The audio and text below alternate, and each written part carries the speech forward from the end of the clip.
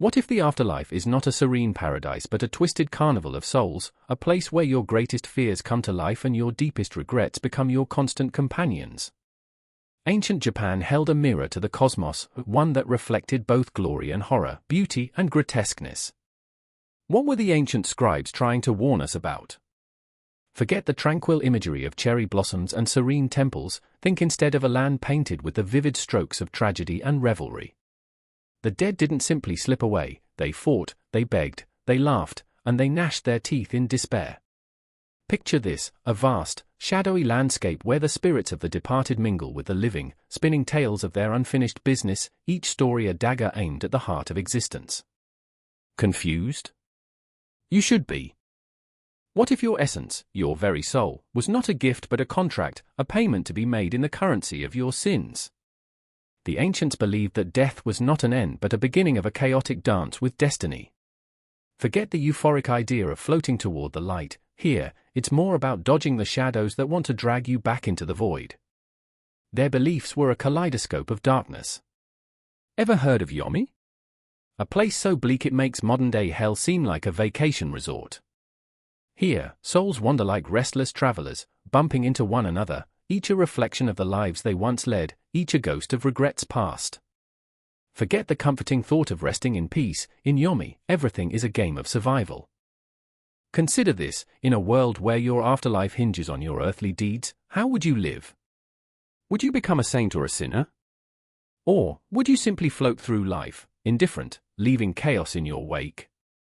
The ancient believers had it figured out. They understood that each choice was a thread in a tapestry of eternal consequences. Now, humor me for a moment. Ever thought about how a bad hair day could haunt you? In this universe of spectral angst, even the most trivial mistakes take on a macabre twist. The ancient texts suggest that the weight of your unkempt decisions could drag you down into the abyss. Now, that's a real nightmare, isn't it? But wait, there's more. Some say there are guardians, demonic figures, lurking at the edges of this shadowy realm, ready to collect their dues. They're not waiting for you to arrive, they're actively hunting for the lost, the wandering souls who dare to escape the cycle of rebirth. So, could it be true? Are the ancients whispering to us through the ages, warning us of our recklessness? Are we but puppets in their elaborate play, doomed to repeat their mistakes? The answers lie buried in fragmented scrolls, ancient tattoos, and the chilling echoes of long-lost rituals. Step closer, but beware. You may never leave the questions behind. Do you dare confront the chilling truth of how the ancients viewed the afterlife? Your journey, or rather, your reckoning, has only just begun. A chill hung in the air, thick as fog, wrapping around the small village like a shroud. The night was alive, no. It was aching, with whispers, the kind that slither into your bones and coil tightly, squeezing. In the darkness, the flickering lanterns painted the faces of the living with a ghostly glow, their shadows stretching long, reaching for something that wasn't there. Yuki could feel it in her chest, a tightening, a warning. Tonight was the night the spirits returned.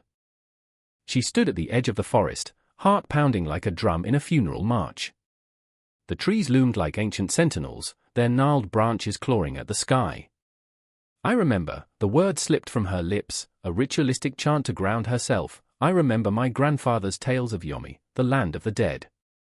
His voice echoed in her mind, a soft, haunting lullaby laced with fear. Once you enter Yomi, you cannot return. It was a warning that danced across her spine like a blade.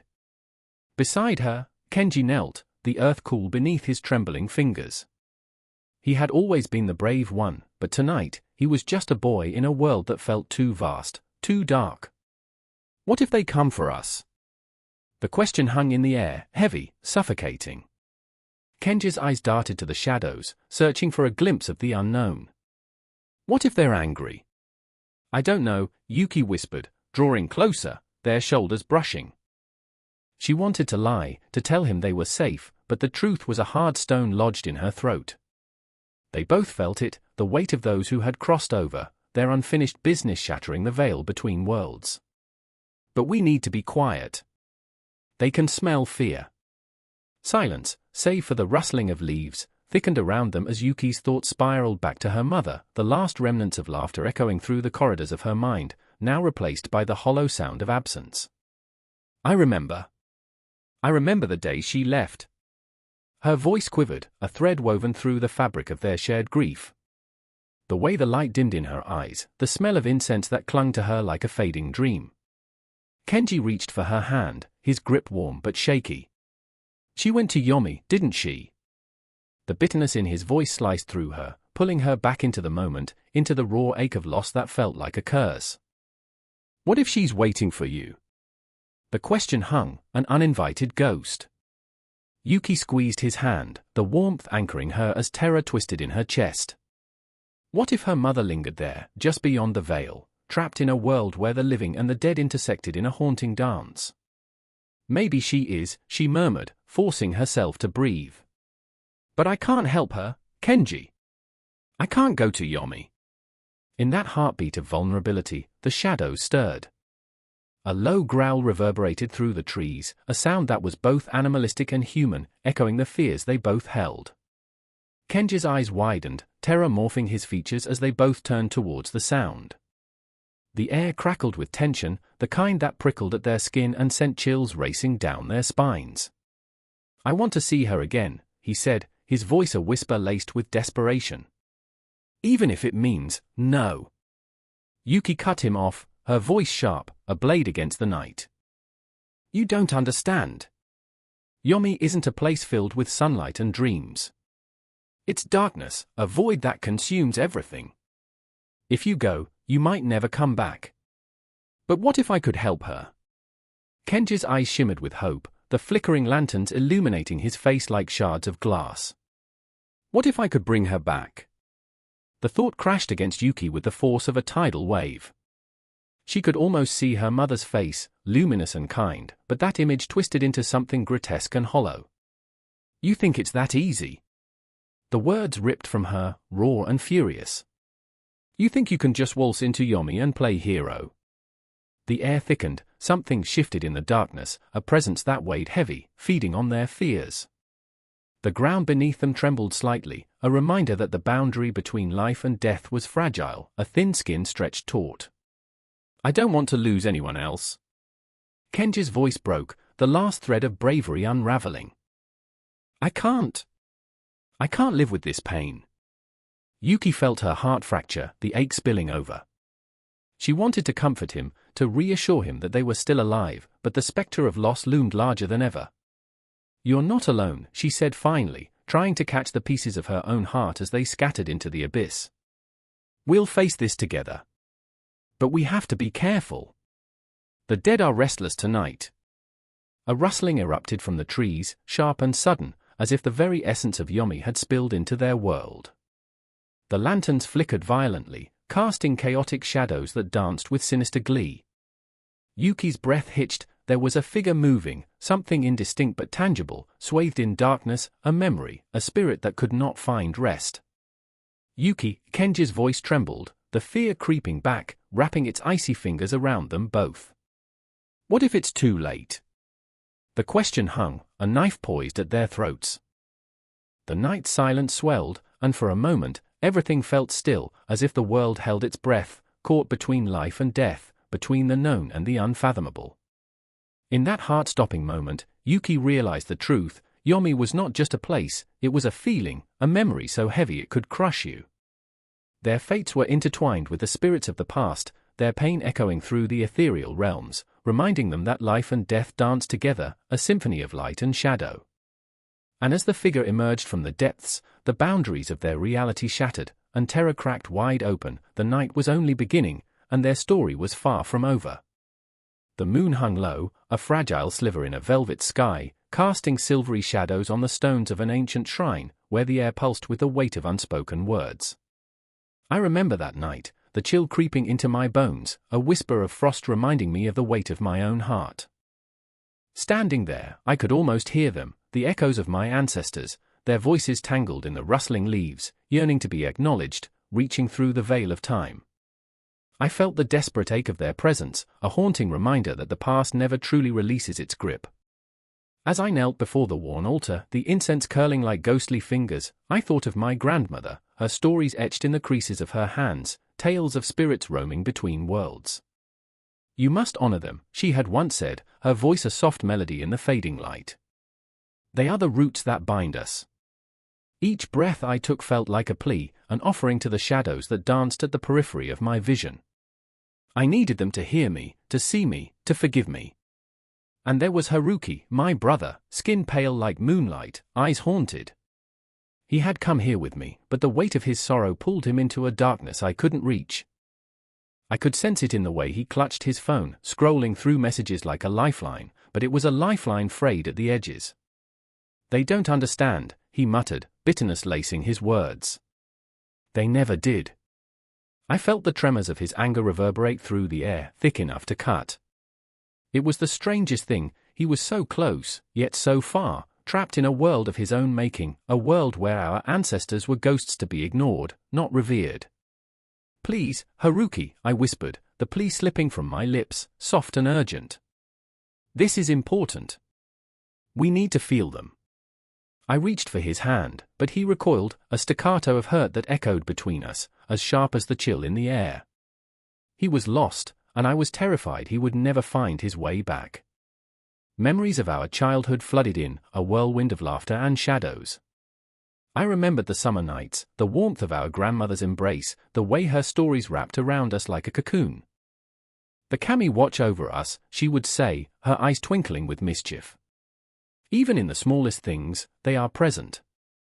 But those days felt like a dream fading into the ether, replaced by the reality of a world that demanded we forget.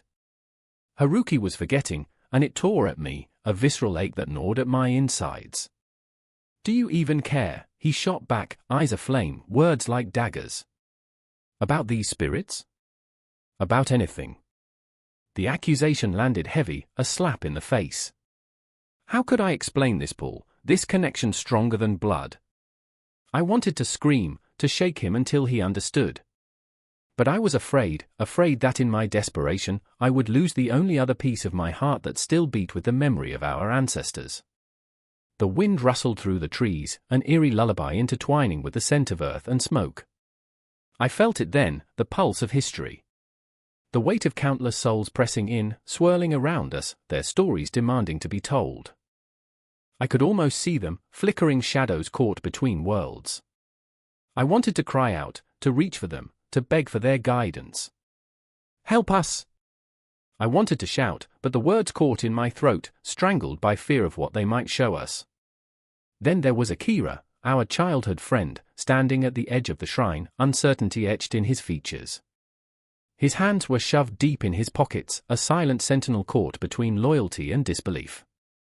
This is crazy, he murmured, glancing at Haruki, who was still lost in a storm of his own making. We can't just worship ghosts. The derision in his tone stung, a reminder that for some, this connection felt like nothing but superstition. I wanted to pull him closer, to share the warmth of the memories, the love that connected us all like roots beneath the surface. As I turned back to the altar, my heart raced. I lowered my head, every fiber of my being aching for a sign, a revelation. I remember, I whispered, a mantra against the rising tide of despair. I remember the stories. I remember the love. I could feel their gazes upon me, a tapestry of longing and sorrow woven into the very fabric of the night. Guide us, I begged, show us the way. The silence that followed was thick, tangible. It wrapped around us, a shroud of anticipation threading through the air. A distant rumble echoed in the sky, a warning or a promise, I couldn't tell. But I felt it, the world standing still, waiting, holding its breath. My heart raced, the pulse echoing in my ears, a soundtrack to the chaos swirling around us. Suddenly, Haruki broke. The dam of resentment shattered, and he fell to his knees, the phone slipping from his grasp, clattering onto the stones like a broken promise. I hate this, he cried, voice raw, hands gripping the earth as if trying to hold onto something solid in a world that felt so ephemeral. I was torn, between wanting to comfort him and fearing the darkness that was consuming him whole. His pain was palpable, a gaping wound carved into our shared history. I remember Grandma, he whispered, voice trembling, and in that moment, something shifted. The shadows around us seemed to lean in, the kami listening, waiting for the truth to spill forth, to be acknowledged, to be honored. My heart surged, a flicker of hope igniting within me.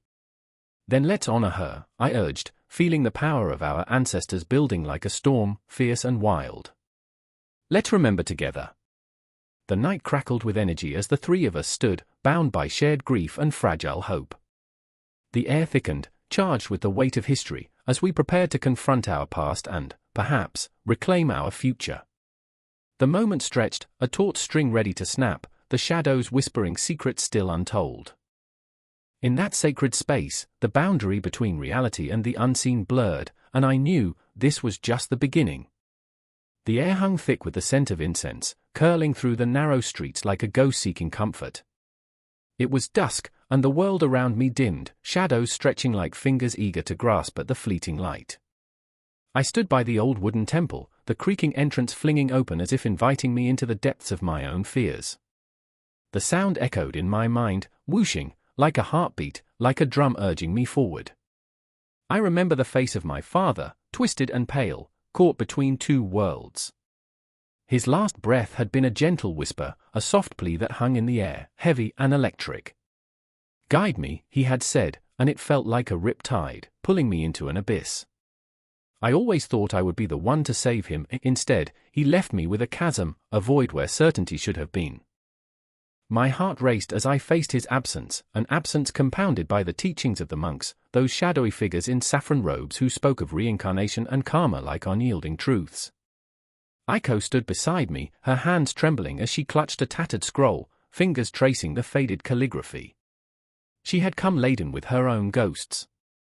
The death of her brother had shattered her, turned her laughter into brittle glass, sharp and dangerous. I can't let him go, she whispered, her voice barely rising above the whisper of the wind. I could see it in her eyes, the haunting echoes of memories, the refusal to accept the finality of death. To her, the afterlife was not merely a belief, it was a palpable presence, a shimmering veil between this world and the next.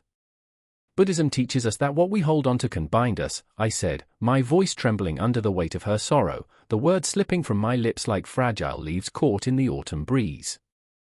But Aiko only shook her head, defiance etched into her features. What if he's lost, she cried, her anguish resonating like a distant bell tolling in the silence of the temple. What if he's wandering, searching for me? And there it was, the primal fear of being forgotten, of becoming a mere echo in the vast corridors of time. I remembered my father's stories, how he'd painted the afterlife with colors of peace and anguish, where the forgotten souls drifted like phantoms, lost in the fog of regret. The screams of the unseen gathered around us as the wind howled, taunting, whispering secrets only the dead could hear. Under the watchful eyes of the Buddha, with his serene smile masking an eternal sorrow, I sensed the weight of our existence. Every moment felt suspended in time, caught in a web of choices made and unmade. Aiko's breath hitched, and for a moment, I caught a glimpse of her brother's face, a flicker of laughter frozen in memory. We must perform the rituals, I said, almost to myself, as if invoking the power of the past could somehow alter our present despair. I could feel the tremors of ancient practices pulse through me, rituals that spoke of purification and connection. But Aiko's gaze remained unfocused, her eyes turning inward, where shadows danced like spirits, taunting her with reminders of what once was. The temple bell rang, a low, mournful sound that echoed through my bones, reverberating deep within my soul. It was a reminder of impermanence, the harsh truth that life ebbs and flows like waves crashing on a desolate shore. I could see the figures of the monks in the fading light, their quiet confidence wrapping around them like a shroud. They moved with purpose, chanting mantras that felt like a balm to our frayed edges, but within me, an unsettling fear blossomed. What if their words could not reach our loved ones? What if they were trapped in a purgatorial existence, waiting for us to release them? The air grew colder, the shadows stretching long and ominous, a tangible reminder of the darkness lurking in the corners of our hearts.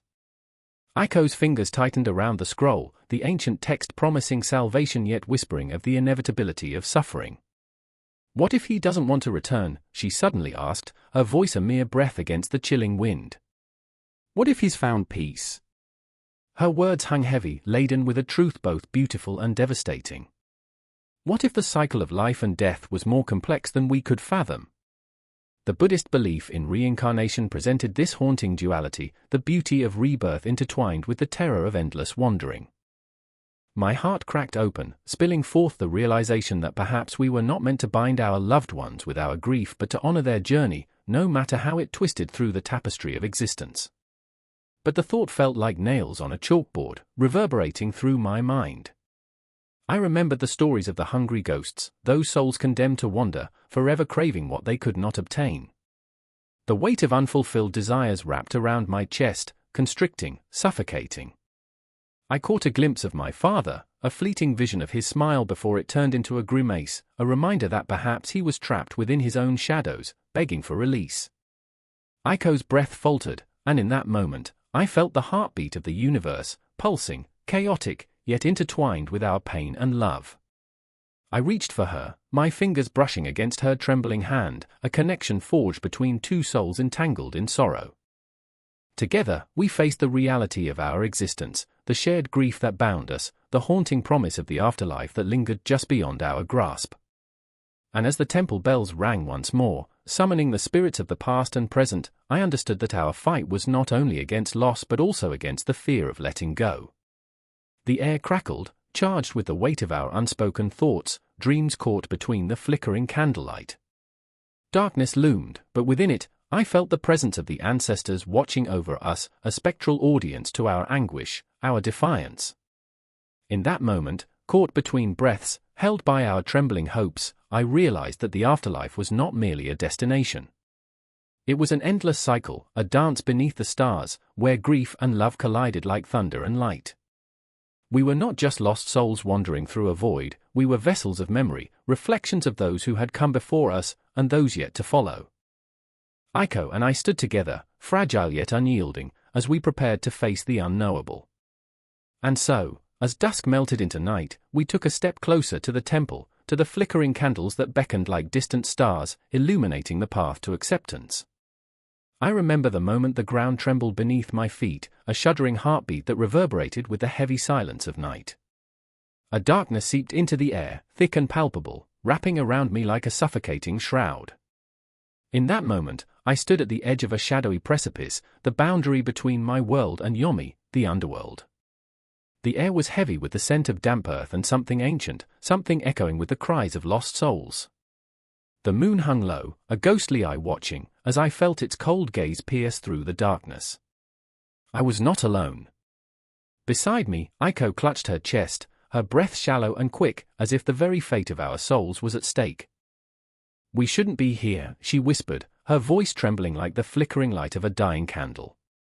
I could see the fear in her eyes, a reflection of the unspeakable dread clawing at my own heart. "They say once you enter Yomi, there's no return." But I had to go on. I had to face the shadows that whispered my name. Then there was Kenji, a man whose laughter once danced on the breeze like cherry blossoms in spring. Now, it felt like shards of glass. "We'll find her," he said, though his words trembled with uncertainty. His sister, Yumi, had vanished into the abyss, swallowed whole by the whispers of the underworld. A bond of blood lay heavy between us, binding us in our desperation, but the weight of it was almost unbearable. Each heartbeat echoed like the tolling of a funeral bell, a reminder that time was slipping through our fingers like sand. I remember the tales my grandmother told me when I was a child, stories woven with threads of terror and reverence. Yomi, she had said, is a land of darkness, where the dead linger in eternal sorrow, bound by the regrets of the living. I had dismissed her words as mere folklore, but as I stood on the precipice, I could feel the truth of them, creeping into my bones, chilling me to the core. The ground beneath us quivered again, as if Yomi itself breathed, alive with the pain of souls long forgotten. Shadows flickered at the corners of my vision, faces emerging with a despair that clawed at my heart. I could hear them, the voices of the lost, murmuring secrets in a language older than time. They called to me, a cacophony of sadness, drawing me closer to the brink. "We need to go back," Aiko pleaded, her eyes wide, reflecting the terror written on the canvas of the night. But Kenji, driven by a mixture of grief and determination, stepped forward. "No," he said, his voice slicing through the darkness like a blade. "I won't leave her behind." I felt the pull of his resolve, an anchor in the storm of my own fears, yet the deeper we descended into the shadows, the more the weight of sorrow pressed down upon us. The air thickened, and each breath became an act of defiance against the inevitable. The echoes of our past whispered around us, memories dancing like phantoms eager to share their tales. I remember, I whispered to myself, desperate for clarity in this chaos. I remember the way Yumi laughed, the way she brought warmth to even the coldest of nights. Pain gripped my heart like a vice, twisting and turning until all I could feel was the hollow ache of loss. The path twisted and turned, a serpentine trail leading us deeper into the abyss. Aiko stumbled, her foot catching on unseen roots, and I caught her just as she fell. Her breath came in frantic gasps, and I could feel her heart racing against mine, two souls entwined in fear, clinging to the fragile thread of hope that still bound us to the world of the living. "Stay close," I urged, feeling the tremor in my voice. We were trapped in this nightmare, our reality unraveling, but we had to forge ahead. We had to face the ghosts that haunted us. As we ventured deeper, the landscape morphed into something grotesque and beautiful, the trees twisted like tortured souls, their branches reaching out like skeletal fingers, pleading for release from their eternal torment. The air was thick with despair, the weight of unfulfilled dreams hanging heavy like fog. In the distance, a low moan reverberated through the air, an eerie song that resonated with the pain buried in our hearts. What is that?"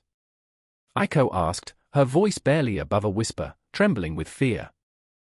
It was a sound that clawed at my insides, a reminder that the dead were restless, that Yomi was alive with the echoes of their sorrow. Kenji's grip on my arm tightened. "We can't turn back now. Yumi is waiting for us," he said, yet I saw the crack of doubt forming in his eyes, a fissure that threatened to swallow his resolve whole.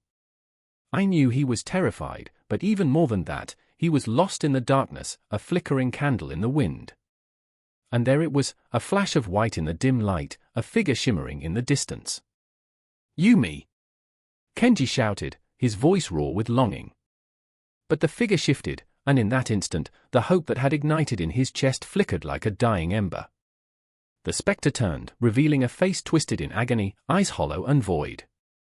It was not Yumi, it was a remnant of her, a fragment of the pain that clung to her soul. I felt the ground shift beneath me, the darkness closing in. "Kenji, wait!" I cried, but he was already moving forward, drawn by the siren call of his sister's memory. "Don't you see?" I shouted, panic rising in my throat. "This is Yomi. The dead can't be saved." But my voice struggled against the tide of despair, each word a futile attempt to pull him back from the precipice. The air grew colder, and I could feel the shadows swirling around us, hungry for what little light we still held. Aiko stepped closer to me, her presence a fragile thread that tethered me to reality.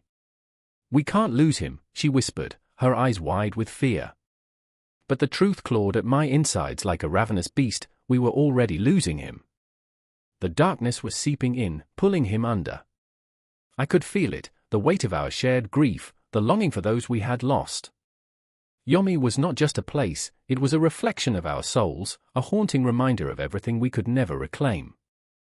The echoes of our past, the laughter, the warmth, all drowned in the shadows that threatened to consume us. With each step we took, the line blurred between hope and despair, and as the whispers grew louder, I could almost hear my own heart breaking. Each breath became a battle, a struggle against the tide of darkness that sought to engulf us. And just when I thought we might break free, when the light of hope flickered just beyond reach, the shadows surged, pulling us deeper into the abyss. The confrontation was inevitable, the climax a confrontation not just with the ghosts that haunted us, but with the very essence of our humanity. In that moment, the line between life and death dissolved, and we stood on the precipice of Yomi, staring into the void, hearts pounding in unison with the rhythm of the unseen world. In that chilling moment, the truth settled like a weight upon my chest. The battle was not just for Kenji's sister, but for our own souls, entwined in the delicate dance of life and death, love and loss, hope and despair. And as the shadows whispered our names, I felt the pulse of eternity echoing beneath our feet, a reminder that even in Yomi, the ties that bind us to one another are never truly severed. The air crackled with the weight of expectation, heavy and electric, as the sun dipped low, bleeding oranges and reds across the horizon. A figure stood at the edge of a cliff, mere shadows against the sprawling expanse of Takamagahara, the realm of the gods, where echoes of forgotten dreams hung like the thick mists that curled around the jagged peaks. I could feel it in my bones, something monumental was coming. Kaori's heart raced, pounding like a war drum beneath the thin fabric of her kimono. She had always run from the truth, but now the truth was staring right back at her, fierce and unyielding. Her breath caught, trapped in her throat like a fish gasping on dry land. What was she supposed to do? Confront the demons lurking in the depths of her past, or let them consume her like a wildfire ravaging the forest? The memories spiraled in her mind, wild and chaotic, taunting her with their vividness. I remember, she whispered, as if naming them aloud would somehow tether them to the ground. I remember the night the stars fell. Beside her, Rika stood, forcefully trying to ground himself in the present, yet feeling the weight of countless pasts pressing against him, a guilt that clung to him, sticky and suffocating. We can't stay here, Kaori. This isn't just about us anymore, he insisted, his voice sharp like the edge of a blade. He could almost hear the ticking clock of fate, each second echoing, counting down to something inevitable. The shimmering lights of Takamagahara flickered in the distance, a siren's call that both terrified and mesmerized him. Could the gods help them now? Could they salvage what was left of their tattered souls? He wanted to believe. He had to. Are you ready? Rika asked, his voice a mere breath, a whisper that swept across the canyon like a chilling breeze. He looked at her, searching her eyes for the courage he desperately needed. But all he found was fear, raw, palpable fear that wrapped around her like a vice. Kaori's gaze drifted towards the horizon, where the sun seemed to bleed into the earth, staining the sky crimson. What if they don't forgive us, she murmured, her voice cracking under the weight of the unsaid. The past loomed over them, a monstrous shadow that refused to be exorcised.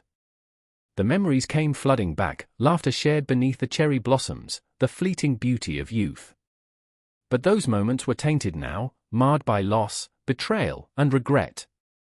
She remembered the way her hands had trembled when she first wielded a blade, the sickening thrill of power coursing through her veins. I was so lost, she admitted, tears brimming in her eyes, reflecting the fiery sky.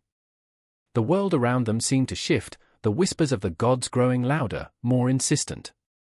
It was as if the very fabric of Takamagahara was conspiring against them, urging them to confront their truths. Rika took a step closer, his presence a reassuring warmth against the chill of the evening. Forgiveness isn't a gift, Kaori. It's a battle.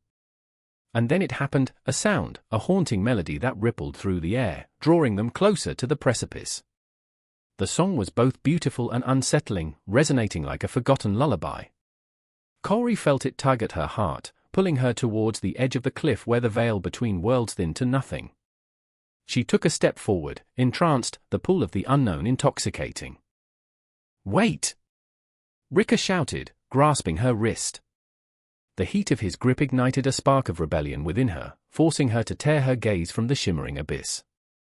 We're not ready, he pleaded, desperation lacing his words.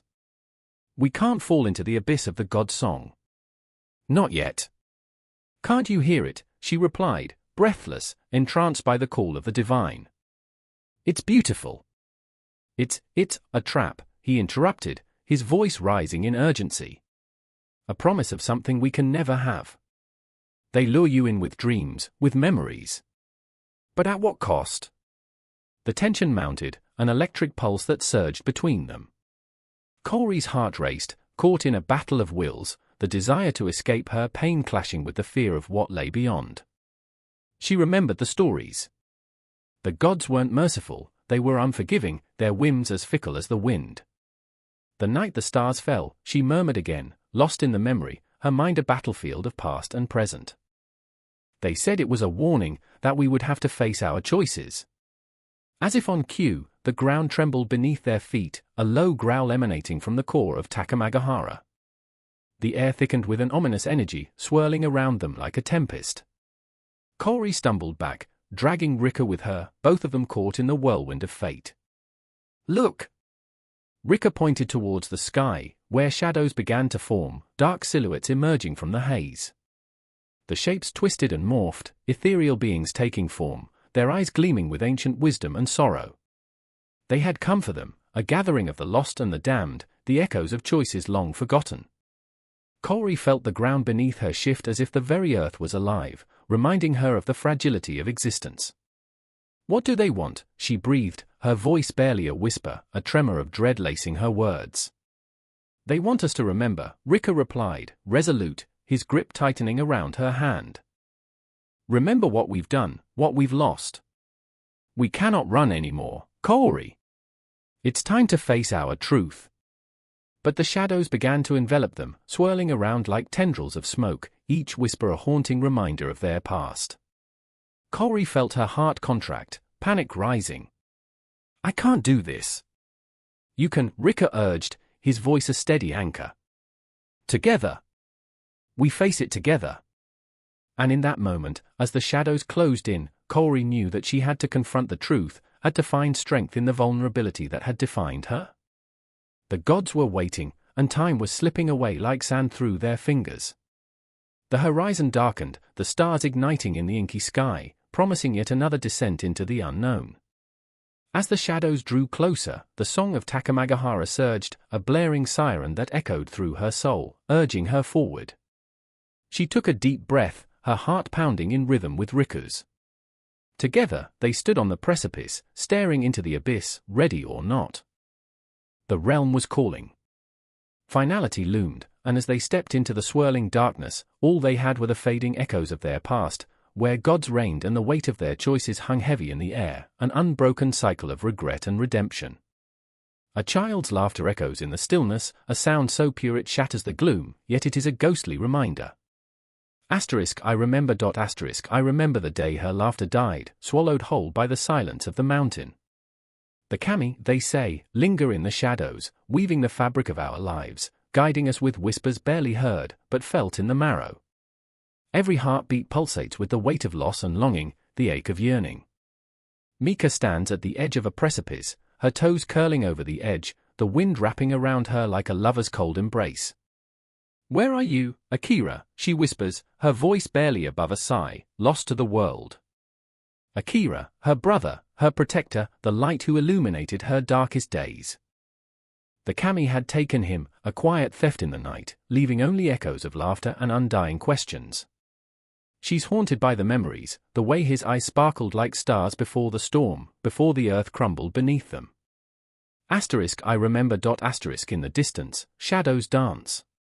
The city of Ishikawa sprawls like a restless beast, dark alleys and flickering lanterns, the scent of incense curling through the air, thick with unspoken prayers. Rika, a wandering soul with a heart stitched together by scars, prowls through the streets, searching. Searching for what? Redemption? Closure? Or perhaps the kami, the very entities that guide the lost. He feels their presence in the air, electric, suffocating, a reminder of every moment he wished he could forget. I remember. There was a time when he laughed too, before the world had turned its back on him, before the shadow of death had loomed large, before the loss of his wife became an inescapable ghost that whispered in the silence. She had loved the night, he remembers. "The stars are our lost souls," she said, her voice like the softest breeze. Rika clenches his fists, the memory twisting like a knife. The kami, they say, are the keepers of those souls, guiding them through the afterlife. But what of those left behind? What of the shadows that linger, the hearts shattered like glass?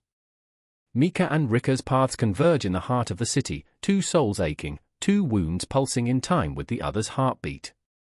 Their eyes meet, and in that moment, the air thickens, charged with unsaid words, with pain and hope. They stand on the precipice of truth, both desperate for answers, both terrified of what those answers might bring. "Do you believe in the kami?" she asks, her voice a tremor in the night. Rika studies her face, the moonlight casting a silver sheen on her cheeks, illuminating the shadows beneath her eyes. "I don't know," he whispers, the words barely escaping his lips, "but I fear them." Fear wraps around their hearts like a vice, tightening with every breath. The kami, revered and feared, are the bridge between this life and the next. They guide the souls of the departed, but their presence here, in the living world, is a silent reminder of all that's been lost. It's a paradox, a bittersweet symphony. They are the messengers, the guardians, and the tormentors. Rika feels it, a pulse beneath his skin, a reminder that loss is a double-edged sword. I remember. What if the kami hold the key to their grief? What if they could find Akira? What if Rika could reach his wife, just for a moment? The thought ignites a flicker of hope, but the chill of doubt wraps its fingers around his spine. They begin to walk, the cobblestones beneath their feet echoing like a heartbeat in the void. Each step weighs heavy with the weight of their burdens, the unspoken desire to unearth the truth about the afterlife that awaits, and the shadows that loom behind them. As they navigate the winding streets, the shadows stretch and twist, whispering secrets of the past. I remember the nights when the air crackled with energy, when the kami danced among us, shrouded in mist. Rika's heart races, the raw emotion clawing at his throat. What if, he begins, the kami could bring them back? What if we could reach them? Mika flinches, the words cutting deeper than she anticipated. And what if they bring only darkness? The truth hangs between them, a tangible entity, echoing with the weight of loss. Rika's mind races with possibilities, but they feel like weighted chains, dragging him further into despair. Do you think they watch us? Do you think they know what we've lost? The question hangs in the air, an uninvited guest that refuses to leave.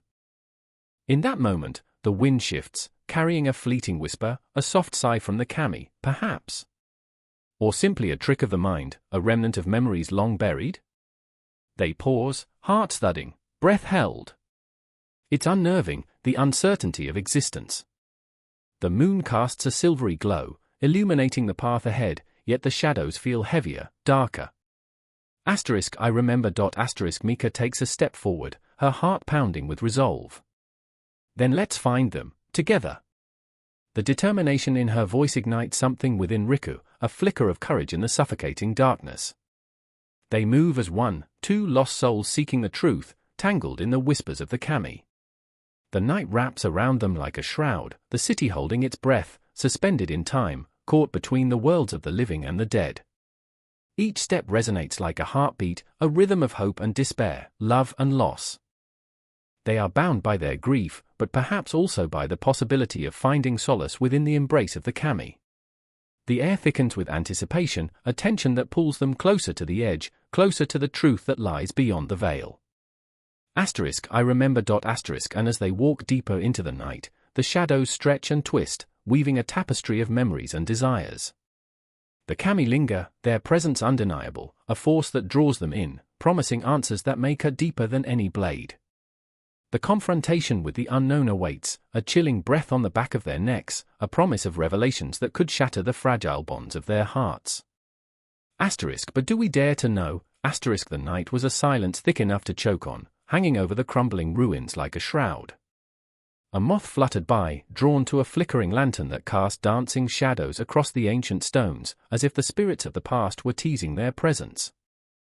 I stood there, heart racing, surrounded by echoes of laughter long extinguished. The air smelled of damp earth and decay, a reminder of mortality that sent shivers down my spine. I could feel the weight of the stories buried in these stones, the lives lived and lost, and the whispers of what lay beyond. Meris had always been a firecracker, a spirit so bright it almost burned. Now, she stood before me, trembling, the light in her eyes dimmed by fear. What if we don't make it back, she whispered, a tremor in her voice that sliced through the night. I wanted to tell her that we would, that the path was lit with the brilliance of our shared dreams. But the truth clawed at my throat, refusing to escape. The legend spoke of a river, cold and dark, and the ferryman, an old spectre with hollow eyes who demanded payment in memories. I could feel my heart sink. How could we ever pay him?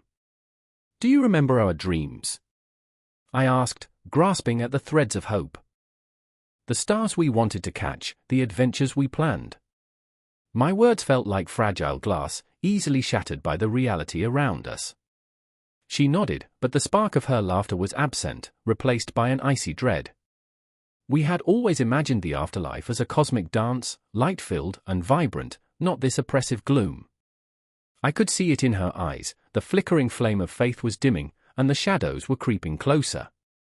Then there was Alaric, lurking in the corner of my memory like a spectre himself.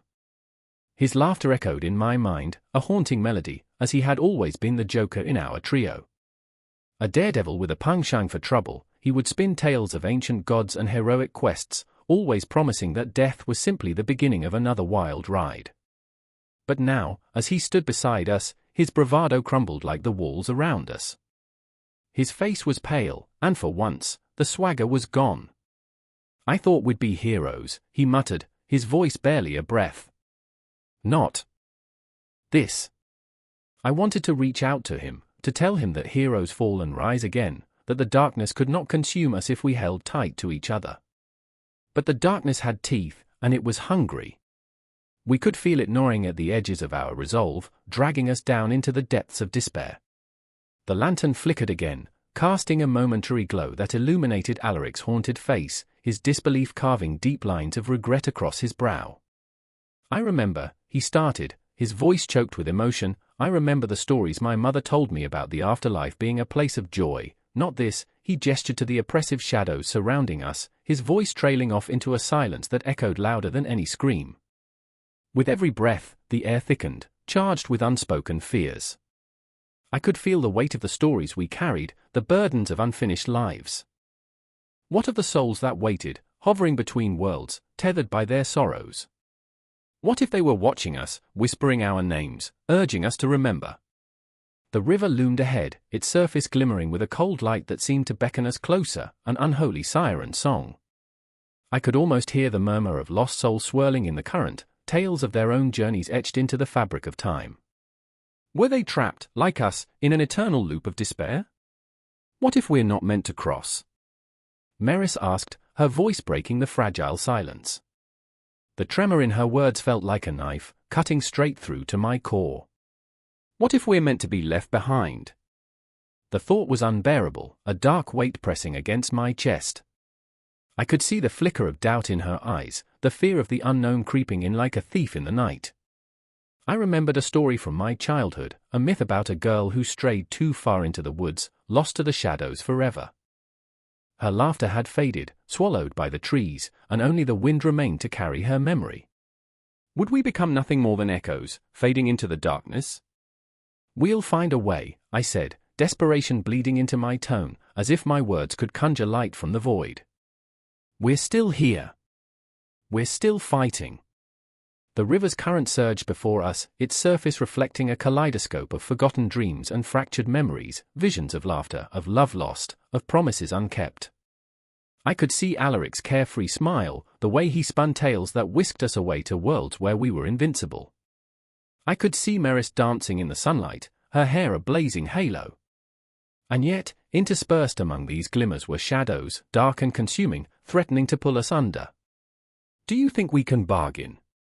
Alaric asked, desperation edging his voice. "What if we offer him our stories? What if we promise to remember?" But as he spoke, I saw the flicker of doubt in his eyes, a fear that perhaps our stories would not be enough. The spectre of the ferryman loomed larger in my mind, a figure shrouded in mystery, his gaze a void that swallowed the light. What would he demand? What memories would he take from us? I took a step toward the river, the ground beneath me soft and yielding, as if urging me onward into the embrace of the unknown. "We will not become echoes," I said, my voice rising above the murmur of the current. "We will make our way through the darkness." As I spoke, I felt a surge of determination swell in my chest, a flame igniting amidst the shadows. But even as I took that step, the air shifted, and I could feel the whispers of the past curling around me like tendrils of smoke. The legends were alive, the myths breathing in the night, watching us from the edges of our consciousness. Would they guide us or trap us in their narratives? Would we emerge reborn, or would we be lost to the shadows forever? In that moment, standing on the precipice between worlds, we were not just three lost souls, we were the embodiment of every story ever told. The fears, the hopes, the dreams, they were all woven into the fabric of our beings, and as we stood together, hearts pounding in sync, the darkness loomed, but so did the light. We were on the cusp of something monumental, a moment that would resonate through time, and with every heartbeat, we prepared to leap into the unknown, not as victims, but as warriors against the night. Rain fell in heavy sheets, drenching the earth. As I stood at the edge of a boiling, churning sea, its roiling waves seemed to echo a primal heartbeat, raucous and relentless. Lightning cracked overhead, illuminating the jagged cliffs that loomed like ancient gods, shadowy and menacing. I could smell the salt, hear the whisper of the wind, weaving tales of love, loss, and the eternal clash of creation and death. My heart raced, pounding against my ribs, a reminder of the urgency that pressed upon me.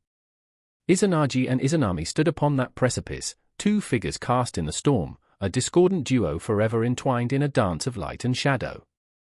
Izanagi, the embodiment of strength and clarity, his gaze fierce, a raging fire in his chest, stared into the abyss. A flicker of doubt crossed his face, like the waning light before night falls. "What have we done?" he muttered, the words barely a breath above the storm.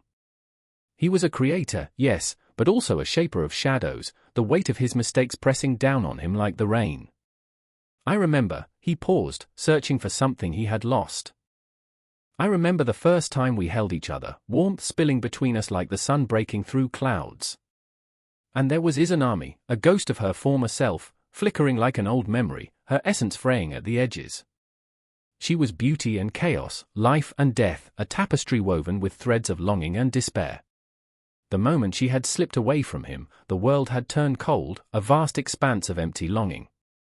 "You brought me to life," she whispered, her voice trembling like the last leaves of autumn, "and now I'm trapped in the darkness. Can't you see? I am more than what you think." A flash of sorrow danced in her eyes, deep as the depths of the ocean, and in that moment, the air was thick with the weight of unresolved grief. The waves crashed violently against the rocks, a thunderous applause for the tragic performance unfolding before me. The storm raged on, but it was the storm within them that held my heart in a vice. Izanagi stepped closer, fury igniting in his chest. "You should have never ventured into Yomi. You should have never sought the dead." His voice roared like the tempest around us, but beneath the anger lay a chasm of fear, a fear of losing everything they had created together. "I did it for us," she cried, her voice strangled by the weight of 1,000 regrets, echoing in the storm's fury. "I thought we could have it all." Desperation clung to her words, each syllable dripping with the bitterness of a love that dared to reach across realms, life and death. "But I'm chained to the shadows now, Izanagi. Do you understand? I can't return." The dark veil of Yomi whispered her name, a siren's call that echoed in the recesses of her soul. The tension hung like the thick fog that rolled in, suffocating and oppressive. I could feel the energy crackle between them, like the electricity before a storm. He took a step back, the realization striking him. "And do you want to be saved?" he asked, disbelief lacing his voice. "Or are you merely a ghost now, wandering in the shadows of what once was?" The word struck her like a knife, and for a heartbeat, the world faded, leaving only the two of them, suspended in time. With a sudden ferocity, Izanagi reached for her, fingers brushing against her ethereal form, and for a fleeting moment, she shimmered, alive. "I won't let go. I can't lose you again," he said, and his voice broke, raw and jagged like shattered glass. In that moment, the storm faded, and the world closed in, leaving only their breaths, heavy with longing and despair, echoing in the spaces between them. But the heavens roared back to life, as if reminding him of the unyielding truth: death was relentless. Izanami clutched at her heart, a shadow passing over her face. "You can't fight the inevitable, Izanagi. I am woven into the fabric of death now. You can't pull me back." The sadness in her eyes twisted like a knife in my chest, and I felt the pull of their love, a visceral ache that churned within me. "I remember," he said softly, the storm around them growing quiet, "the first time we created life together, the warmth of the earth, the beauty of the blossoms. But now, all I can see is your absence." He looked out to the horizon where the storm met the sea, and I could feel the weight of time pressing down upon him, the endless ticking of a clock that counted down to nothing. A moment of silence fell, stretching impossibly. The ocean whispered secrets, and the air hung heavy with unspoken words. Izanagi took a deep breath, steeling himself against the pain that clawed at his heart. "I will go to Yomi," he declared, voice firm, determination laced with desperation. "I will bring you back. For us." "No." Izanami's voice cracked like thunder, reverberating through the stillness. "You don't understand. You will face the darkness, the wrath of the dead. You will suffer for me." Tears streamed down her face, shimmering like raindrops caught in the flickering light. "And if you are lost, what will become of the world we created?" The storm returned, wild and unyielding, and I felt the emotion spiral: love, loss, desperation. "I remember," Izanagi's voice choked, raw with emotion. "I remember our dreams, the laughter of the children we brought to life. I can't live in a world without you." In that moment, the air crackled with tension, a violent promise wrapped in desperate longing. The shadows danced around them, the realm of the dead reaching out, beckoning, whispering dark truths. The cosmos shuddered, time spiraling into chaos, as their hearts beat in unison, a rhythm of creation and destruction. I stood, frozen, caught in their storm, feeling the weight of their choices pressing down on my chest, the echoes of their love reverberating through the depths of my soul. The world fell away as the waves roared, the shadows crept closer, and I knew that what lay ahead was a confrontation, a clash of worlds, and the chilling reality that love, in its most raw and unapologetic form, held the power to bind and to break. With that knowledge, the storm raged on, and the tale of Izanagi and Izanami twisted and turned, forever entwined with the threads of fate, creation, and the haunting spectre of death. The wind howled through the trees, a mournful wail that echoed against the hills like the heartbeat of a dying world. In the flickering shadows of the ancient shrine, a figure knelt, hands trembling, fingers stained with ash and sorrow.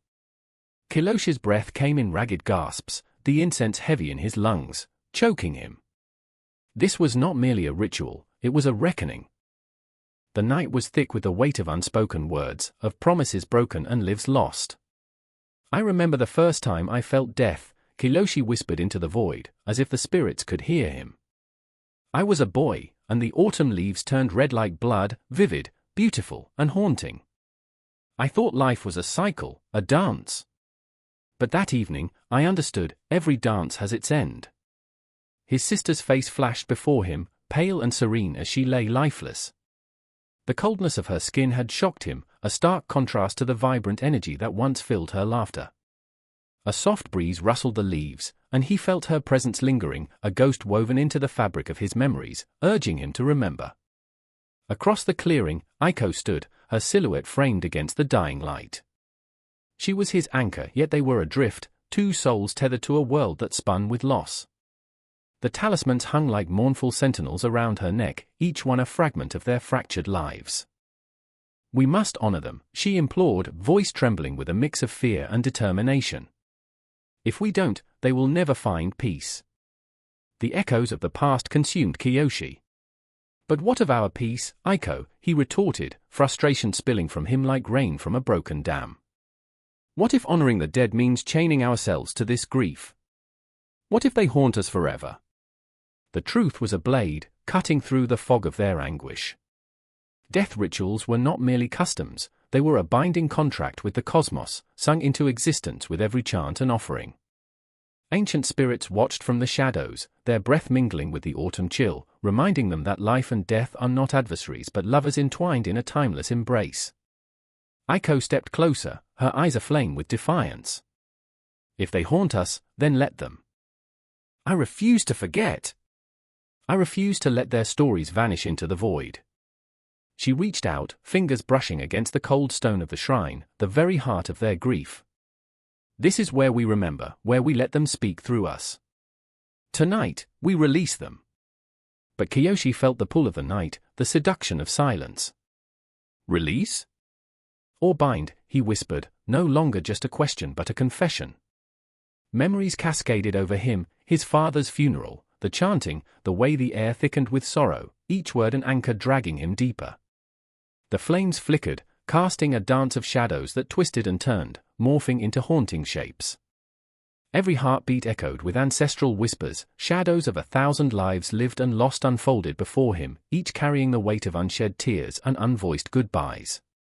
Aiko knelt and began to chant, her voice rising above the wind, trembling yet resolute. To the spirits that walk beside us, guide us, protect us. We remember you. Each word was a thread in the tapestry of grief, weaving a connection between the living and the dead.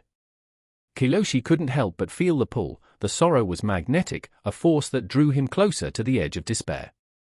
He found himself joining her, the words spilling from his lips like a dam breaking. We honor you with this fire, this breath, this heart that still beats for you. Yet, he felt the weight of their memories like chains on his soul. Will you forgive us for living? The shadows danced, flickering like the trapped spirits of those they mourned. The air thickened, charged with emotion, a storm brewing as memories collided. Kiloshi's voice faltered, grief clawing at his insides, tearing at the very fabric of his being. In that moment, as the moon hung heavy and full, casting its silvery gaze upon them, he saw them. Faces emerged from the darkness, fleeting glimpses of laughter and sorrow, vibrant souls who lived and breathed, now mere echoes. You are not forgotten, Kiyoshi gasped, as the tears streamed down his face. The floodgates opened. You are not forgotten. Aiko took his hand, squeezing it tightly. Their fingers interlocked, a lifeline amidst the storm of loss. We carry them with us, Kiyoshi. They are not gone. The world shifted as if time itself held its breath. They stood together in the heart of the shrine, surrounded by the haunting melody of the past. This was their battle, a clash of memory and desire, a struggle against oblivion. Let the fire burn bright, Kiyoshi said, as he stoked the flames. Let it consume the darkness. The flames leaped higher, reaching toward the sky, illuminating the night like a beacon of hope amidst the heartache. The spirits danced around them, shadows entwined with light, reminding them of the beauty found in both love and loss. The wind roared, carrying the weight of their emotions, their fears, their dreams, their ghosts. Aiko's voice rang out, stronger now, a song of defiance against the darkness. We honor you. We celebrate you. With every pulse of the fire, every crackle echoed through the night, it felt as if the very cosmos shifted. They were part of something greater, a cycle beyond comprehension, a continuum that blurred the lines between life and death. The air was electric with energy, vibrating with the voices of the ancestors, urging them onward. I remember, Kiyoshi murmured, the mantra reverberating in his chest. And the night stretched on, dark and beautiful, a tapestry of grief and remembrance, of hope and love, weaving together the threads that held their world, their hearts, their very existence. In the grip of the sacred moment, shadows swirled, and the unseen danced, a continuing loop of life and death, echoing through time, whispering promises of what was to come. The wind howled like a grieving soul, a cacophony of despair that shattered the stillness of the temple grounds. I stood there, heart pounding, the chill of the air wrapping around me like the icy fingers of death itself. The heavy scent of incense clung to my clothes, wrapping me in a shroud, its smoke curling upwards, reaching for something eternal. I remember the way the moon hung low, a ghost in the sky, illuminating the pale faces of those gathered for the funeral. Their eyes, hollow and despondent, mirrored the void left by the departed. I remember. As the priest chanted ancient sutras, a rhythmic pulse that echoed off the wooden beams of the shrine, I could feel the weight of history pressing down on us. Each syllable was a thread woven into the tapestry of our collective mourning.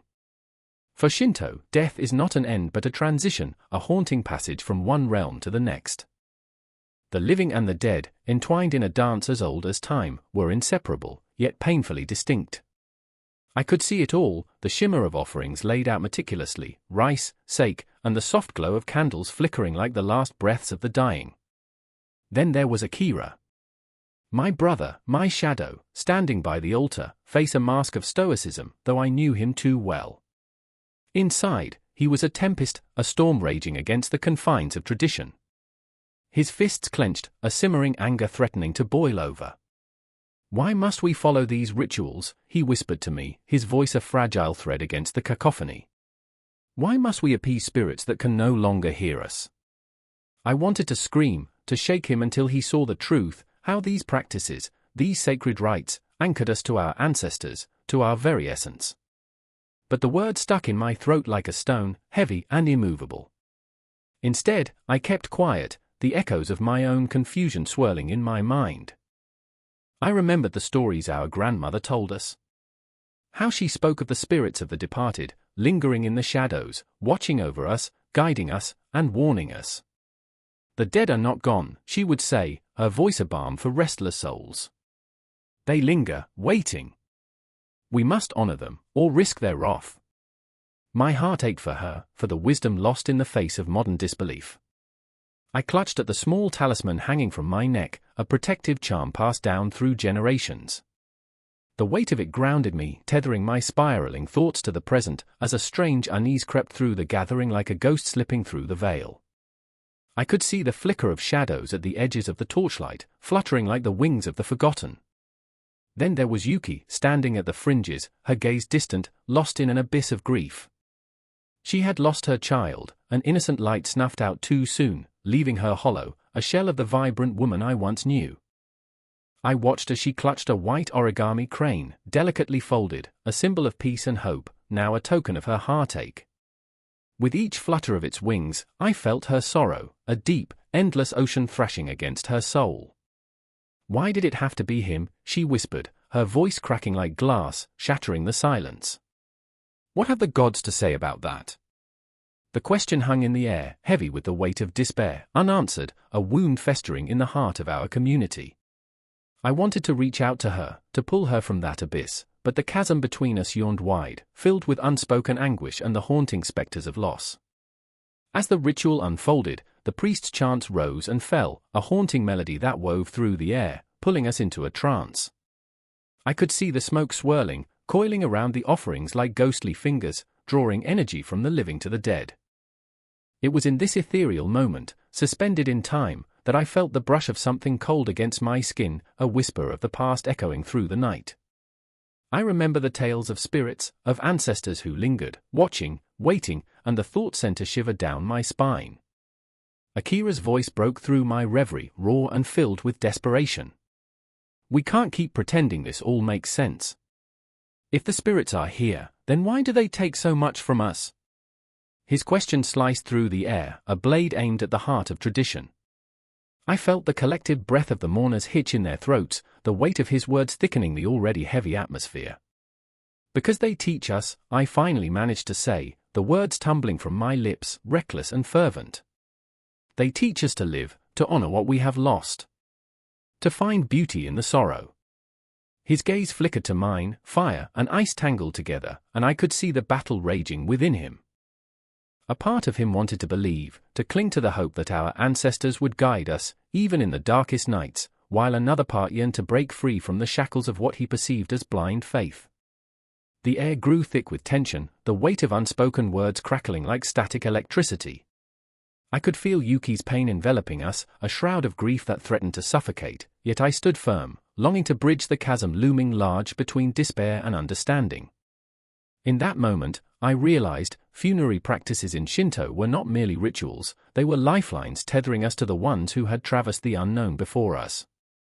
They were whispers of hope that flickered in the darkness, reminding us that though the body may perish, the spirit lives on, intertwining with ours in an intricate dance of love and longing.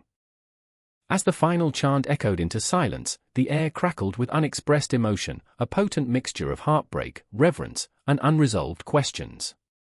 The temple stood solemnly, a witness to our grief, our fury, and our yearning for connection.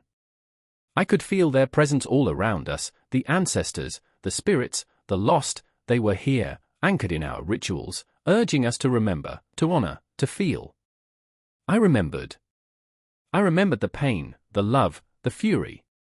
I remembered how we danced with shadows, how we fought against the tide of grief, and in that moment, I understood. We are not alone. In the stillness that followed, the night held its breath, as if the universe itself was listening, waiting for the next beat of our lives, the next echo of our cries, the next flutter of a crane's wings, carrying our hopes to the luminous beyond. And as I stood there, surrounded by the living and the dead, I knew this was only the beginning, a loop of existence, forever intertwined. The air was thick with a silence so profound that it wrapped around us like a shroud, muffling the world outside. The flicker of candles danced against the walls of the small temple, casting shadows that twisted and twirled like the souls of the departed. I could feel the weight of my brother's absence, a gaping void that echoed in my chest with every heartbeat. This is how it feels to bury a piece of yourself, I thought, as the monks' chanting filled the room, a rhythmic pulse that throbbed through the marrow of my bones. My fingers trembled as they traced the cool, polished wood of the altar. It was the color of storm clouds, heavy with unshed tears, and I feared it would crack under the weight of grief. I remember the way he used to laugh, how it would roll out of him like thunder, vibrant and alive, heating the chill of our small lives. But laughter was gone now, all that remained were whispers of memories, haunting and ethereal. Aiko stood beside me, her eyes glazed with unshed tears, reflecting the flickering light. She was my sister, yet so much more than that. She was my anchor, the one who held me steady while the world spiraled. But even she seemed adrift in this moment, caught in the undertow of our shared loss. "It's not supposed to be like this," she murmured, her voice barely breaking the stillness. "We should be celebrating him, not mourning." I wanted to scream, to tear at the very fabric of reality, but instead, I merely nodded, feeling the weight of her truth settle over us. The monk's voice grew louder, filling the sacred space with an intensity that could not be ignored. Each syllable resonated within the soul, lifting the veil between the living and the dead. Om Mani Padme Hum, he chanted, the mantra ringing with power, yet I felt only a hollow ache. I was not ready to let go, not ready for the finality of the pyre, where flames would consume everything we loved, burning away the past, reducing it to ash. I remember the fire. I remember how it danced, wild and unrestrained, as if it too mourned what was lost. Aiko turned to me, her face a mask of anguish. "What if he's trapped?" she whispered, the fear in her voice sending a chill down my spine. I had never considered such a thing, the notion that he might linger, lost between worlds, caught in the web of our sorrow. No, I shook my head, fighting against the rising tide of panic. He's free now. The right prayers will guide him. But doubt gnawed at my insides, raw and gnashing like a beast hungry for flesh. The monk continued, his voice a lifeline, pulling us back into focus as he poured rice into bowls, offering sustenance to spirits who had already devoured their last meal. I watched, transfixed. It was a ritual, a sacred act that transcended the boundaries of life and death. Each grain of rice a miniature vessel of remembrance, a bridge linking our hearts to his spirit. "This is how we honor him," I whispered to Aiko, but even my words felt inadequate, flimsier than the paper lanterns that bobbed in the evening breeze. Outside, the sky was painted in twilight hues, a blend of purples and deep blues that mirrored our sorrow. I could hear the city in the distance, the rumble of life continuing while our world shattered into fragments. It was cruel, this juxtaposition, a reminder that while we grieved, the clock ticked on. I could hear the ominous ticking, steady and relentless, echoing in my mind like a countdown. Each tick resonated with my heartbeat, each tack a reminder of the fleeting nature of existence. "Do you think he watches us?" Aiko asked, her voice cracking like ice underfoot. I wanted to comfort her, to weave a tapestry of hope, but I could only stand in the darkness with her, feeling the chill settle in our bones. "If he does," I finally said, my voice barely above a whisper, "he wouldn't want us to be like this." The truth of that statement hung heavy in the air, a ghost we couldn't shake off. The prayer concluded, and the monk's eyes met mine, deep, knowing.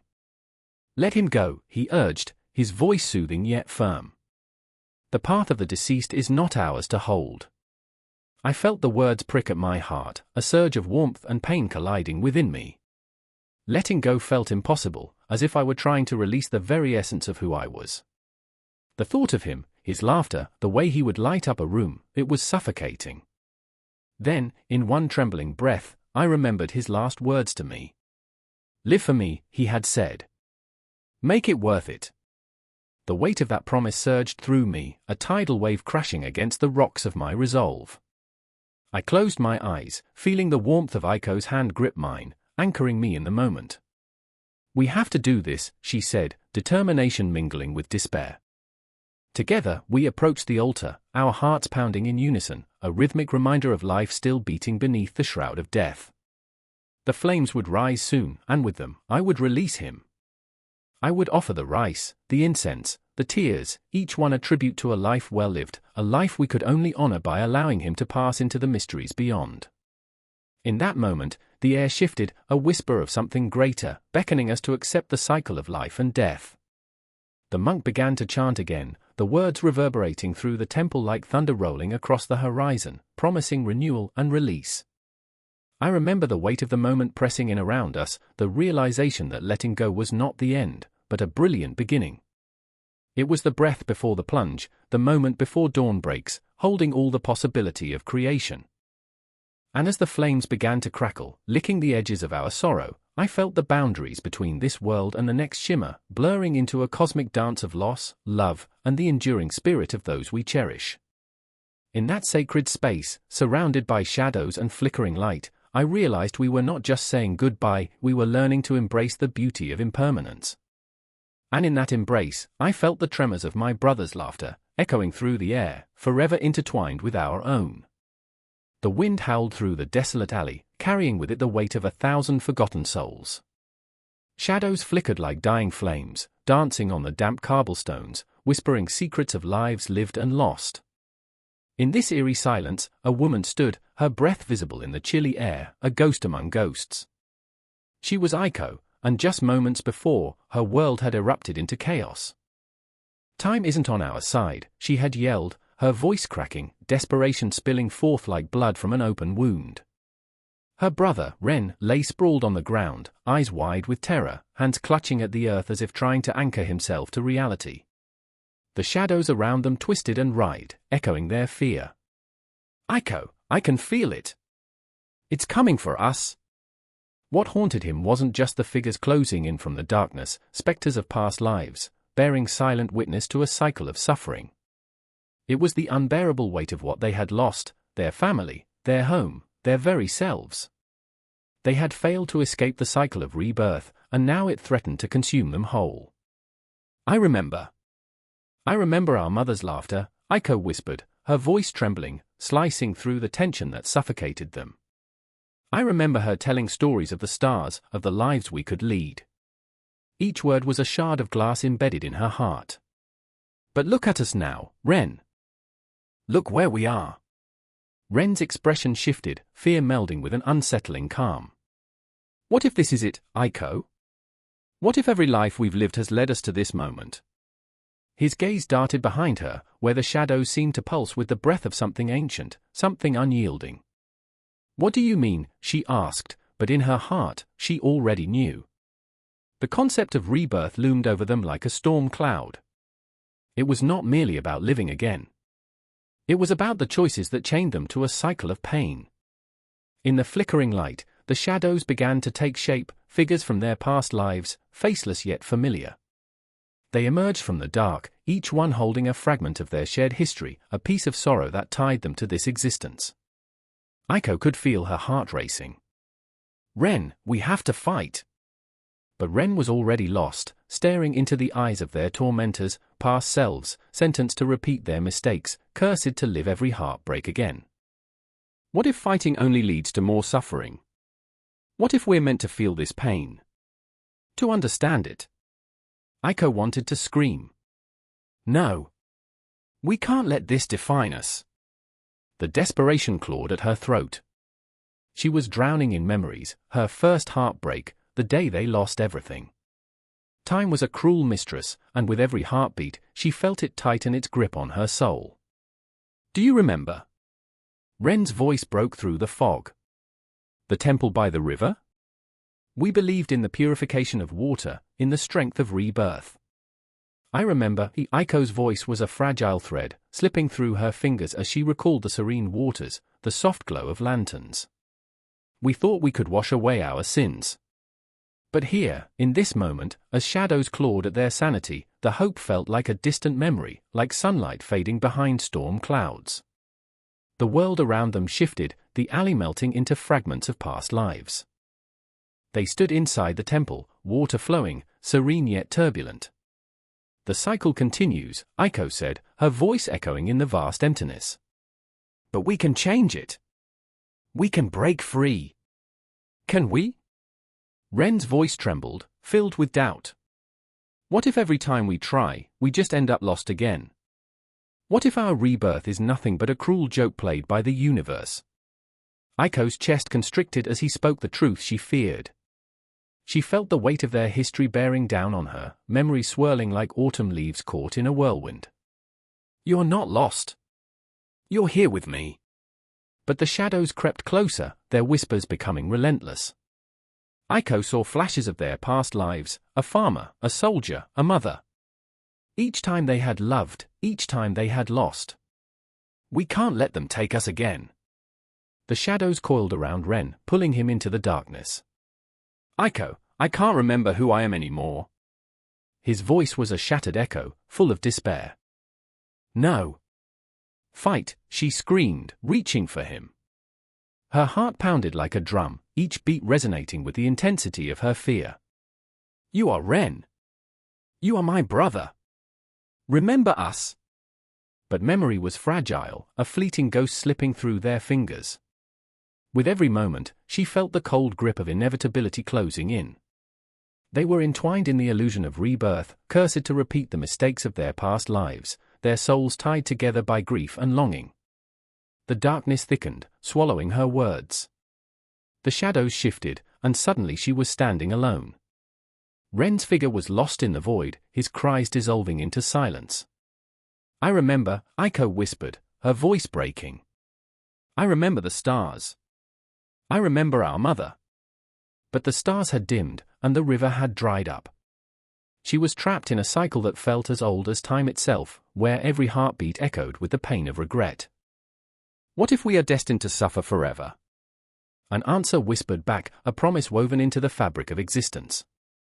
Rebirth was not just about suffering, it was about understanding, about breaking free from the chains of despair. I will find you, Ren, she vowed, her resolve ignited like a flame in the dark. I will break this cycle. As shadows swirled around her, she took a deep breath, feeling the pulse of the universe within her. This isn't the end. The words resonated with certainty, a spark of hope igniting in the abyss. The darkness trembled, and for the first time, Aiko felt the weight of grief shift into something more profound, a determination to rise, to reclaim what was lost. With every heartbeat, she danced on the edge of the abyss, the promise of rebirth echoing in her soul. Time would stretch and fold, but she would not let the shadows consume her. She would confront the darkness, and she would find her brother, no matter the cost. In this moment of despair, in the chaos swirling around her, Aiko chose to defy the fate that had bound them for so long. She was a flicker of light in a world of shadows, and her journey, tangled with pain and rebirth, would continue. And somewhere, in the depths of that darkness, Ren's voice called out to her, entwined with the haunting promise of their next life. A thick fog rolls through the ancient city, curling around wooden temples and stone lanterns, a ghostly embrace that seems to whisper secrets long buried. I stand in the chill, heart racing, as the distant tolling of a temple bell reverberates in the silence, each chime a reminder that time drips slowly, inexorably, like water from a leaky faucet. It's midnight. The kind of hour when shadows stretch and twist, morphing into forms that seem to breathe with the weight of history. Kato, my brother, stands beside me, his brow furrowed with the kind of worry that gnaws at the soul. Do you think they're watching us? He asks, his voice barely above a whisper. A shiver crawls down my spine. The idea of ancestors lurking in the shadows, their eyes heavy with judgment, is too much to bear. But it isn't just fear that grips me, it's the haunting knowledge of what our lives have become, lost in the trappings of modernity, disconnected from the beliefs that once tethered us to the earth and sky. I remember our grandmother's stories, the way her voice would quiver like an autumn leaf in a gentle breeze. She spoke of the afterlife, where souls wander, waiting for their fates to be sealed. The dead must not perish in vain, she would say, her gaze piercing, as if she could see into the very fabric of the cosmos. In her words, I found a strange comfort, a tether to something greater than the chaos surrounding us now. But Kato, ever the skeptic, rolls his eyes, dismissing her tales as mere fairy tales of old. We need to stop living in the past, he says, a hint of frustration threading through his tone. Chinese philosophy? It's just an old fable, a relic that doesn't matter anymore. My heart sinks. How could he not understand? Those ancient teachings, steeped in yin and yang, reincarnation, and the balance of existence, whisper through the very fibers of our being, shaping not just our thoughts of death but our lives, our relationships, our fears. The world beyond our narrow alley yawns open, revealing a city pulsing with life. Neon lights flicker, casting garish shadows that dance along the cobblestones. People bustle past, oblivious to the weight of ancestral spirits pressing against us, weighing down every hurried step. I feel the ghost of my grandmother's presence, a soft hand on my shoulder, urging me to remember the truths buried beneath the noise. Remember, Kato, I plead, desperation spilling over. The Chinese believed the afterlife is more than just an end. It's a continuation, a journey that shapes who we are in this life, who we will be in the next. He shakes his head, and for a moment, everything freezes, the laughter of passing strangers, the rustle of leaves in the wind. I search for understanding in his eyes, but find only dismissal. Then, a flicker of something caught my breath, a ghostly figure trailing behind a lantern, a glimpse of a face I recognize, my grandmother's beloved smile. I remember, I whisper, feeling the warmth of her presence wrap around me like a comforting shroud. What are you talking about? Kato snaps, his frustration morphing into a hint of fear. There's nothing there. The tension between us thickens, palpable and electric, as if the very air is charged with our unspoken thoughts, the looming specter of family expectations, the fear of the unknown, the eternal question of what lies beyond the veil. As we argue, the shadows thicken, swirling in the corners of my vision, drawing me deeper into the dark recesses of my memories. I remember our grandmother's funeral, the way the incense curled like smoke signals to the heavens. I remember the weight of grief pressing on my chest, squeezing my heart until I thought I might shatter. She's gone, Kato had said, voice thick with emotion. We can't hold on to ghosts. But oh, how little he understood. The weight of ancestry anchors me, a tether that refuses to snap. Do you think the spirits just fade away? I challenge, my voice breaking. They linger. They watch. They guide. The night air crackles, the wind howling as if echoing my words, amplifying the conflict between us, between belief and skepticism, between the awareness of mortality and the oblivion of the disillusioned. Suddenly, I catch the faintest flicker, like a candle wavering in the wind, the apparition of our grandmother. No, it's just a trick of the light. Or is it? My heart pounds as I push against the encroaching darkness, the fear of what lies ahead clawing at my throat. This moment, this fight between me and Kato, feels heavy with the weight of our ancestors' voices, their hopes, their dreams. You need to believe, Kato. They want us to remember, to honor them. He looks away, the lines of his face etched with doubt. I reach out, grasping at the faded threads of connection that seem to unravel between us. We can't forget. Tension ripples through the air, electric, raw, as if the universe itself holds its breath. Kato finally meets my gaze, and in that moment, I see it, the flicker of possibility, the deep yearning to connect with something greater. Fine, he finally says, the word heavy with reluctance. But if it's just the ghosts of the past haunting us, I'm not ready for that.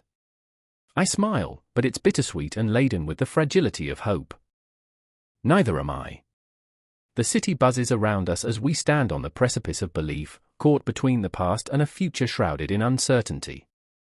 The fog curls tighter, swallowing us whole, but I feel the heartbeat of the universe, the pulse of every soul that ever lived echoing through the night. And as we turn to leave, I know this moment is only the beginning.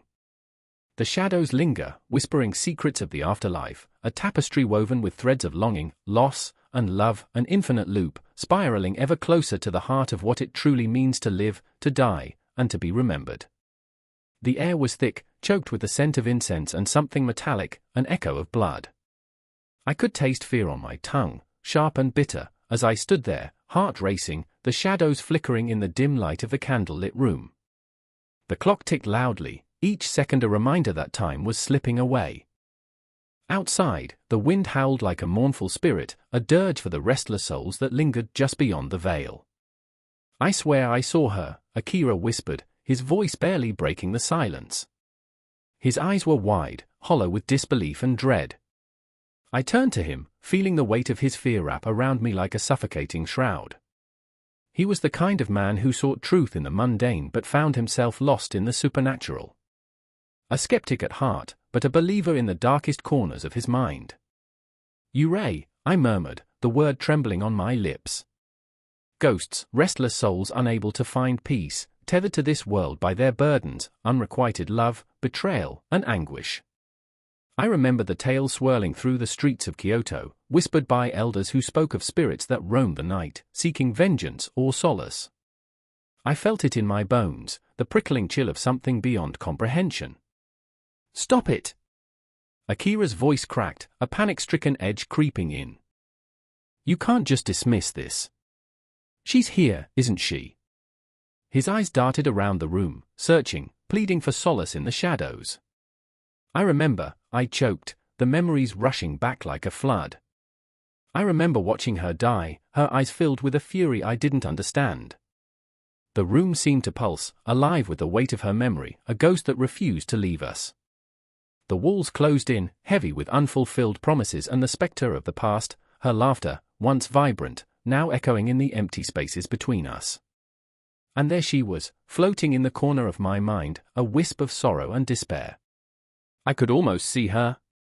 The pale face of Hannah, my sister, a victim of a world that had turned its back on her. Her life extinguished too soon, leaving behind a trail of heartache bound by guilt and regret. She was innocent, Akira. Innocent. The words erupted from me, raw and jagged, slicing through the air like a dagger. Akira recoiled, the shadows licking at his heels. "What do you want me to do?" He was trembling now, a leaf caught in a storm. I could see the struggle within him, the fight between reason and the inexplicable. "Help me summon her," I pleaded, desperation clawing at my throat. "I need her to know, to understand." The room grew colder, the flickering flames casting grotesque shapes on the walls. I could feel the presence of the Yurei pressing in on us, the weight of its grief palpable. "You know what they say about summoning spirits, right?" Akira's laughter was brittle, a mask trying to hide his fear. "It's never a cozy chat over tea." I laughed, but it felt hollow, echoing around us like a distant scream. "Tea? More like a macabre reunion. Don't you remember? They bathe in darkness, thrive on the sorrow of the living." As I spoke, the shadows thickened, and I felt a shift in the air, a whisper slithered through the room, wrapping around us like a serpent. "What do you want?" The voice was soft, almost a breath against my skin. My heart dropped, a stone sinking in a sea of despair. "Hannah!" I cried out, reaching into the darkness, desperate to grasp the fleeting fragment of her spirit. "I'm here. I need you." Akira stumbled back, fear written all over his face. "Stop. You're inviting doom." His voice trembled, and I could see the flicker of doubt clouding his eyes. But I couldn't stop. The connection felt electric, a pull that was irresistible. "Forgive me," I shouted into the void, the words clawing their way from my throat. "I didn't save you. I should have fought harder." Suddenly, a chill swept through the room. It wrapped around us, clinging and squeezing, as if the very air was alive with a presence. "You should have," the voice echoed, laced with pain. "Forgive me, Hannah." My words fell like ashes, burning in the air between us. Akira stood frozen, eyes wide, reflecting a kaleidoscope of terror and fascination. "You deserved more than what I gave you. More than silence." In that moment, I felt her spirit rising like smoke from the ashes of regret. A silhouette formed, delicate and ethereal, caught between the world of the living and the abyss of the lost. "You're both fools," she whispered, her voice a haunting melody, both beautiful and terrible. "Please?" I begged, tears stinging my eyes, blurring my vision. "Help me understand. Why didn't you come to me?" "Because," she breathed, a sigh that echoed like a fading heartbeat, "you never listened. The shadows around her swirled, thickening with anguish, and I felt my heart fracture, splintering under the weight of my own failure. Akira! I turned to him, desperation clawing at my throat. But he stood paralyzed, caught in the web of fear and fascination, a witness to my darkest moment. Run, he finally said, his voice a soft tremor, barely audible over the rising cacophony of pain swirling in the air. But I couldn't run. I was anchored to her, tethered by the threads of guilt and sorrow. I won't let you go again.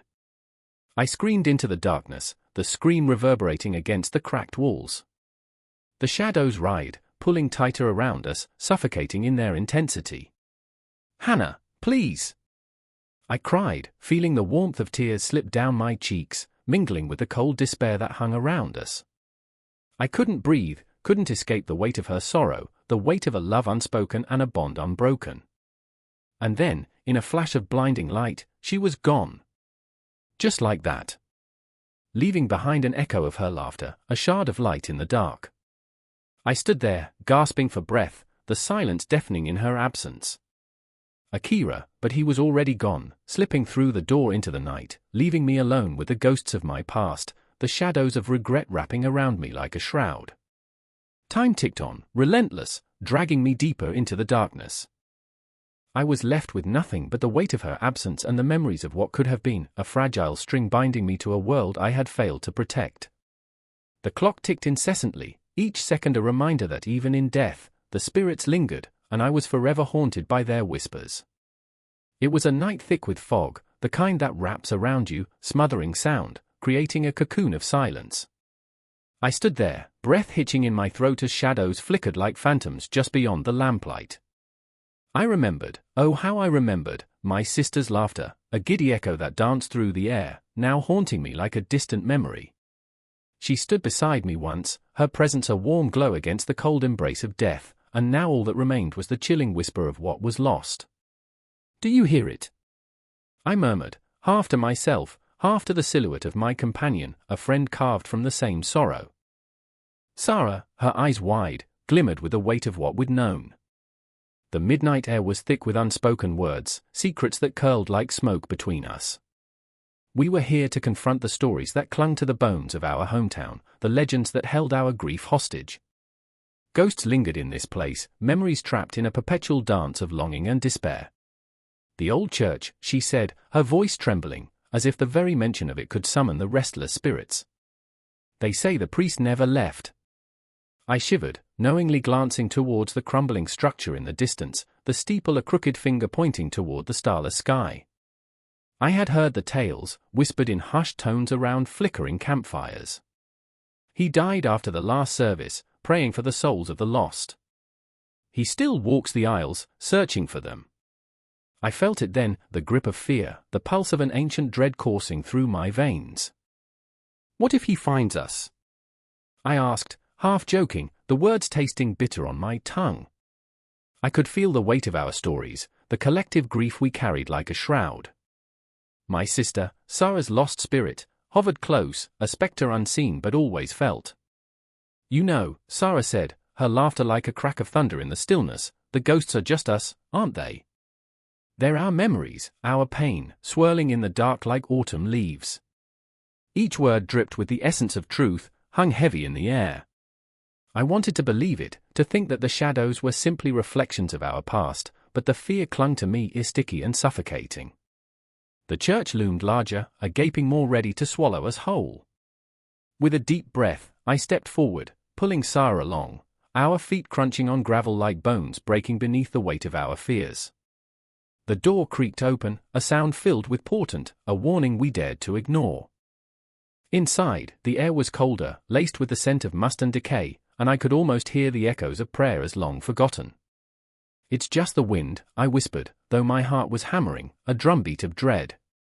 Sarah nodded, eyes scanning the darkness.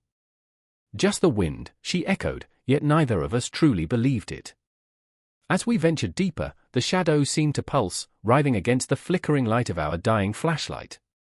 And then, there it was, a flicker of movement, a figure cloaked in darkness. My breath caught in my throat, the air thickening around us, squeezing tight. Did you see that? I gasped, clutching Sarah's arm, and she nodded, her face pale as moonlight. The figure shimmered, a cascade of memories unspooling from the depths of despair, the priest, perhaps, or something far worse, something that fed on our grief. I remember, I stammered, syllables tumbling over one another, a frantic confession. I remember the night she died. The stars were hidden, the world felt muted, and I begged for her to stay. Tears threatened to spill, the wound still fresh, the ache of longing a blade against my heart. It was my fault. I wasn't there. You couldn't have known, Sarah whispered, but the weight of our past coiled tighter around us, suffocating and unyielding. We all carry our ghosts. I looked deeper into the shadows, where a figure flickered, its eyes hollow, beckoning me closer, beckoning me to confront the truth we both avoided. I remember the stories, I said, my voice clenching around the memories, the way life twisted around death, how it wrapped itself in folklore and fear. The stories had become our refuge, the tales of the restless dead reflecting our grief and confusion. Legends of the forest that swallowed souls whole, of ancient rites that could summon spirits. They were not just stories, they were echoes of our pain, reminders of what we had lost, and perhaps, what we still had yet to face. As we moved further into the gloom, I felt a presence breathing down my neck, a chill that wormed its way into my bones. It's just the draft, I whispered, my voice shaking. Just the wind. But the words felt hollow, a futile attempt at dispelling the dread that loomed like a storm cloud, heavy with the promise of rain. And then, the figure stepped forward, solid and real, the priest in his tattered vestments, eyes filled with a sorrow that mirrored our own. You seek the lost, he intoned, voice echoing across the hushed walls. But you must understand, they are never truly gone. My heart raced as he raised a hand, pointing to the darkness. You must confront what you fear the most.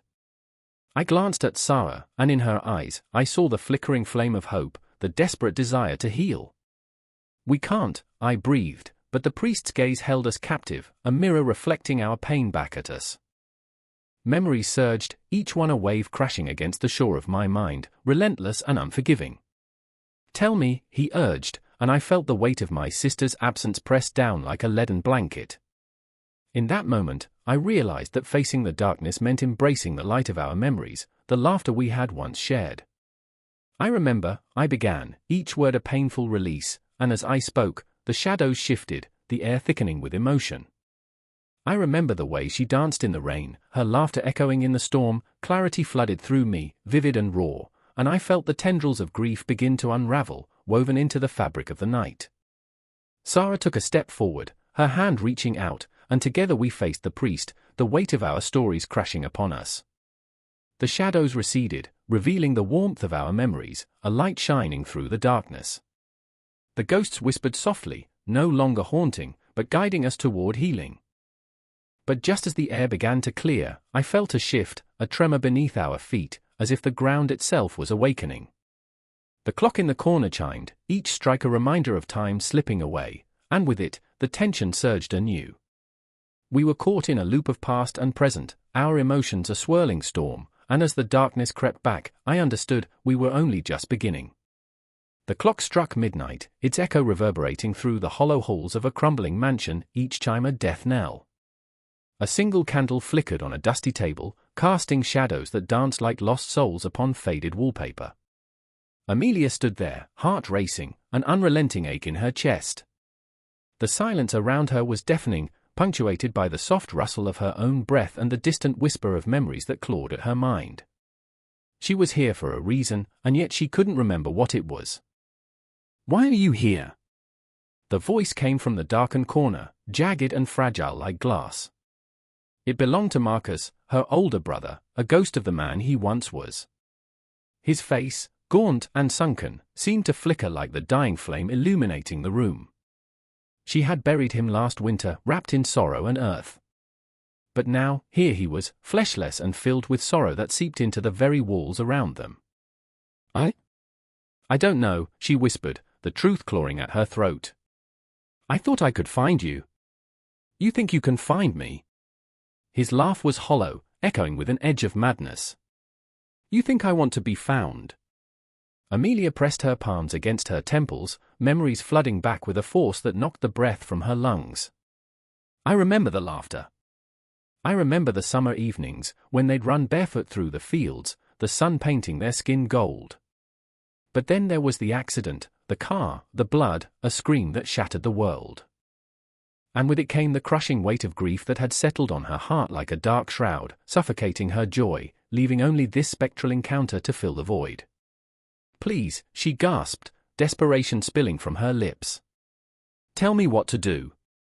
Marcus stepped closer now, his form wavering like heat rising off asphalt. You want to know the truth. Grief doesn't let go. It wraps around your throat like a noose and chokes the life out of you, even when you think you're free. You think you can escape this? You're wrong. She felt it then, the heavy mantle of sorrow pressing down on her, threatening to crush her spirit. Not just for him, but for herself, for the laughter that had died, for the dreams that had withered. What do you want from me? Her voice was barely a whisper, fragile, like spun sugar. He lingered, his empty eyes boring into hers. I want you to feel what I felt. I want you to carry this burden until it consumes you. It's what we do, Amelia. We carry our grief like a torch through the darkness, and we hope to find a way through, or we burn. A cold wind gusted through the room, extinguishing the candle. Darkness enveloped her. All at once, the memories flooded in, fights over trivial things, shared secrets, the warmth of a brother's embrace that had felt so safe. With each recollection, the air grew colder, and she felt the weight of his disappointment, the unresolved tension that had hung between them like a sword poised to fall. Why did you leave? The words were a wrench, tearing at her insides. Why didn't you tell me you were hurting? In the void, she could almost see him, his face twisted in anguish. I was afraid you wouldn't understand. I was too far gone, trapped in a cycle of sorrow, and I didn't want to pull you in with me. Too late now, she said, bitterness seeping into her voice. You're already gone, and I'm left with this pain. Pain is a terrible gift, he replied, a chilling grin etched across his translucent features. But it's yours, and it always will be. Remember, Amelia, we only truly die when we are forgotten. Suddenly, the room shifted, the walls bending and warping like time itself. Ghostly figures flickered into view, shadows of the past, each carrying their own burdens of grief. A mother weeping for a child lost to illness, a lover mourning the abrupt end of a shared life, each face twisted in a torment that resonated deep in Amelia's bones. I remember, she whispered, the nights spent crying, the days when laughter felt like a sin. From the swirling shadows, a figure emerged, Sophia, Amelia's childhood friend, who had vanished without a trace years ago. You shouldn't have to carry it alone, she said, her voice a haunting melody. But you have to choose, to drown in the sorrow or to let it guide you. Sophia's words hung in the air, heavy with possibility, but also fraught with fear. Amelia felt her heartbeat quicken, a relentless drum pounding in the depths of her chest. She was standing on the precipice of an abyss, and the darkness below whispered promises of solace and despair. I can't let go, she admitted, tears streaming down her cheeks. It's all I have left of you. Then you'll be lost, Marcus said, and his voice was a mixture of sorrow and resignation. We all will be. The shadows converged, encircling Amelia, each one whispering their grief, a cacophony of despair that drowned out her thoughts. She felt their energy surge around her, a cyclone of emotions threatening to pull her under. But amid the chaos, a flicker of light ignited within her, an ember of hope, the faintest possibility of healing. I remember, she breathed, that love never truly dies. And in that moment of clarity, Amelia stood firm. She would hold on to the grief, but she would also cherish the love that had once filled her life. The memories would not consume her, they would illuminate her path forward, guiding her from sorrow into the light. As the shadows began to recede, the weight on her soul eased, the icy grip of despair loosening its hold. She was not alone. She remembered their laughter, the warmth of their love, and she was ready to carry that, too, a burden that could transform into a legacy. I will remember you, she whispered, and I will let go. In the distance, the clock chimed once more, and the shadows began to fade. But the heaviness of sorrow lingered, a reminder of all that had been lost and all that could still be found. And as Amelia stepped forward into the world beyond, she felt the echoes of those she loved surrounding her, a haunting yet beautiful reminder that grief and love are eternally intertwined. Every heartbeat resonated, every breath heavy with the promise of what was to come. The night wrapped itself around the city like a dark shroud, thick and heavy, as if it carried the weight of unfulfilled promises and lost souls. In the alley where Gabriel stood, the moon hung low, a sliver of silver light that cut through the shadows with a chilling precision, illuminating fragments of broken bottles and discarded dreams. He could hear the distant echo of laughter, muffled by walls steeped in memories, ghosts of a life he once knew. Tonight was different. The air crackled with an energy that sent shivers down his spine, thrumming like the heartbeat of the cosmos itself. "I remember," he whispered, barely audible against the backdrop of the night, "when I thought the stars could guide me. And yet, they felt so far away, as if mocking him with their unreachable brilliance." A clearing in his heart, once filled with hope, now lay barren, haunted by the spectre of loss. His sister, Elena, had been taken too soon, vanished like the flickering flame of a candle snuffed out in the wind. The moon, once a symbol of hope, of reunion, now loomed ominously, a reminder of the distance between the living and the dead. She had always believed in the stars, in their quiet wisdom. "Look, Gabe," Elena would say, her eyes sparkling with a light all their own. "When the moon rises, it means our dreams are just a breath away." But what did she know of dreams now? She was lost to the night, a whisper in the wind, and he was left holding on to shadows, drowning in memories that clawed at his heart.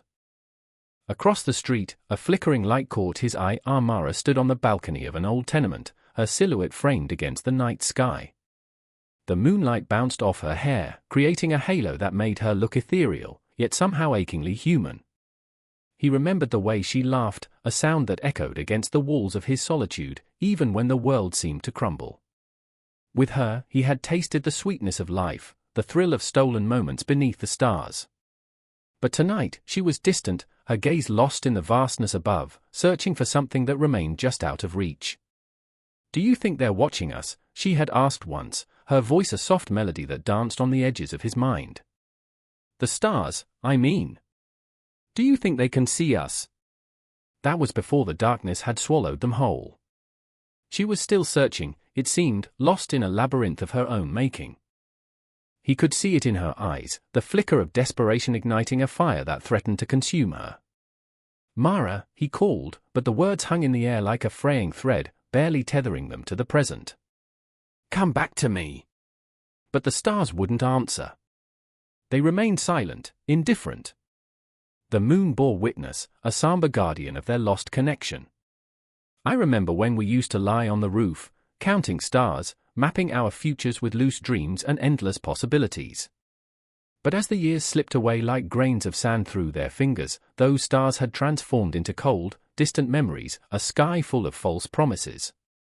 He felt the weight of grief pressing against his chest, suffocating, every heartbeat echoing her absence in a rhythm he couldn't escape. "Gabe!" Her voice pierced the stillness, raw and urgent. "What if they're trying to tell us something?" His heart pounded against his ribcage as he stepped closer, fists clenched, the anguish spilling over. "Tell us what?" "That we're cursed to wander this life alone."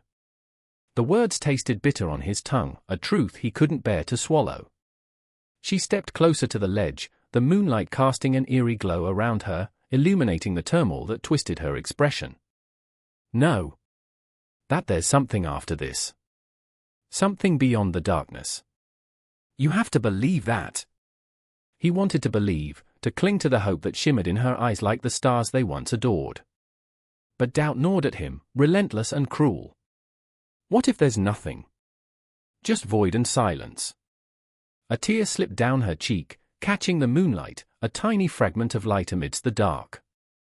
"Then we find our own meaning. We create our own stars." As her words hung in the air, something in him cracked. He could see her, truly see her, not just a reflection of his own pain but a spirit fighting against the inevitable. The moon bathed her in light, casting shadows that danced around them like the memories of a life half-lived. "Elena wouldn't want you to give up," she whispered, each syllable a prayer, a promise. And in that moment, beneath the haunting gaze of the moon and the silent witness of stars, Gabriel felt something shift. The tension in his chest loosened, just a little, as if the cosmos had granted him a fleeting glimpse of hope. It wasn't the end. They were still here. Searching. Yearning. Mara, he breathed, stepping forward, feeling the pull of gravity and fate, as if the universe was conspiring to bring them back together, to weave their fractured souls into something beautiful again. Then, a gust of wind rustled the leaves, swirling around them, a whisper from the great beyond. He could almost hear Elena's laughter, a soft echo that lingered in the air. "Look for me in the stars, Gabe. I'll always be there." A shiver raced down his spine, the night pulsing with an intensity that mirrored his own heart. The moon hung overhead, a shimmering reminder of the love they once shared, and the stars glimmered with secrets yet to be revealed. In that breathless silence, the cosmos bore witness to their pain, their love, their quest for meaning in a world that felt impossibly vast and unforgiving. And as they stood there, on the precipice of despair and hope, the moonlight swallowed them whole, a tender embrace that promised neither answers nor solace, only the perpetual search for light amidst the shadows. The air was thick, a suffocating blanket of dread wrapping itself around everything, the dark alley, the flickering streetlight, the whispers of ghosts that brushed against the skin like icy fingers. I stood there, heart racing, caught in the web of my own making, as if every choice I had made led me to this very moment.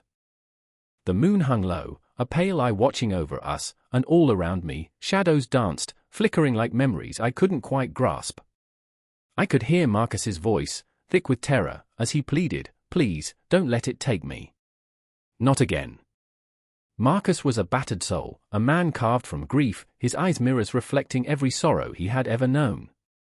He had lost his wife in a fire, an accident, they had said, but the whispers around town spoke of something more sinister. Now, he was haunted, the weight of her presence heavy in the air between us, an uninvited guest lurking in the gloom. His fingers trembled, not from the chill, but from the memories that clung to him like the stench of smoke and burnt flesh. I could see it in his gaze, a flicker of desperation. He was a man grasping at straws, fighting against a darkness that threatened to consume him whole. I remember the stories whispered in hushed tones, the old rituals passed down from generation to generation, each one a fragile thread woven into the fabric of our lives. They spoke of the night when spirits roamed free, when the veil between this world and the next was so thin you could almost reach through it. It was on nights like this that the rituals for the protection of the spirit became a lifeline. We needed them, we needed something to cling to, a flicker of hope in a world where shadows loomed large and dreams twisted into nightmares. And then there was Clara, her laughter a haunting melody that echoed in the silence. She had a way of lighting up the darkest corners of the world, but even her light was dimming now, smothered by the weight of loss. She knelt beside Marcus, her fingers brushing against his hand, grounding him in reality, in the here and now. "You have to let her go," she whispered, her voice as fragile as a spider's silk. "You have to break the chain." But how could he? I could see the way her memory wrapped around him, a noose he couldn't bear to loosen. It felt like we were all caught in a storm, the winds howling, reality bending and twisting. I felt it too, the urge to reach out, to help, but what could I offer? Words were just ashes in the wind, mere echoes of a comfort I couldn't provide. The air grew colder, the shadows thickening, and I remembered the tales of the rituals, the circle of salt, the candles that flickered like the last breath of hope, the chants that rose like a phoenix from the ashes of despair. They said the spirits were restless, that they fed on sorrow, lurking in the dark corners of our minds, waiting for a moment of weakness. I felt their presence, a buzzing in my bones, and I realized it was time to act. "Gather the salt," I said, my voice trembling with the urgency of the moment, "and the candles. We don't have much time." Clara nodded, her eyes wide with fear but also with determination. "We can do this," she said, a fragile thread of conviction weaving through her words. There was an intensity in her gaze, a fire that sparked against the encroaching darkness. But I could see the fear lurking beneath, waiting to pounce. As we set up our makeshift circle, I could hear the whispers growing louder, the shadows swirling around us, mocking us. I couldn't shake the feeling that something was watching, something ancient and hungry. The candles flickered, casting long, distorted shadows on the walls, and Marcus's breathing quickened, a staccato rhythm against the mounting tension. "I remember the stories," I murmured, more to myself than to them. The power of intention, the strength of belief. But deep down, I felt the gnawing doubt. Did we really have the power to protect ourselves from what lurked beyond? Clara caught my eye, her expression fierce yet vulnerable. "We can't let him take you, Marcus. We won't let him." The determination in her voice cut through the fear, a beacon in the looming darkness. As we joined hands, I felt the energy surge between us, a pulsating rhythm that thrummed in time with our hearts. The words of the chant spilled from my lips, raw and unfiltered. "We call upon the spirits that protect us, the light that guides us through the shadows." Each syllable echoed in the void, a desperate plea that reverberated against the brick walls, against the night sky painted with despair. The shadows shifted, swirling like smoke, thrumming with anticipation. I could feel them, the spirits, drawn to our words, our intentions. But there was another presence, darker, lurking just out of sight, waiting for the moment of faltering resolve, ready to snatch away what flickering hope remained. And then, a gust of wind swept through the alley, extinguishing our candles, plunging us into darkness. I felt the cold breath of the unseen pressing against my skin, the weight of the world crashing down upon us. "Stay together!" I shouted, though fear coiled tight in my chest, constricting every breath. In the echo of silence, I heard Marcus's voice again, a whisper, a plea, "Don't let it take me, please." Clara squeezed his hand, a lifeline in the tempest. "We're here, together." But I could see her fear rising, her resolve wavering like the flame of a candle in a storm. Then, the whispering grew louder, the shadows swirling, the walls pulsing as if alive, a call to surrender, to give in to the weight of grief that bound us all. I felt it gnawing at my resolve, the seductive pull of despair. And in that moment, I realized the truth. The protection of the spirit isn't just a ritual, it's a choice we make, every day, to face the darkness. It's the refusal to be consumed by what we've lost, the determination to fight for what remains. We gathered our strength, a fragile alliance against the tide of despair. I could feel the energy building between us, a surge of light pushing against the shadows. We would not be taken. Not tonight. "Together," I said, my voice steady, echoing through the darkness. "Together." And as we chanted, the air crackled with electricity, our voices rising like a war cry, a declaration against the void. In that moment, we became more than just flesh and bone, we were a force, a collective spirit shining against the night, refusing to bow to the encroaching darkness. But the shadows lingered, teasing at the edges of our resolve. They were not gone. Not yet. The night was still young, and the battle had only just begun. In the heart of the night, the air is thick with tension, a living thing that coils around you, squeezing out breath and thought. I stand before the Torii gate, its crimson wood stark against the obsidian sky, the moon a distant witness to what unfolds. The shrine looms behind, shrouded in mist, a sentinel of secrets and whispers, where the boundary between the living and the dead blurs into a chilling haze. You can almost hear them, the voices of the departed, trailing like shadows, haunting the spaces between breaths. Aiko stands beside me, her fingers trembling as she clutches a small offering, a single rice ball, wrapped in a leaf, a token of love and regret. Her eyes glisten with unshed tears, reflecting the pale light as if the moon herself is weeping for what we have lost. "I remember," she starts, her voice cracking under the weight of the past, "the last time I brought this here. He was still alive." The memory hangs in the air, palpable, an echo of laughter intertwined with sorrow, a ghost that refuses to fade. And then there's Kenji, pacing like a caged animal, his anger a wildfire that threatens to consume him. "This is all nonsense, Aiko. You think the dead care about our offerings?"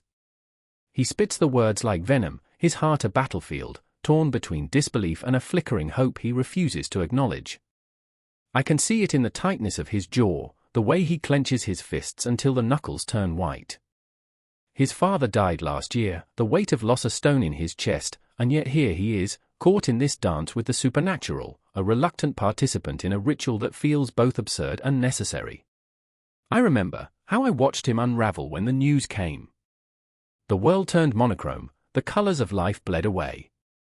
Loneliness wrapped around him, a shroud as heavy as the fog creeping through the shrine, a reminder that we are all just ephemeral beings, shadows cast against the relentless march of time. You have to believe in something, I find myself saying, my voice barely above a whisper, as if speaking too loudly would shatter this fragile moment. What if it helps? The wind howls, a mournful cry that sends a shiver down my spine, as if the spirits themselves are stirring, restless in their slumber. Aiko's offering falls from her grasp, rolling across the ground, a tragic symbol of our helplessness. Is this all we have? She murmurs, her voice trembling with vulnerability. A rice ball and a prayer. Her question hangs in the air, pregnant with despair and longing. And then, the shadows shift. From the depths of the shrine, a figure emerges, draped in darkness, the outline indistinct, yet unmistakably there. My heart races as recognition dawns, a name caught in my throat like a knife.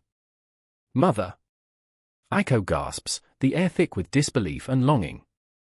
The figure pauses, a flicker of recognition, a cruel reminder of what we yearn for yet cannot reclaim. Stop it! Kenji's voice cuts through the tension, raw and furious. Don't feed this madness. It's not real. But deep down, I see the flicker of hope in his eyes, a desperate wish that maybe, just maybe, this isn't just a figment of our collective grief. The moonlight cascades over the apparition, illuminating the sorrow etched into the air, a bridge between our world and whatever lies beyond. Why did you leave? Aiko's voice quakes, filled with the weight of unasked questions, the burden of unsaid goodbyes. It pierces the silence, unraveling the knot of grief wrapped tightly around our hearts. The figure remains still, a spectre caught between worlds, and I can almost see the memories flooding back, the gentle touch, the warm embrace, the night spent beneath the stars, dreaming of futures that now lie shattered. Tension crackles in the air, thick enough to taste, as the apparition begins to fade, leaving behind a chill that seeps into our bones. I remember, Aiko's voice trembles, catching in her throat. I remember the way you laughed, the way you danced under the cherry blossoms. Each word is a plea, a thread of connection reaching across the chasm of death. And as that ethereal form flickers like a candle in a storm, I can feel the weight of time pressing down on us, the universe holding its breath, anticipating something monumental. Memories swirl like autumn leaves caught in a fierce wind, each one sharper than the last, an echo of laughter, a whisper of love, a reminder of fragility. The clock ticks in the distance, each second a reminder that we are all just moments in time, destined to fade away. Aiko takes a step forward, her heart on her sleeve. Please, she begs, voice breaking, filled with the raw intensity of all those unspoken words, don't leave us. And as she reaches out, the void between us shatters, and suddenly, she is a child again, lost in a labyrinth of sorrow, desperate for a way home. I feel her pain, like a blade slicing through my own chest. Kenji, caught in the storm of his emotions, looks to me, his eyes a tempest of anger and grief.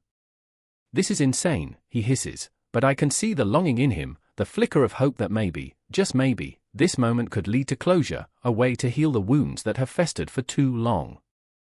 Maybe we can't see them, but they're here, with us, I whisper, my own heart pounding in rhythm with the pulse of the earth, the beating of 1,000 hearts echoing across the ages. The connection to the afterlife is complex, a web spun from love, loss, and longing, woven with threads of our humanity. As the figure dissipates into the shadows, the mist thickens around us, a curtain descending on a tragedy that feels far too personal. I can feel the weight of Aiko's sorrow pressing down on me, as if the shrine itself mourns along with her, a mausoleum of memories, a testament to the bonds that refuse to break. The night deepens, stars twinkling like distant eyes watching us from the void, and I realize the cycle of life and death persists, an unending loop of grief, remembrance, and hope. Aiko and Kenji stand beside me, caught in their own labyrinth of emotion, and I can't help but wonder what lies beyond the veil. I remember the stories told beneath the cherry blossoms, the laughter mingling with the cries of the departed, all forming an intricate tapestry of existence. In the silence that follows, the air grows heavy, thick with unspoken words and lingering spirits. We stand there, suspended in time, each heartbeat echoing the questions that bubble just beneath the surface. What does it mean to remember? What does it mean to let go? Lost in our contemplation, the shrine looms behind us, a silent witness to our struggles, its presence both a comfort and a haunting reminder of the ties that bind us to those we have lost.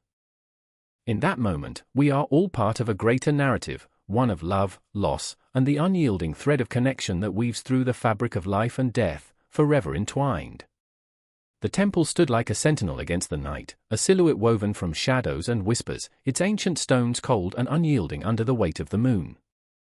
Wind howled through the trees surrounding it, a mournful lament that curled like smoke around the heart of the place. Inside, the air was thick with the scent of incense, a fog that seemed alive, swirling and coiling, heavy with secrets. And there, on the edge of chaos, stood Mai, trembling yet resolute, her heart a drum echoing against the silence. "I can't believe we came here," she whispered, voice barely rising above the haunting wind. Her brother, Jin, stood beside her, eyes wide, filled with a wild mixture of fear and determination. "This was a mistake," he replied, his voice shaking, the words tumbling out like stones from his mouth. They had come to seek a truth buried deep within these hallowed walls, a truth that slithered and writhed like something alive. A truth that could shatter the fragile glass of their lives. The moon hung low, a bulbous eye watching, judging. It seemed to pulse in rhythm with Mai's heart, each beat pulling her deeper into the night. Memories clung to her like cobwebs, she remembered their mother's stories, tales spun from the fabric of dreams and nightmares. "The temple is a gateway," she recalled her saying. "It leads to enlightenment, or perhaps to the afterlife." But what kind of enlightenment could come wrapped in the chill of the unknown? What lay beyond the threshold? A distant bell tolled, its sound a shiver racing down her spine. Jin flinched, his hands clenched into fists at his sides. "We shouldn't be here. They say that souls linger in places like this." His words hung in the air, a taunt from the shadows, and Mai's breath caught in her throat. The stories of the lost souls, of their cries echoing through the temple, were as vivid as the scent of jasmine that drifted through the night. "I remember," she began, but the memory slipped away like water through her fingers. The legends, the warnings, how they had been mere tales until this moment, until they stood on the precipice of the unknown. The door to the temple loomed before them, an unholy threshold, creaking as if beckoning them inside. "Let's go," she urged, a defiance igniting within her. Jin hesitated, a storm brewing in his eyes. "You're not serious?" The vulnerability in his voice cut deep, a reminder of their shared childhood fears, of the darkness that lived under their beds, always lurking, always waiting. "We can't back down now," she insisted, her voice rising, the weight of their heritage pushing her forward. "We owe it to her, to Mom." With trembling hands, Mai pushed the door open. It groaned in protest, a sound that echoed into the void, a gasp from the abyss. Inside, the air crackled with energy, thick and electric. Shadows danced upon the walls, flickering like memories, fragments of laughter, the whispers of ancient monks, the fading cries of those who had come seeking solace, seeking peace. "Do you feel that?" Jin's words tumbled out, barely a breath. She nodded, though the feeling was indescribable, a mix of dread and wonder. They stepped further into the temple, the flickering candles casting an orange glow upon their faces, illuminating the uncertainty that clouded their hearts. In the heart of the temple stood a statue of the Buddha, serene yet piercing, eyes closed, lips gently curved. It felt alive, as if it could see through their souls, stripping away the layers of fear, insecurity, doubt. "What do we do now?" Jin asked, his bravado crumbling like brittle leaves beneath their feet. "Pray," Mai said, though the word felt foreign on her tongue. Would prayer even reach the heavens? Did the universe listen, or was it merely a waiting room for the souls of the restless? She knelt, her palms pressed together, and in that moment, the weight of her despair washed over her like a tide. "I remember," she started, "the last time we sat together, as a family." Memory surged like a flood, and her heart clenched in pain. The candles flickered and dimmed as if they sensed her turmoil. Time bent in that moment, it felt like hours and seconds danced together. She opened her eyes, and Jin's face was a mask of anguish. "What if we can't find her? What if she's lost?" The words were raw, a knife cutting through the heavy air. Then we'll find a way, she whispered fiercely, determination thrumming within her veins. We have to believe she's waiting for us. The shadows seemed to thicken, swirling around them, whispering secrets only they could hear. The air grew chillier, and a gust of wind swept through the temple, extinguishing the candles, plunging them into darkness. Panic surged through Jin, and he grabbed her wrist. We need to leave. But in that cold void, something stirred. A presence, an energy, a pulse that thrummed beneath their skin. Don't you feel it? Mai breathed, her voice barely above a whisper. It's here, she's here. The darkness embraced them, and suddenly, a soft glow emerged from a corner, illuminating a tapestry of life and death, hope and despair. Ghostly figures danced across its fabric, stories unfolding in a visual symphony. The temple breathed, a living entity, and they stood at the center of it, suspended between worlds. Stay with me, Jin pleaded, fear etched in every line of his face. But as she gazed into the tapestry, the stories echoed within her, calling her name, igniting a fire of hope. She understood then, Buddhist temples weren't just stones and mortar, they were sanctuaries for the soul, gateways where the past and the present collided, a bridge to the afterlife and enlightenment. Let's find her, she whispered, hands trembling, heart racing. The energy surged around them, the temple alive, the universe holding its breath. Desperation and determination intertwined, forging a bond that transcended time. Each moment held the weight of eternity. Here, in this sanctuary of shadows and light, they were not just seeking their mother, they were standing on the precipice of existence, grappling with their fears and hopes. In the depths of their hearts, they felt the truth emerge, a truth that whispered of rebirth and release, of love that transcended the veil between life and death. The night stretched on, a tapestry woven from silence and echoes. As they stood, hearts pounding together, the world outside faded into nothingness. The temple held its secrets, and they were ready to confront them, ready to step into the abyss. The air crackled with possibility, and with each breath, they felt the weight of the universe shift, the pulse of something greater than themselves, pulling them deeper into the mystery. Time was both endless and fleeting, and they were poised on the brink, tethered to one another by the fragile strings of hope and fear, caught between the living and the lost. The room was heavy with the scent of oil paint and decay, the dim light casting shadows that danced like specters against the walls. Clara stood before a canvas, her heart racing like a wild animal trapped in a cage. The image of a grotesque figure loomed large, half human, half spectre, with hollow eyes that seemed to stare right through her. She didn't know if it was a masterpiece or a nightmare, but she felt its pulse echoing within her, a chill that slid down her spine and settled in her bones. Art was supposed to bridge the living and the dead, she reminded herself, but tonight it felt like a curse, a haunting. She glanced at Marcus, her partner in both art and life, his brow furrowed in concentration as he mixed colors with the precision of a surgeon, his hands trembling, a haunting reflection of his own fears. Marcus had always been the pragmatist, a skeptic of the ethereal. But now, with the specter of death looming over them, the sickening reality that Clara's mother was slipping away, his brush strokes were filled with something unnameable, an urgency that gnawed at their very souls. "Clara," he murmured, his voice thick with an emotion he couldn't name, "what happens when the lights go out? What do we know of the spaces beyond?" "I remember," she whispered, trailing off as visions of her mother's laughter flooded her mind, like sunlight breaking through a stormy sky. "I remember her reading to me, her voice wrapping around me like a warm quilt. She used to say that art is the only way to speak to what lies beyond." But now, that wisdom felt like a cruel joke, and art, the very thing that once felt like life, felt like an echo of grief. Clara took a step back, her heart pounding against her rib cage as if trying to escape. The figure on the canvas bled into something more, an augur of what was to come. Each brush stroke was a question, a plea. Was her mother somewhere waiting, watching? Would she recognize Clara when the time came? Would they speak in colors or in shadows? The thought twisted like a knife in her gut. As if sensing her turmoil, Marcus broke the silence, his voice a low rumble. "What if we painted the afterlife? What if we made it beautiful?" His words hung in the air, charged with longing and desperation. "What if we gave her a place to go?" It was a bold notion, a spark igniting an inferno of emotion.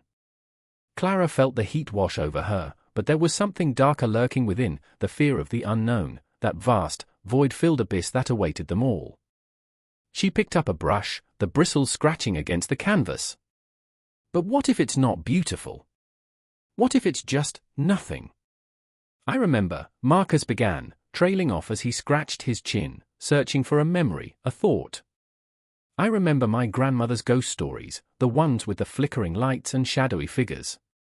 They were terrifying, but also comforting. They made me feel connected. The rhythm of their words blended into a desperate cadence, each sentence a thread weaving them tighter together even as the world around them threatened to unravel. Clara felt the walls close in, the shadows creeping around them, whispering secrets of a world neither of them could see. What if we could paint it, Marcus? What if we could make the unknown something we could grasp? With each stroke of her brush, she poured her heart onto the canvas, a landscape of swirling colors that pulsed with a breath of its own. The image morphed into a realm of light and darkness intertwined, a corridor of souls, flickering in and out of existence like fireflies lost in a storm. She felt the weight of the brush in her hand, a talisman against the encroaching dread. But as the scene unfolded, the tension thickened like fog, an unyielding presence wrapping around them.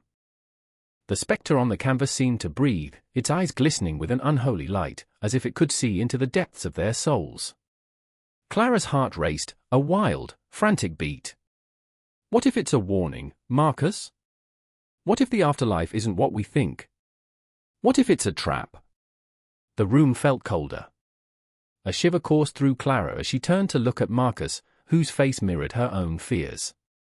They were two artists on the precipice of something monumental, but the abyss yawned wide before them, threatening to swallow everything whole. "We can't let fear stop us," he said, his voice barely above a whisper, cracking under the weight of their shared anguish. And yet, the fear clawed at Clara's consciousness.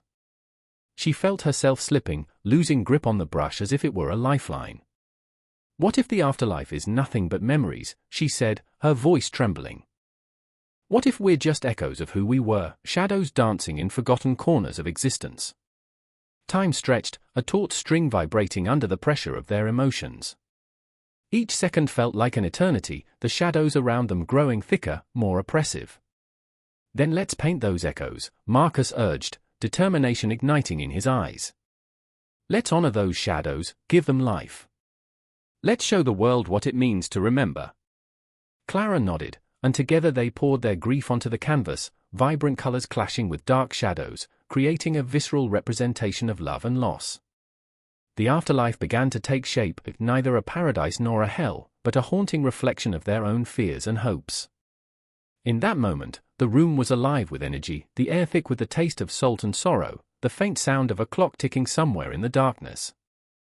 Clara's heart raced, every beat echoing the pulse of their creation, every stroke of paint a testament to the fragility of life. And as the final touches were made, the spectre on the canvas seemed to shimmer, alive with a force that transcended death, reaching beyond the veil of what they could see. The shadows whispered, the echoes danced, and Clara felt the weight of every heartbeat they had poured into their art, a haunting reminder that the afterlife was not just a destination, but a journey, an endless cycle of creation and remembrance.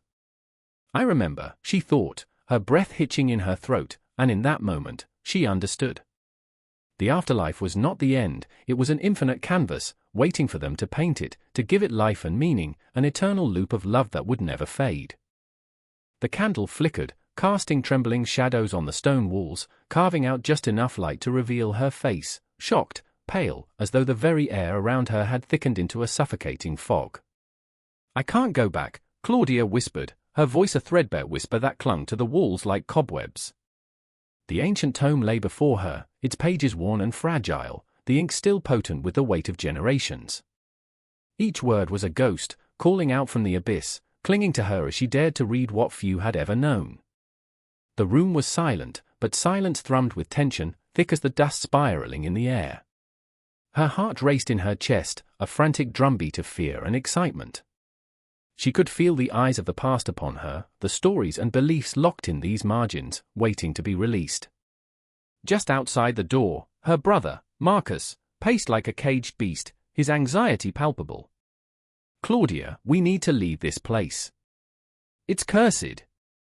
You know it's cursed. His voice rose, echoing in the damp chamber. But Claudia was captivated, held captive by the words that promised something beyond understanding. What if there's something else, Marcus? What if this, she gestured to the text, this could change everything? The words danced in front of her, visions of eons past flickering in her mind, the dreams of those who had come before, each soul terrified and hopeful, grasping at what lay beyond the veil. Marcus stopped, his silhouette stark against the doorframe, shadows curling around him like whispers of the dead. What's beyond the veil is darkness, Claudia. You can't trust what's written, these are ancient lies. But she couldn't tear herself away. Each passage bled with conviction, with fear, with longing. She could almost hear their voices, the clamor of souls seeking solace, seeking truth. I remember, she whispered, feeling the weight of generations pressing down on her. It was both intoxicating and terrifying. I remember the stories of the afterlife, painted on the walls of forgotten tombs. I remember the rituals, how they believed they could navigate through the shadows, across the rivers of despair. The words filled the air, thickening it with promise and dread. She turned another page, the brittle paper crackling under her fingertips. What if they were right? What if there's something waiting for us? Waiting for us? Marcus scoffed, the bitterness in his words slicing through her reverie. You think they found peace? I've read enough to know they faced nothing but judgment. Their lives were weighed against feathers, and if they faltered, the abyss awaited them. His voice trembled, but he fought to maintain his stance, his fear a tangible force.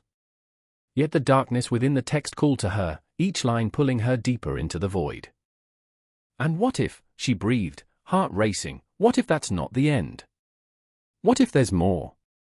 What if we can learn to face it? Claudia's fingers traced the illustrations of souls climbing mountains of despair, their shadows elongating, reaching upwards toward an unseen light. Were they lost, or were they simply on a different path? I remember, she repeated, but now her voice was stronger, more insistent. I remember their hope, their courage. They embraced death, turned it into a passage. Marcus' breath hitched, disbelief etched in his features, but there was something else lurking behind his eyes, a flicker of fear intermingled with doubt. You can't believe that. Those are words from a time we cannot understand. They spoke of gods and demons, of underworlds, and divine judgment. We are wiser now. Wiser? Is that what we are? In this world of despair. Claudia's voice rose, both fierce and fragile. We've built towers of glass and metal, and yet we are haunted by the same fears they had. They sought answers in the darkness, and here we are, running from it. The silence that followed swelled, saturated with heartbeats echoing against stone. The air thickened with unsaid emotions, swirling like a tempest. Claudia could feel the weight of destiny pressing down on her. The ancient text was a doorway, and she stood poised on the threshold. Claudia, Marcus began, but the words fell into the shadows, swallowed whole by the growing tension. The candle flickered one last time before plunging them into darkness. Time froze, stretched into an eternity. Darkness wrapped around them, a heavy cloak that whispered secrets of the ancients. Claudia's heart raced, wild and unyielding. Do you feel it? She murmured, more to herself than to him. The air shimmered with the electric pulse of eternity, the past crashing into the present, the future looming just out of reach. Then she heard it, a soft rustle, like pages turning between the breaths of the living and the dead.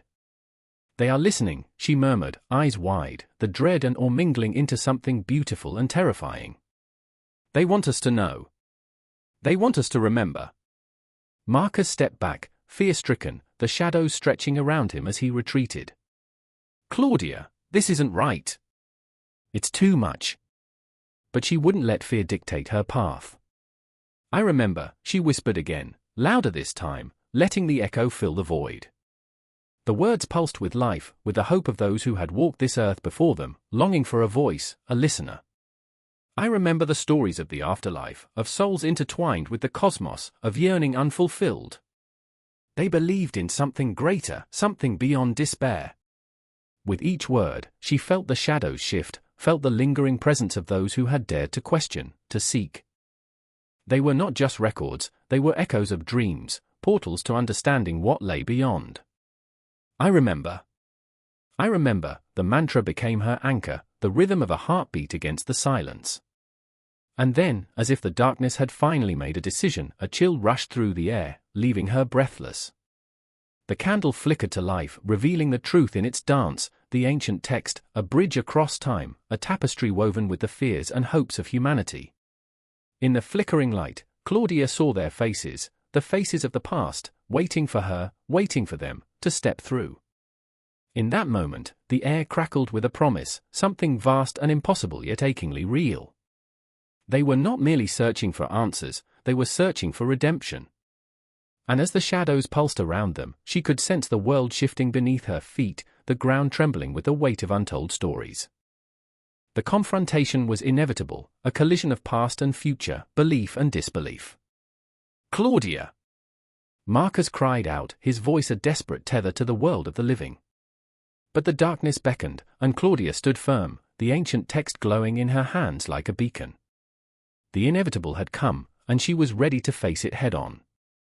"I remember," she breathed, letting the words wash over her, filling the void with the echoes of those who had walked before, who had believed, who had dared to dream of more.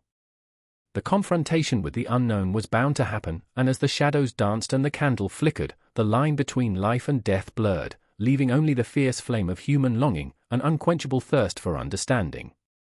The ancient records were not just remnants, they were alive, and the weight of every soul rested on her shoulders, guiding her toward what lay beyond. A solitary bird cawed, shattering the stillness of the night, its echo swallowed by the dense embrace of the mist. Sarah stood frozen, heart pounding, the moonlight catching the glimmer of tears in her eyes. The air quivered around her, pregnant with the weight of unspoken words. She could see the silhouette of the old oak tree, gnarled and twisted, beneath which she had buried her brother's favorite toy, a faded blue truck, now an artifact of grief. The wind whispered through the leaves, a soft, eerie sigh that felt like a ghost brushing past her skin. "I remember when you used to play here," she whispered, her voice raw, a threadbare echo of the girl she once was. She could almost hear his laughter, bright and innocent, dancing with the shadows of this forsaken place. "I never thought I'd be talking to the air, to memories." But the air didn't answer, it just thickened, suffocating. The past tangled with the present, a web of sorrow and longing that held her captive. Sarah's fingers brushed against the rough bark of the oak, and in that moment, she felt as if the tree itself was a conduit, a bridge between the living and the departed. Across the clearing, Adam watched, his heart a heavy stone in his chest, his breaths coming in shallow gasps. He felt the weight of his own pain, the crushing realization that he had not been there for her, not when it mattered the most. Shadows flickered behind him, branches snapping underfoot like whispers of judgment. He had loved Sarah since childhood, but in their shared silence grew a chasm wide enough to swallow their affection whole. "Why didn't you call me?" he finally managed, his words splintering the silence like a gunshot. The moon hung heavy above, illuminating the tension in the air, turning the moments between them into a standoff. "I didn't want to drag you into this," she replied, her voice quaking, anger mingling with despair. "I thought I could handle it. I thought I could fix it all by myself." In Adam's chest, something cracked open, an avalanche of regret and helplessness. He stepped closer, the ground beneath him crunching, each step a reminder of every chance he'd let slip through his fingers. "But you don't have to," he said, the words coming out like a plea, desperate and raw. "You shouldn't have to carry this alone." A distant howl echoed in the night, a reminder of their isolation, of the world outside this haunted corner of existence. The forest was alive and watching, the shadows stretching like fingers reaching for their souls. Sarah closed her eyes, grounding herself in the memory of sunlight filtering through leaves, of laughter that felt impossibly far away. "I don't know if I believe in the afterlife," she whispered, an admission that hung like a dark cloud over them. "What if it's just nothing? What if he's just gone?" The word struck Adam like a physical blow, reverberating through the stillness. "What if he's not?" he countered, urgency bleeding into his voice. "What if he's here, in the trees, in the whispers? In everything beautiful we shared? Maybe he's watching, waiting for you to remember the joy, the love." A flicker of hope sparked in her eyes, wild and untamed. You really believe that? I have to, he said, stepping closer, reaching for her hand, feeling the electric connection that had simmered beneath the surface all these years, now ignited by shared grief. Their fingers intertwined, a lifeline in the churning ocean of despair. But before she could respond, a gust of wind tore through the clearing, carrying with it the faintest hint of a child's laughter, haunting yet sweet, a ghostly echo that reverberated in the air. It sent chills racing down Sarah's spine, a visceral reminder of everything she had lost. She turned, searching the shadows, her breath caught in her throat. Do you hear that? Adam nodded, his heart racing. It's him. It's your brother. As if in response, the night deepened, wrapping them in its cold embrace. The trees seemed to sigh, their branches swaying, almost dancing, stirring the air thick with memories. The world around them pulsated, a heartbeat, a rhythm that felt both ancient and new. I wish, Sarah's voice trembled, a fine thread of yearning woven into each word. I wish I could see him one last time, to tell him I'm sorry. I know, Adam said, desperation lacing his tone. But maybe he knows, Sarah. Maybe he felt your love. Maybe it's not about saying goodbye, but about remembering what he left behind. Suddenly, the shadows shifted, a fleeting glimpse of a figure, small and bright, darting between the trees. Sarah's heart lurched, trapped between hope and dread. What was that? Stay here, Adam said, his voice firm, but the tremor in his hands betrayed him. He stepped forward, driven by instinct, a compulsion to protect her from whatever haunted the night. As he ventured deeper into the thicket, Sarah felt the pull of the unknown, the intertwining of nature and the afterlife swirling around her like a tempest. With each heartbeat, she felt tethered, caught between the world of the living and the echoes of the past, her soul aching for resolution, for clarity. An eerie silence settled, heavy and thick, wrapping around her like a shroud.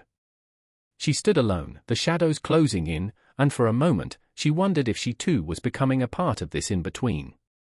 Would the trees remember her? Would they whisper her name? And just then, as if the universe had finally responded, a soft touch brushed against her cheek. She gasped, her heart thudding wildly, caught between fear and a strange sense of belonging. It was like breath, a whisper from beyond that wrapped around her, grounding her in the present yet pulling her toward the unknown. In this intersection of nature and afterlife, where the veil was thin and the echoes of the past danced with the present, Sarah understood, grief was not a burden to carry alone, but a shared journey, a woven tapestry of love and loss. In the darkness, she stood, vulnerable yet powerful, the weight of her heart trembling on the edge of revelation. As the night deepened, the air thrummed with a promise, a connection that defied time, the living and the departed entwined in a dance of remembrance. She could feel it, taste the bittersweetness of loss and love entwined. It was a beginning, a continuation, an endless loop where memories lingered like shadows waiting to be embraced. The forest sighed, a soft lament, as Adam returned to her side, wide-eyed and breathless, and in that moment, they both understood, the afterlife wasn't a place, it was an echo, the very essence of those they loved, woven into the fabric of everything around them. The clock struck midnight, its hollow chime reverberating through the crumbling alley, where shadows whispered secrets meant for no ears but the lost. I stood there, heart pounding, breath hitching in my throat like a thief caught in the act. The air was thick with the scent of damp earth and stale dreams. A figure emerged from the darkness, their eyes glinting like shards of ice, a haunting reminder that the living often tread too close to the realm of the forgotten. Sarah, her face a canvas of grief, had come seeking solace but found only despair. She clutched a crumpled letter, the edges worn and yellowed like the memories trapped within. They say there's something after this, she murmured, her voice trembling with a fragile hope. But what if they're wrong? She looked at me, her question a knife plunging into the soft flesh of my heart. The weight of her longing wrapped around me like a vice, squeezing out any glimmer of reassurance. Across the alley, Tom leaned against the cold, unforgiving brick, arms crossed as if to shield himself from the horrors not just outside, but within.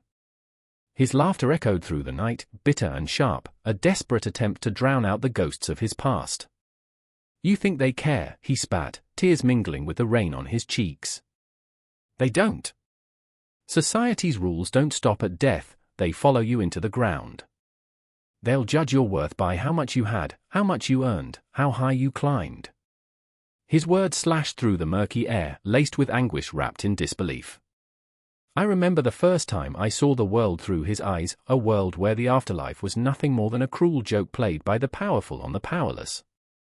Every soul counted, every dollar valued, as if the weight of your spirit could be measured in coins. You get what you deserve, Tom had said, his voice a mix of defiance and defeat. The thought burrowed into my mind, gnawing at my sense of justice, my grasp on reality. The city loomed around us, a silent witness to our struggles. Old buildings, once vibrant with life, now stood like ancient sentinels, their crumbling facades bearing witness to the march of time. Behind them, the clock tower ticked away, a metronome to our shared agony. The stars above blinked into existence, indifferent to our plight, as we grappled with the enormity of existence. Did they feel our pain, our longing for something more? Or were they mere pinpricks of light in a universe that had forgotten us? I could see it in Sarah's eyes, the flicker of desperation. If there's nothing after, she breathed, what's the point of this life? Why suffer through the pain if it's all for nothing? The question hung heavy between us, a spectre of doubt that refused to dissipate. My heart ached, a painful reminder of the fragility of hope. We were three souls adrift, struggling against the tides of a society that dictated our worth with cold, unyielding hands. Tom's voice sliced through my thoughts, they'll write your story in ledgers, the rich getting richer even in death. And us? We'll be lost to the wind, forgotten. He tossed a rock at the ground, frustration spilling over, but it was more than that. It was a primal scream against a world that judged us by the structures built by others. The ruling elite dictated the narratives, we were mere footnotes in their grand tales of wealth and power. I remember, I whispered, the words slipping from my lips like smoke. I remember standing in the cemetery, watching the rich bury their dead in silk-lined coffins while the rest of us, we were left with the bare earth. The imagery ignited a fire in Sarah's eyes, a flicker of rebellion against the ingrained belief that some souls were worth more than others. They say the dead don't care, she murmured. But what if they do? The night was thick with tension, every breath feeling heavier, laden with the weight of our thoughts. I could see it in the way her fingers trembled against the letter, as if it carried the essence of a lost love, a reminder of the tenderness that once wrapped around her heart like a warm embrace. We all want to be remembered, she said, voice breaking. But what if we never are?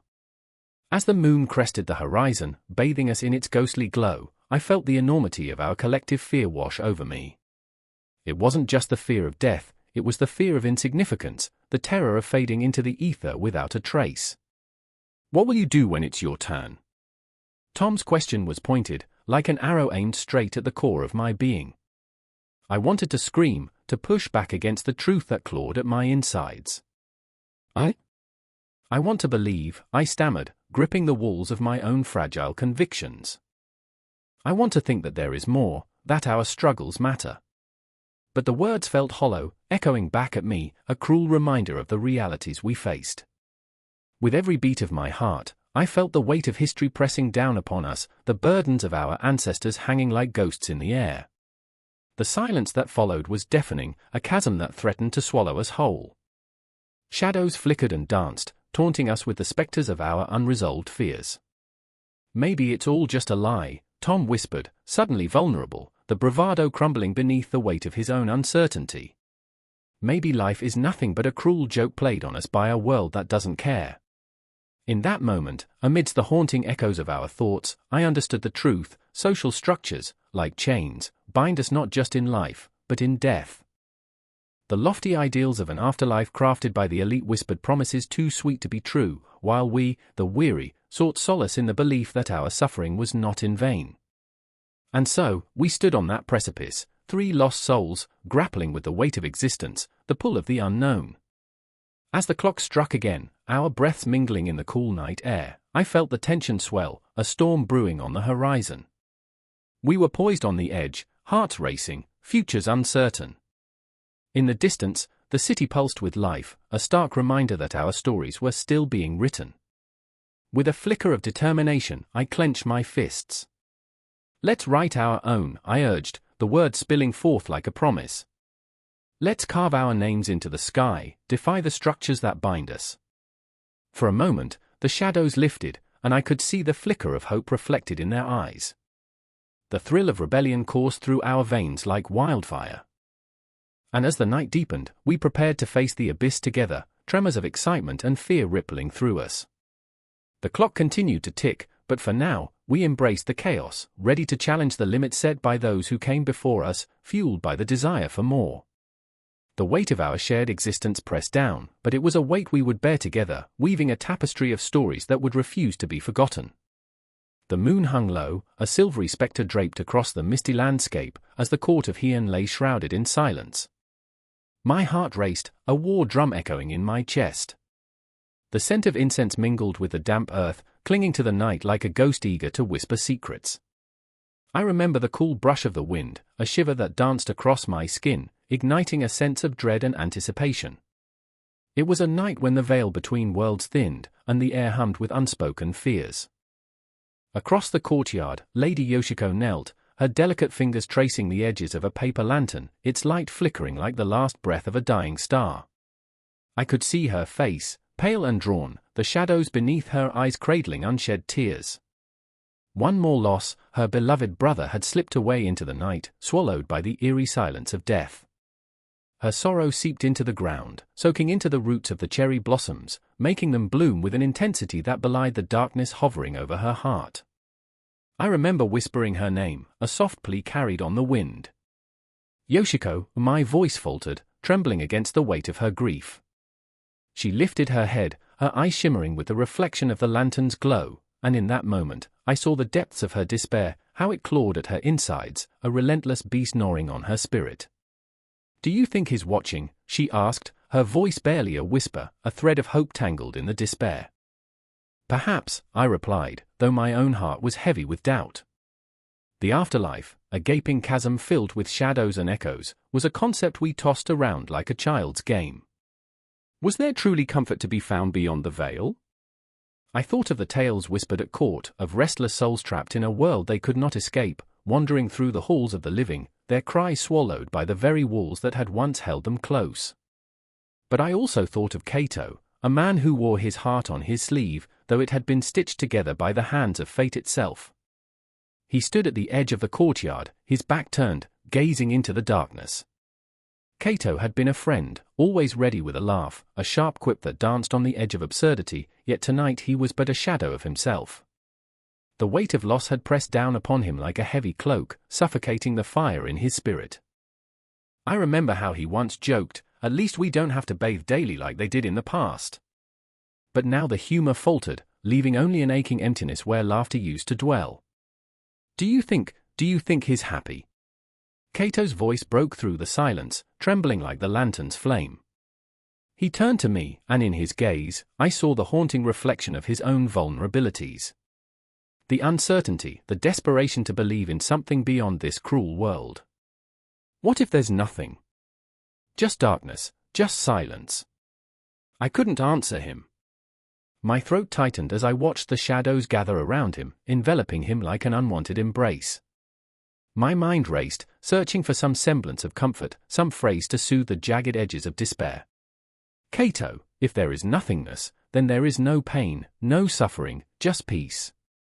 But even as the words left my lips, I felt their hollowness echo back, a fragile promise shattered against the cruel rocks of mortality.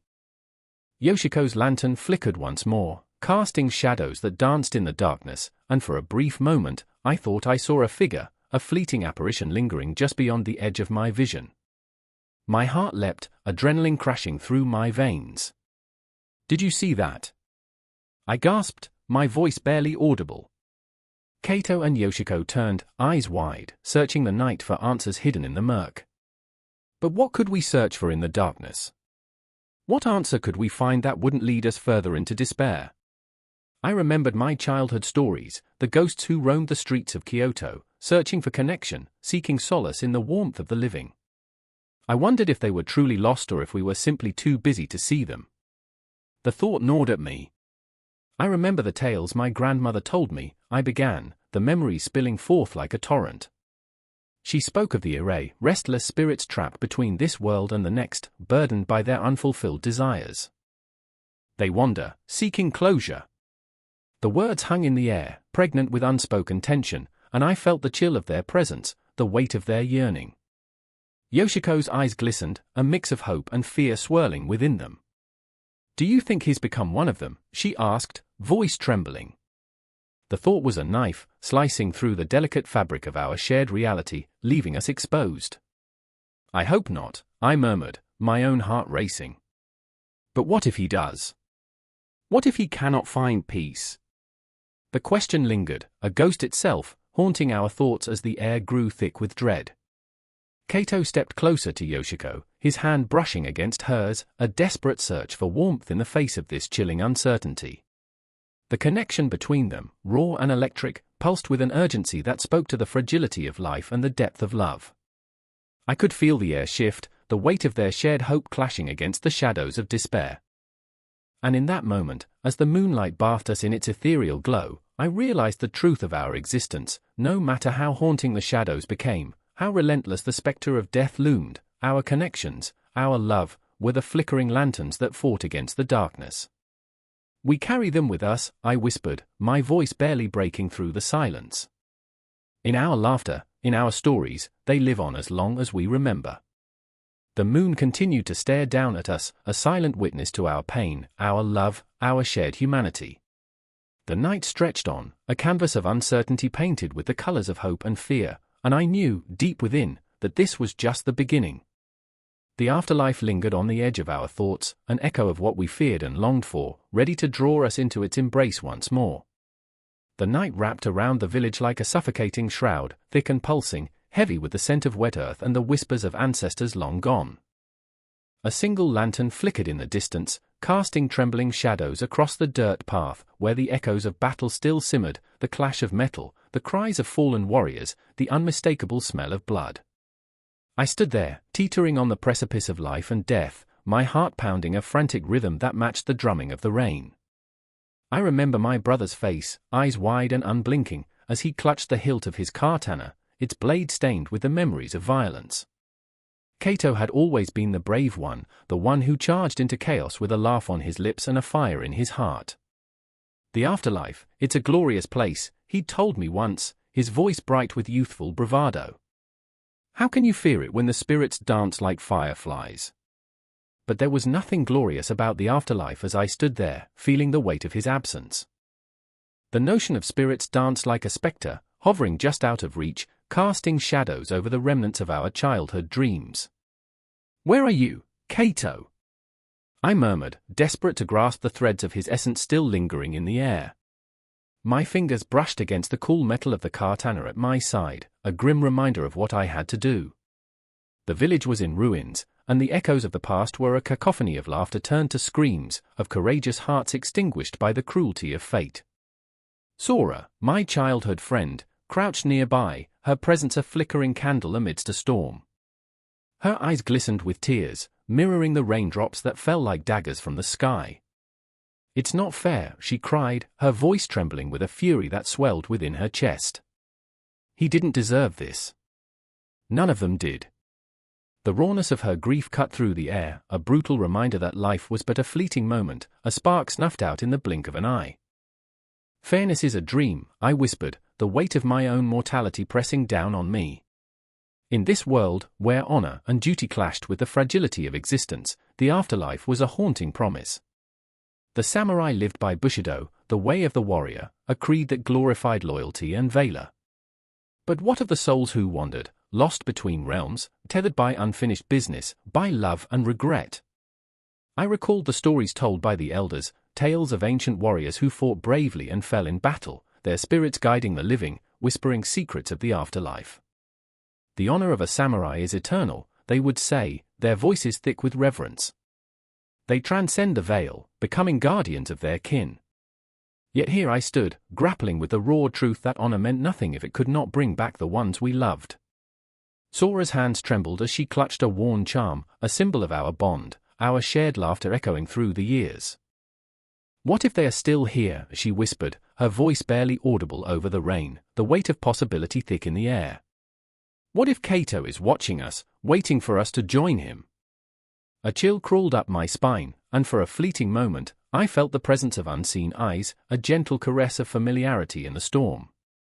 I turned toward the shadows, feeling their pull, sensing the boundary between our world and whatever lay beyond.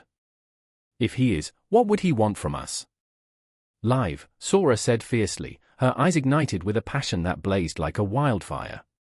He would want us to live fully, to honor his memory by embracing every moment, every heartbeat. We lingered in that moment, the storm around us a dark symphony of grief and love, a reminder that the afterlife was not simply a destination but an extension of our existence. Kato was gone, yes, but his laughter echoed in the chambers of our hearts, the lessons of his spirit woven into the very fabric of our being. I took a step forward, the earth beneath my feet quaking with the weight of my resolve. We can't let their sacrifices be forgotten, I said, emboldened by the fire in Sora's gaze. We must honor them by living with purpose, by wielding our swords against the darkness that threatens to consume us. The storm raged on, but within me, a quiet flame ignited, fueled by the memories of those we lost. The afterlife wasn't an end, it was a continuation, an echo of love that would never fade. I could almost hear Kato's laughter mingling with the wind, urging me to fight, to live, to embrace the chaos of existence with all its heart-wrenching beauty. Let's go, I breathed, lifting my gaze to the horizon, where shadows danced like specters, and the promise of dawn flickered just beyond the clouds. We would carry their spirits with us, a legion of memories igniting our souls as we faced the world ahead. The path was fraught with uncertainty, the shadows whispering secrets of lost souls, but within that darkness lay a flicker of hope, an undying flame that would guide us through the night. We would live for those who could not, wielding our swords not just against the enemy, but against the very despair that threatened to drown us. Kato's laughter, Sora's strength, and the unyielding spirit of the samurai would forge our path forward. And as we stepped into the unknown, I felt the presence of the afterlife, an embrace of memories and dreams that wrapped around us like an invisible cloak, reminding us that every heartbeat was a step toward the infinite. The clock ticked loudly, each second a taunt, a reminder that time was slipping through fingers like grains of sand. In the dim light of the old lantern, shadows danced on the walls, flickering like the souls of the restless. I stood there, breath hitching in my throat, heart racing, staring into the inky blackness of the forest that loomed just beyond the crumbling stone path. It was that unsettling silence that made my skin crawl, an abyss filled with unseen eyes watching, waiting, hungry. Are you sure this is the spot? Marco's voice trembled, cutting through the tensed air like a knife. Her fingers were white-knuckled around the hilt of her tachi, a weapon that felt more like a child's toy in the face of the horrors that lurked in the night. She was brave, oh, how she was brave. But I could see it in her eyes, the flicker of doubt. I wanted to reassure her, to tell her that we were just chasing shadows, but I could feel the weight of what lay ahead, the dreadful inevitability of it all. Trust me, I whispered, though I barely trusted myself. I could still feel the chill of that last encounter, the Shinigami, its tall, skeletal figure wreathed in shadows, eyes like cold stars piercing through the veil of night. It had come for someone I had failed. The memory clawed at me, raw and aching, a wound that refused to close. I clenched my jaw, forcing back the guilt that threatened to spill over. Tonight, I would not fail again. The wind howled, a mournful wail that made the trees shudder as if they understood the cruelty of what was about to unfold. It carried with it the scent of decay, of fallen leaves and forgotten dreams. I thought of those who had come before us, those who had danced too close to the edge of the abyss, only to be pulled into darkness. I remember, I muttered, almost as a prayer. I remember when the night was just a blanket of stars, not a shroud. And there he was. The Shinigami. Emerging from the gloom, its form was impossibly tall, a silhouette against the pale moonlight that gave it a translucent quality, a paradox of existence. I was entranced, terrified, as its bony fingers beckoned us closer, inch by agonizing inch. It whispered my name, a sound like rusted metal scraping against stone. I froze, heart pounding in my ears, drowning out my thoughts. Then I realized, in that moment of clarity against the storm of fear, that I had not come just to confront a death spirit, but the ghosts of my own making. Marco, wait! I screamed as she took a step forward, entranced. I reached for her, fingertips grazing the edges of her sleeve. She turned to me, eyes wide and glistening with a mix of terror and fascination. "You don't understand." But it was too late.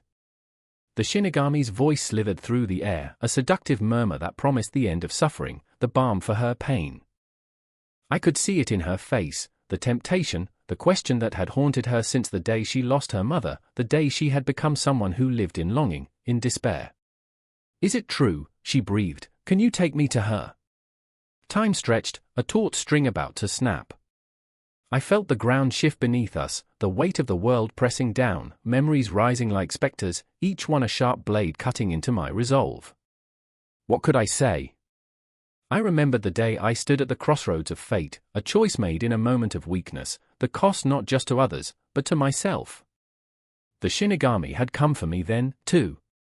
"Don't listen." But my voice felt small, a mere whisper against the roar of night.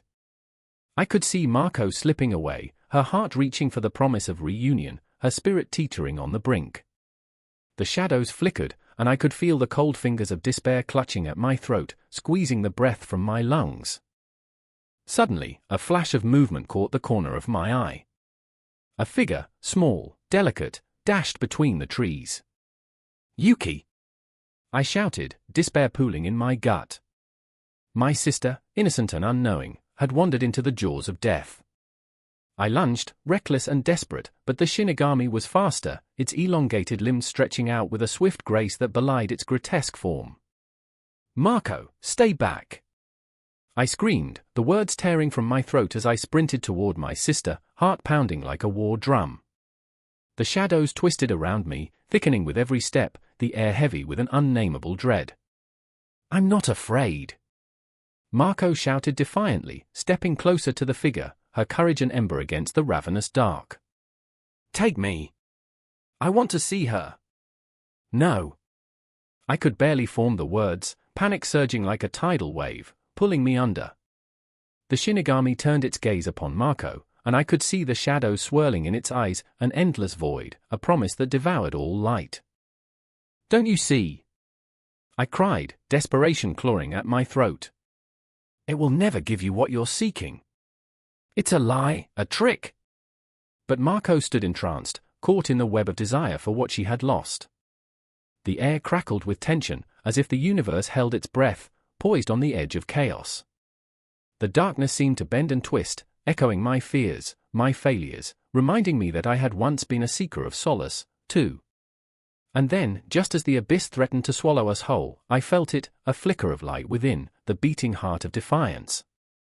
"Mako!" I called again, voice steadying, grounding me in the storm. "Remember the day we played hide and seek? You found me in the garden, and the sun was shining, and everything felt right." Her gaze faltered, a crack in the facade of her longing. I remember, the Shinigami recoiled, the shadows recoiling with it, as if the memories were a shield against its dark allure.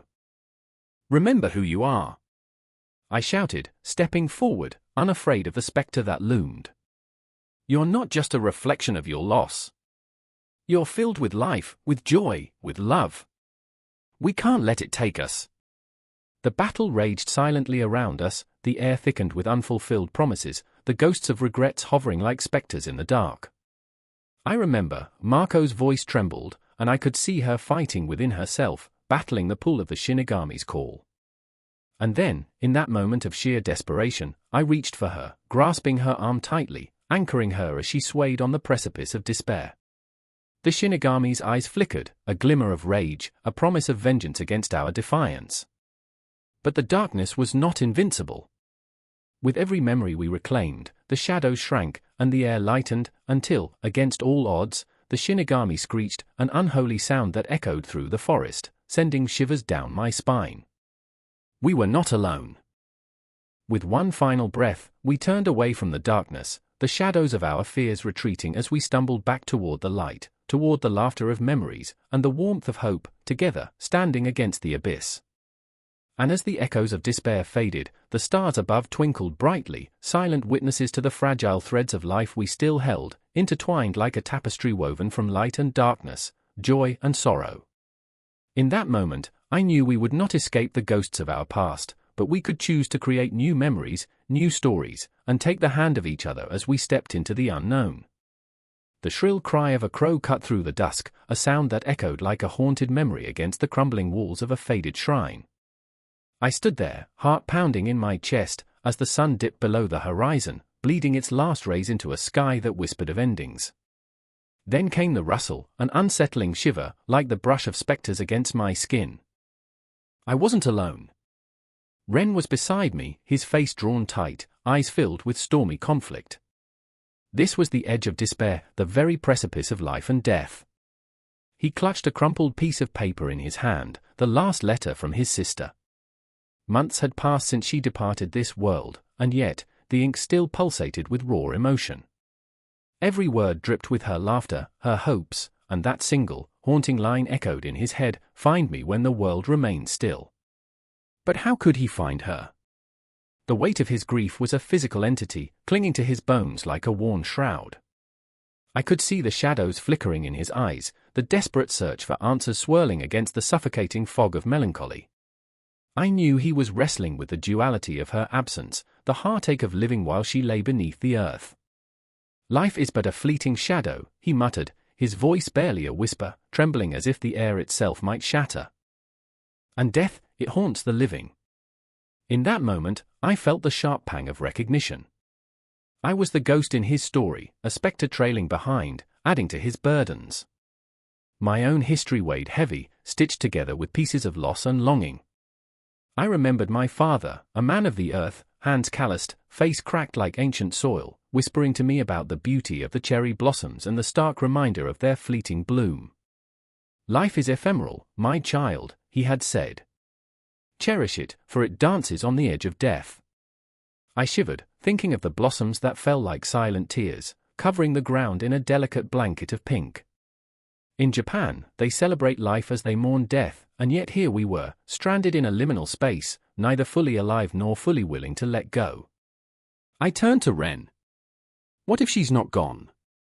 What if she exists in a different form? He shot me a glance, weary yet sparking with fleeting hope. A different form? You mean like shadows? An echo? A memory? Exactly. The words tumbled out, as if woven from threads of desperation and desire. What if she's become the very essence of the wind? The whispers that rustle through the trees? She lives, but in a way we can't see. As the night settled, the world transformed around us. The moon emerged, a silver coin against the dark canvas, illuminating the ancient stones of the shrine. The air grew thick with the scent of moss and damp earth, as if the ground itself remembered the lives once lived within its embrace. But there was more. A flicker caught my eye, a figure darting between the gravestones, a shadow that wasn't ours. My breath hitched. "Ren, look," he turned, eyes widening, heart racing like a wild animal. In a heartbeat, fear enveloped us, fear of the unknown, fear of the past, fear of what lay ahead. There, flickering in and out of the shadows, stood a woman draped in white, her hair cascading like a waterfall of darkness. She was a ghost, or perhaps she was a figment of our collective grief, a manifestation of our deepest fears. "Help me," she whispered, her voice a haunting melody that echoed in the empty air. "Help me find peace." Ren stepped forward, drawn by the weight of her sorrow. I could see the conflict in his eyes, his desire to reach out, to make her whole again, battling against the reality of her ethereal existence. "Who are you?" he dared to ask, voice trembling as if he stood on the edge of a cliff. "I am she who wanders," she replied, her gaze piercing into us, an abyss filled with longing. "I am the memory of life, but I am also what lies beyond. Help me bridge the chasm." My heart raced. This was the intersection of life and death, where the air crackled with unresolved tension. I felt it in my bones, an electric pulse urging me to understand, to connect our worlds. "What do you need from us?"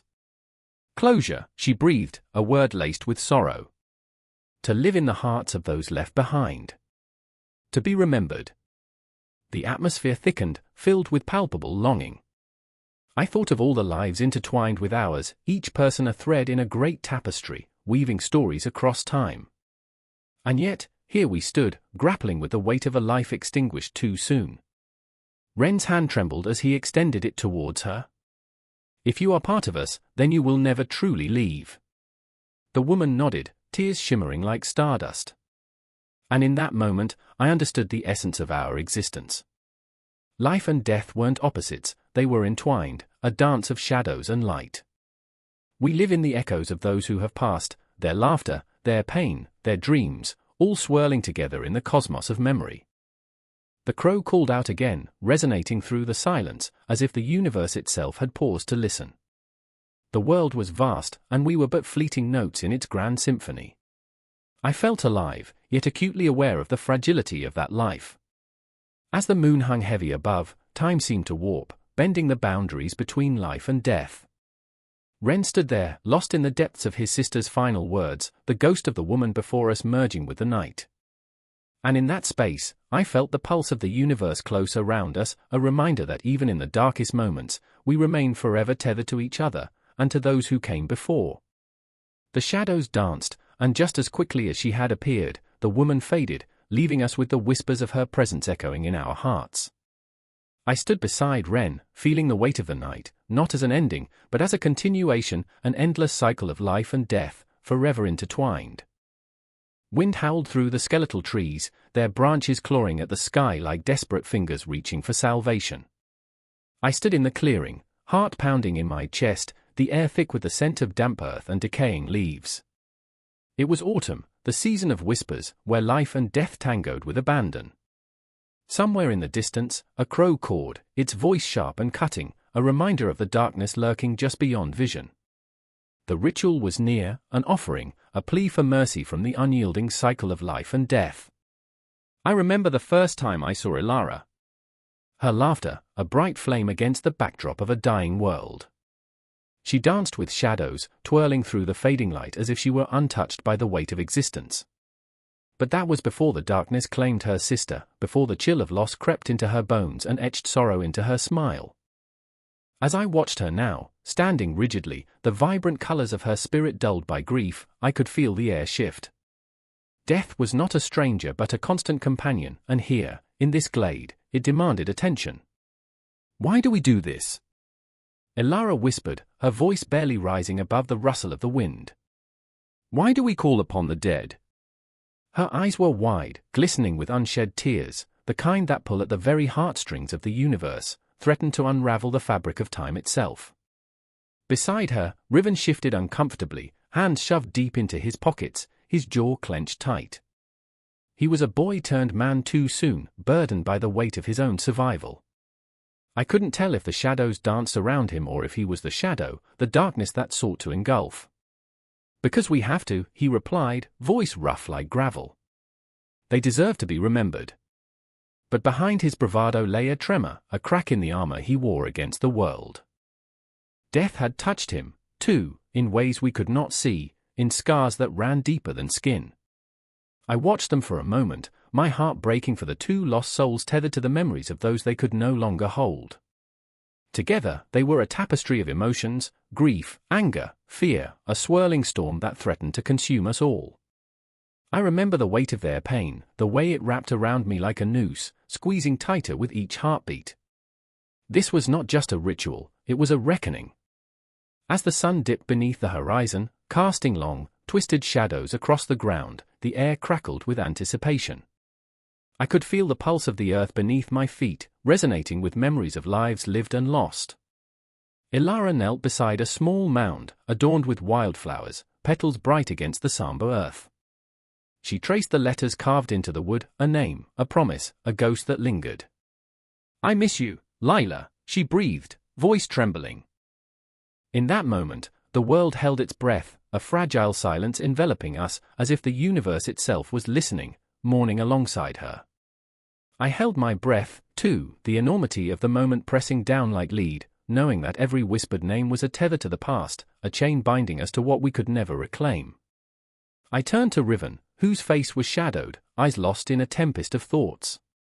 "You think they hear us?" he asked, his voice cracking like dry leaves underfoot. "Do you think they know?"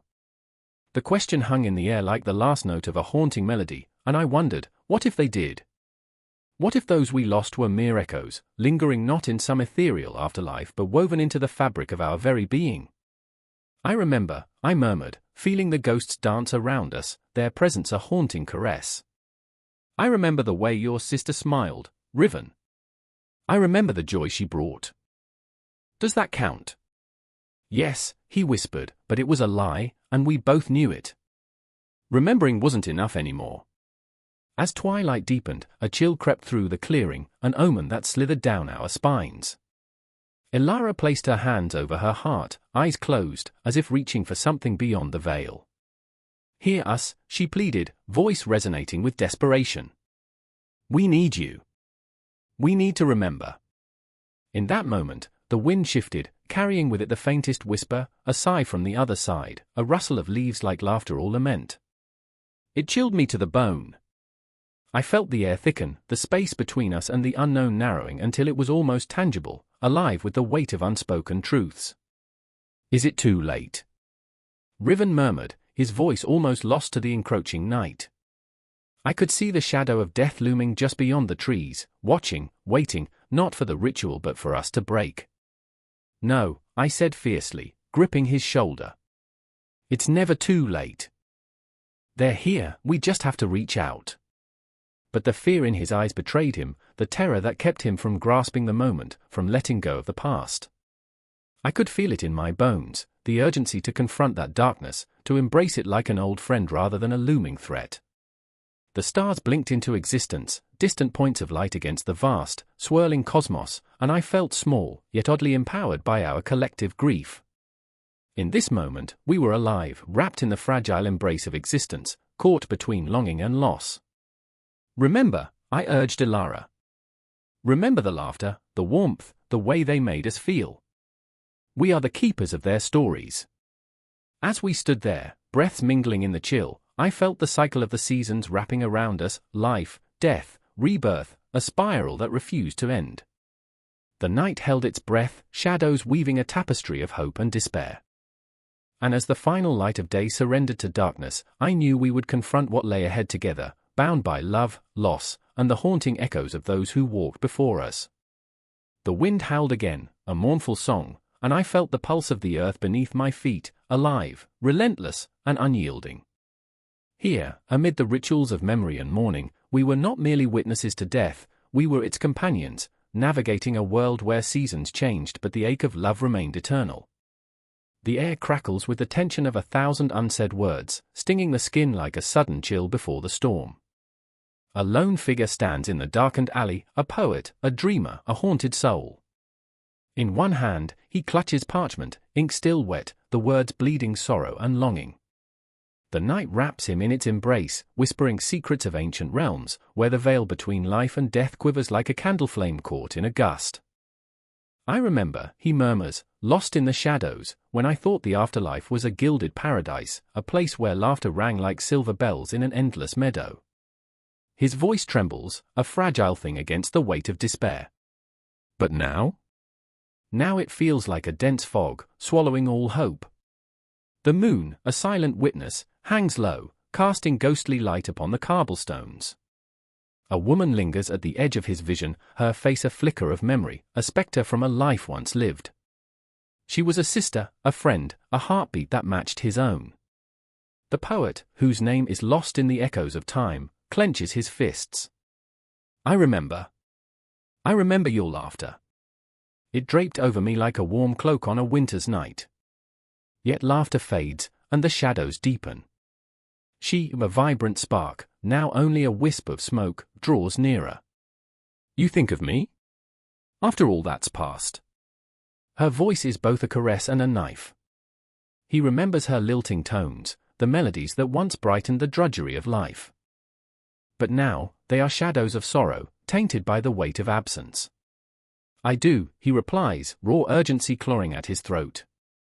But I wonder, does this afterlife, this promised peace, hold any truth? Or is it just a cruel jest played by the gods? The question hangs heavy, a noose around his heart. He thinks of classical verses, the musings of old poets who painted the afterlife as idyllic. But where are the sunlit meadows now? They crumble into dust, and he chokes on the ashes of lost dreams. Across the street, beneath the flickering lantern light, a man approaches. He is another poet, another soul gripped by the darkness of existence. His eyes are stormy seas, filled with grief and a longing for clarity. You speak of afterlife as if it were a tangible thing, he states, a fierce edge to his voice. But what if it is merely the reflection of our failures, the echo of our unfulfilled desires? What if we are destined to wander, like lost souls adrift in a shadowy expanse? A shiver runs through the air. The first poet feels the pull of this man, drawn into a tempest of shared anguish. But is that not the very essence of it? He counters, heart racing. Our unfulfilled desires, our fears, our dreams, they weave the fabric of what comes next. Every word we breathe into this world hangs like a thread, binding us to the afterlife, to each other. The shadows flicker as if responding to their words, the night pregnant with tension. The woman, she drifts between them, a harbinger of memories, of laughter long extinguished. You speak of bonds, she whispers, her presence both tender and haunting. But what of the chains that bind? The weight of sorrow that drags us down? Do you not feel it? I do, the first poet admits, his voice cracking. But perhaps, within that weight lies the key to understanding. Perhaps the afterlife is not a destination, but a culmination of every heartbeat, every dream, every moment of despair and joy. The second poet steps forward, urgency igniting his words. We are but echoes of those who came before us. The ancients, Homer, Virgil, they painted a picture of a blissful afterlife, yet they too grappled with the spectre of mortality. Their words are drenched in longing, an unending search for meaning in the chaos of existence. I remember, the first poet murmurs, a fragile determination hardening within him. The tales of Orpheus, who dared to descend into the underworld for love. He, too, faced the abyss, a terrifying encounter with death itself. He challenged the very essence of loss, yet returned only to find that the afterlife was not a sanctuary, but a reminder of what he could not hold. The darkness thickens, pierced by the intensity of their shared encounter. What is the afterlife? The second poet asks, if not a reflection of our deepest regrets. A mirror that reveals the ghosts we carry? We poetically dress our fears in silk and rhyme, but at the heart of it lies a stark truth: we are not ready to leave. A breath catches in the air, the weight of their words pressing down like a storm cloud ready to burst. And yet, the first poet says, is that not the beauty of it? Our fears, our regrets, they inform our art, our love, our very essence. They bind us to each other, to this moment. Perhaps the afterlife is not a singular end but a series of connections that stretch beyond time. The woman's figure flickers, a silhouette against the moonlight. Do not fear me, she breathes, her voice a melody that dances between life and death. I am not a finality, but a chapter in your story. Your words, your passions, they live on, echoing through the cosmos, like whispers in the wind. You are not lost, you are creating your own afterlife. As the shadows reel and twine, the poets stand together, bound by a fierce connection, a bond forged in shared fear and understanding. The night thickens around them, but within that darkness, a light ignites, a flicker of hope, an ember of creation. I remember, the first poet whispers, that life is a tapestry woven with threads of every mortal soul. We are not alone. And in that moment, the air trembles, charged with the power of their emotions, pulling them deeper into an abyss that is both terrifying and exhilarating. Time stretches, warps, dissolving into memories and dreams. The afterlife is no longer a distant promise, but a living, breathing entity, echoing in their hearts, lingering like the final notes of a haunting song. The streets pulse with life, shadows twisting and turning, locking them in a dance of fate and desire. They are caught in a loop, forever spinning, forever questioning. The moon watches, a silent witness to their anguish, their hope, as the vastness of existence looms around them. And with every heartbeat, every breath, the truth resonates within: the afterlife is not an end, but a beginning, a continuation of the unending story that is life itself. The cycle spins on, drawing them deeper, weaving their souls into the fabric of eternity. The night is a shadowy cloak, draping itself over Edo, the flickering lanterns echoing the pulse of a city caught between the living and the dead. I stand beneath a gnarled cherry blossom, its petals whispering secrets that swirl in the still air like restless souls. Every heartbeat is a reminder, a thrum of anxiety. The air is thick with the smell of incense and something else, something unsettling. I remember my mother's words, the afterlife is but a doorway, not a grave. I never understood that until now. A figure stumbles through the fog, her hands trembling. It's Aiko, my childhood friend turned reluctant confidant. Her eyes gleam with unshed tears, mirroring the moonlight, a wild dance of grief and terror in the spaces between her breaths. They said the dead don't rest easy. Her voice quakes, barely a whisper, yet it cuts through the night like a blade. I can see the pallor of her skin, the way death's approach has marked her cheeks with shadows. What do you mean? I ask, though my heart sinks, already knowing. The air is charged with unspeakable tension, thick and cloying. I can almost hear the distant wails of the restless, echoing through the streets.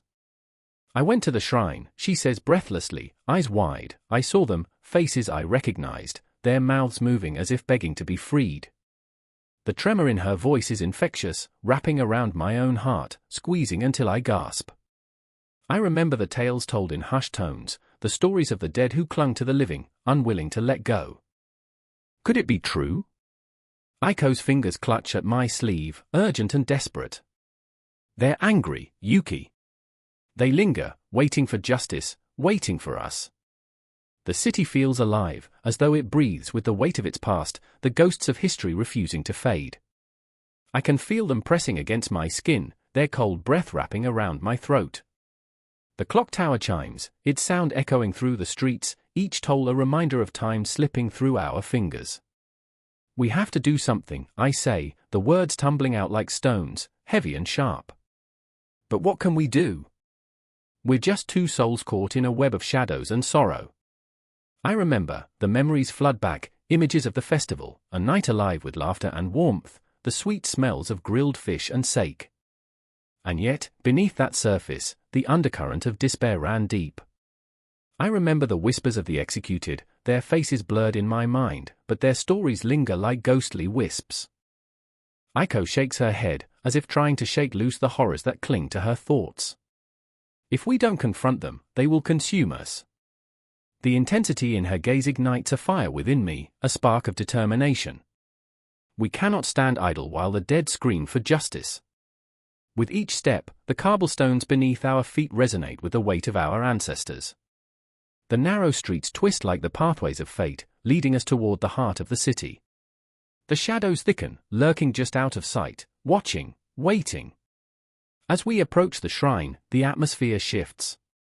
The flowers, once vibrant, now wilted and grey, seem to bow in mourning. I can almost hear their soft cries, an echo of lives snuffed out too soon. My hands tremble as I reach for the tattered paper lantern hanging above the entrance, its light flickering like a heartbeat, uncertain and fragile.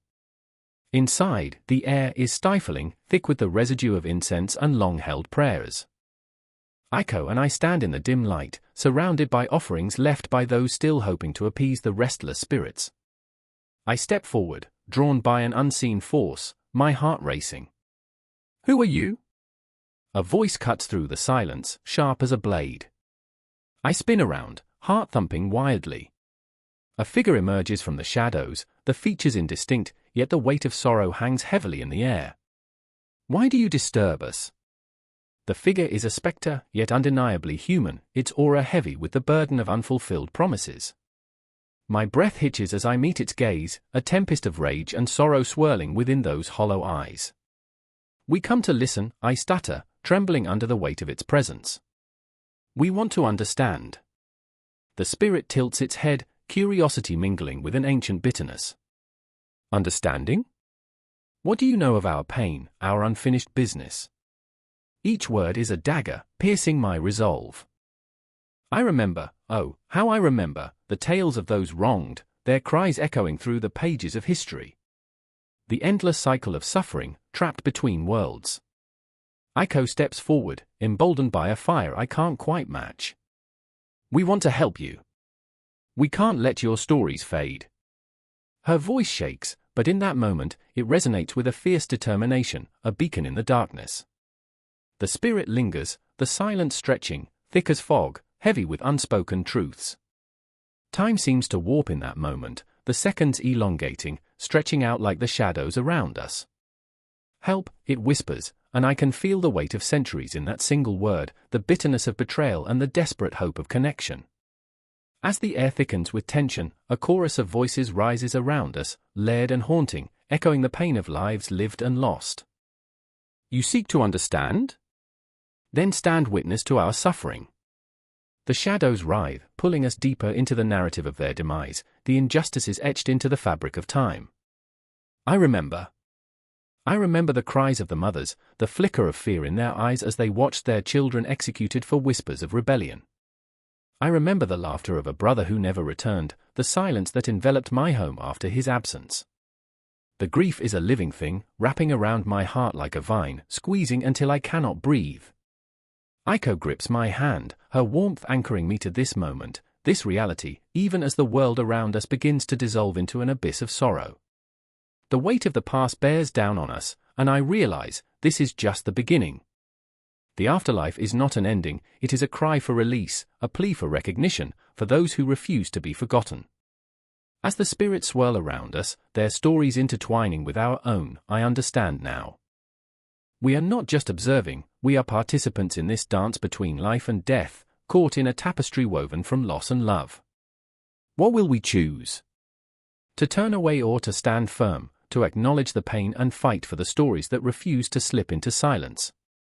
In that moment, amidst the swirling shadows, with my heart racing like a drum against the night, I know we will confront whatever waits for us on the other side. The city of Edo breathes, alive with the echoes of the past, and we are but two souls grappling with the weight of a history that will not let go. The clock ticked in the ethereal silence of the graveyard, its hands moving deliberately, tauntingly. The moon hung low, a ghostly witness to the turmoil brewing beneath its pale gaze. Shadows slanted, reaching like skeletal fingers over tombstones, whispering secrets only the dead could understand. I stood there, heart racing, knees trembling, the air thick with unsaid words, unfulfilled dreams, the weight of lives cut short. There was a scream bubbling within me, tightly coiled, desperate to escape. But it was swallowed by the night, only the rhythmic pulse of a distant clock remained to echo my unrest. Mara knelt beside her mother's grave, fingers tracing the engraved letters, an elegy etched in stone. She was a tempest of sorrow, her wiry frame shaking with each muted sob. I remember the way she used to laugh, a sound like tinkling glass, each note sharp and delicate. But now, all that lingered was grief, a suffocating cloak wrapped around her, squeezing the breath from her lungs. I should have fought harder, she whispered, her voice raw, exposed. If I had been braver, she wouldn't have stop. The word sliced through the air, a heavy accusation. It was my voice, trembling yet resolute. I had to break this cycle of blame, this spiral of despair that clung to her like a second skin. You're not to blame for the choices others made. But she wouldn't look at me. Instead, she stared into the abyss of her mother's absence, a void that swallowed promises, dreams, and unspoken words. I wanted to reach out, to pull her back into the warmth of the living, but the weight of her mourning was an anchor, dragging her deeper into the cold water of regret. And then there was Sylvie, lurking behind the veil of night, her laughter a haunting melody that danced through the air, bringing with it memories of what could have been. She had always been the wild one, the daredevil who dashed toward life with open arms. But now, she stood at a distance, her eyes clouded, a storm brewing beneath the surface. Why must we let them dictate our worth? She shouted into the darkness. Why must we wear their shackles? Fear rippled through the silence, thick with unvoiced truths. Sylvie, always the rebel, had faced her own demons, but now they loomed larger than ever. I remember every time they told me I was less, she continued, voice fierce but cracking. Every time they said I needed saving. But I don't need saving. I need rage. I need to be seen. Her anger was a wildfire, consuming and bright, and I could feel it igniting something dormant within me. We had been taught to cower, to adjust our skirts beneath us and smile sweetly as the world burned around us. But not tonight. Tonight, the moon bore witness to our rebellion, to our desperate need for voices to rise and fill the silence that had suffocated too many women. I remember when they took our voices, I said, the words falling heavy like stones. I remember when they silenced our laughter, our dreams, our very souls. The clock ticked on, each second a reminder of time lost, time wasted in compliance and fear. I gripped Mara's shoulder, grounding her, willing her to feel the pulse of life against the cold stone. But the shadows whispered doubts, their chilling breath wrapping around us like a shroud. What if this is futile?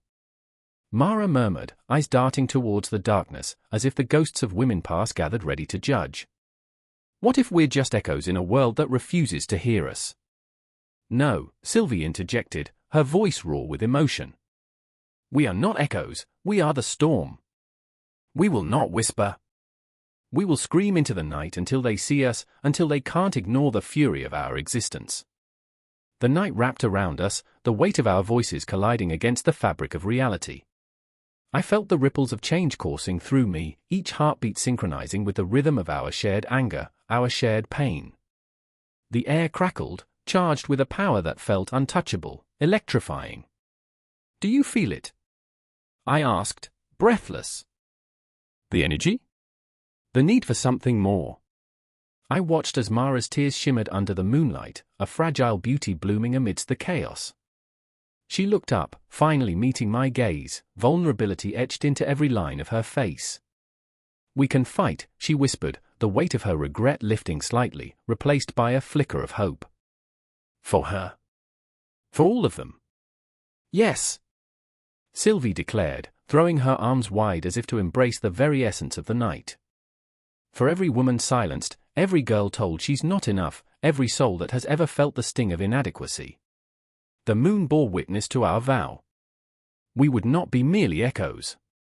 We were the raging tide, a relentless force against the barren shores of a world that prided itself on keeping us in shadows. With each heartbeat, I felt the resolve solidify, a bond of iron forged between us, drawing strength from pain, from loss, from love. But just as the fire ignited, I felt the pull of the past clawing at my heart, a reminder of those who had come before us, the ghosts that lingered between breaths. I remembered the stories the old women had shared around flickering fires, tales of defiance, of passion, of lives lived boldly, even amidst the weight of chains. What are we without their stories? I murmured, the wind carrying my words into the void. What are we if we forget? And in that moment, the clock continued to tick, the shadows swirling around us as if preparing for an unveiling. I could almost hear the whispers of those women, urging us to rise, to remember, to fight. We were not alone. We had never been alone. The afterlife echoed with the truths of those who had lived fiercely, and it was our duty to carry their legacy into the light. As the moonlight waxed and waned, we stood there, three souls entwined in a pact that would reverberate through time. The night held its breath, a universe of possibilities stretching before us, and with every heartbeat, we stepped closer to the confrontation that was inevitable. The world would hear us. The world would remember. With trembling lips, we began to chant, a haunting melody threading through the night, a siren song that would reach far beyond the grave. The tension thickened, electric, an electric promise of what was to come. We would rise, we would scream, and we would be seen. And in that moment, the clock struck midnight, and the shadows danced. The ground trembled beneath her feet as the last echoes of the funeral bell faded into the chilling twilight. Yumi stood at the edge of the forest, heart racing, grappling with the weight of her mother's recent death. The air was thick with incense and sorrow, each breath a reminder of the void left behind. The shadows danced, twisting into shapes that whispered of unfinished business and promises broken. She remembered her mother's voice, soft yet commanding, saying, "In Japan, we honor the dead, for they remain with us." But now, Yumi felt only an aching hollow, as if the very essence of her mother had slipped through her fingers like grains of sand. Each grain a memory, each breath a pang of loss. Across the clearing stood Takashi, her childhood friend, hands shoved deep into his pockets, gaze fixed on the horizon. He was a silhouette against the fading sun, a man grappling with the burden of belief. He too had lost someone, his brother, swallowed by the darkness of despair, spiraling into a life that led to an early grave. The world had felt all too cruel, and the afterlife? An echo of uncertainty. Do you think they're watching us? Yumi whispered suddenly, the question hanging like smoke in the air. It was a thought that had consumed her since the funeral. Do you think she knows? Takashi turned, his eyes narrowing. What if they don't? His voice was a low rumble, edged with the weight of his own grief. What if this is it? Just darkness. The chill of reality seeped into the air, wrapping around Yumi's heart like a vice. She looked up at the sky, yearning for answers. The stars blinked back, distant and cold, a reminder of how small they were in the universe. Time felt like an illusion, the past and present colliding as memories of her mother flooded her mind, baking sweet rice cakes, whispering bedtime stories, all punctuated by an unyielding love. But now, death hung like a bitter fruit, and the ancient beliefs of her ancestors began to feel like fragile threads, unraveling in the face of modernity. The rituals, the ancestor worship, the reverence for spirits, it felt like a fading dream in the wake of technology and disconnection. Yumi felt it, a disconnect from the old ways, a struggle to maintain the traditions that bound her to the past. The thought gnawed at her like a hungry ghost, relentless and demanding. Takashi shifted, breaking her reverie. I can't stand the idea of being forgotten, he confessed, voice shaking with vulnerability. What if there's nothing? Just nothing after all this?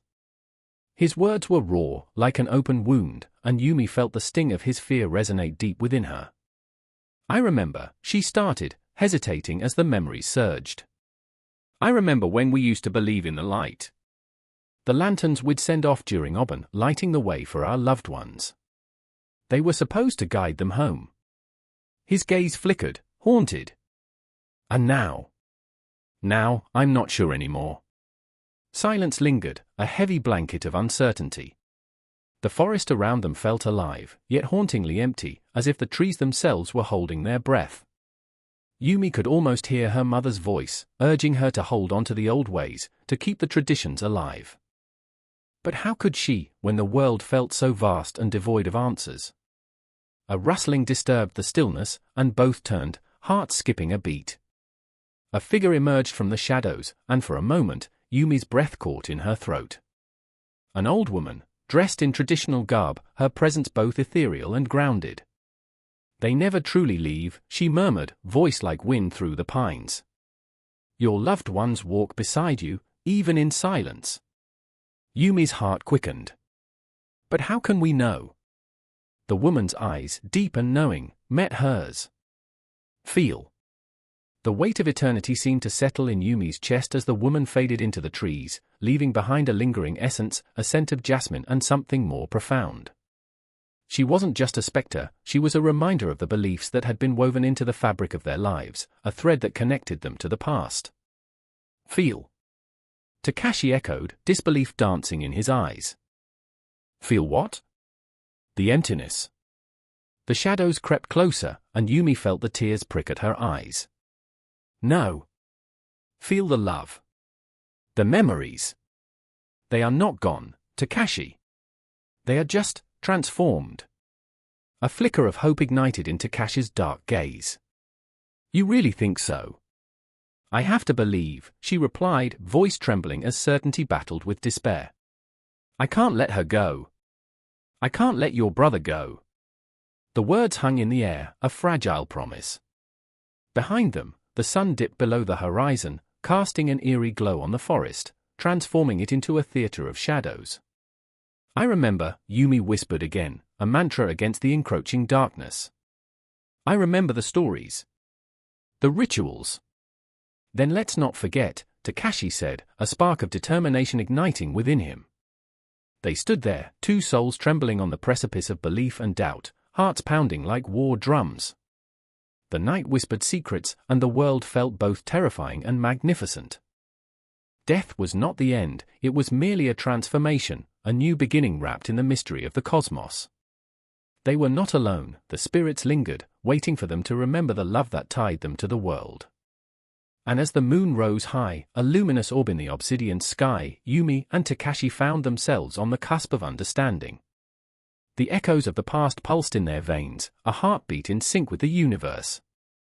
Tonight, they would carry forth the lanterns, whisper the names of the lost, and honor the delicate dance between the living and the dead. In the end, existence was messy, beautiful, and terrifying all at once, and for that moment, they were not afraid. They were bound together by love, loss, and an unyielding belief in the stories that shaped them. As darkness wrapped around them, they took their first steps forward into the unknown, hearts echoing with remembrance, ready to light the way through the shadows. The clock struck midnight, its chimes echoing through the hollow corridors of the ancient temple, each toll reverberating like a heartbeat, a sinister reminder that time is a relentless predator. Shadows danced upon the stone walls, twisting into grotesque figures, whispering secrets that chilled the air. I could feel it now, the weight of history pressing down like a thick fog, suffocating yet intoxicating. As I stood there, my heart racing, I glanced at Lila. Her breath came in shaky gasps, her wide eyes reflecting the flickering candlelight, a mixture of fear and defiance. I remember when her laughter filled spaces with warmth, but tonight, it was the silence that enveloped us, thick enough to drown in. The ritual awaited us, a convergence of past and present, a promise of something primal that ignited a fire within. I could still hear the echoes of our ancestors, their chants woven into the fabric of our being, raw and unfiltered. They had carved their lives into these stones, seeking answers to questions that felt both distant and achingly near. The bones of a forgotten world lay scattered in our hearts, and now, we stood on the precipice, teetering between the known and the unknown. "Are you sure about this?" Lila's voice trembled, breaking the fragile stillness, a fragile thread tethering us to reality. I could see it, the flickering doubt that had taken root in her heart, feeding on the tales we had grown up with, tales that whispered of curses and dark fates. I wanted to reach out, to tell her that we were not alone, that we carried the strength of generations. But the words caught in my throat, heavy like stones. I remember the stories, Lila. They lived and died for this. For us. And in that moment, the weight of my own fear clashed with an overwhelming urge to fight the shadows that loomed over us. I could almost taste the desperation in the air, a cocktail of hope and dread swirling around us, intoxicating and paralyzing. Brandon stood to my left, his hands shoved deep into the pockets of his worn jeans, an unyielding exterior masking the storm within. He was the wild card, the skeptic turned believer, his journey marked by fractures and scars that told tales of their own. I sensed the battle raging in him, an inner conflict between reason and instinct, logic and the inexplicable pull of the ancient beliefs that coursed through our veins like a river of fire. "Remember the dream," he murmured, his eyes glinting with a mixture of fear and excitement. "The one about the eclipse?" The wind howling, the city consumed by darkness. I nodded, and the memory washed over me like a tidal wave. I had stood at the edge of a cliff, the world below shrouded in shadows. I could feel the weight of unseen eyes upon me, the air thick with anticipation.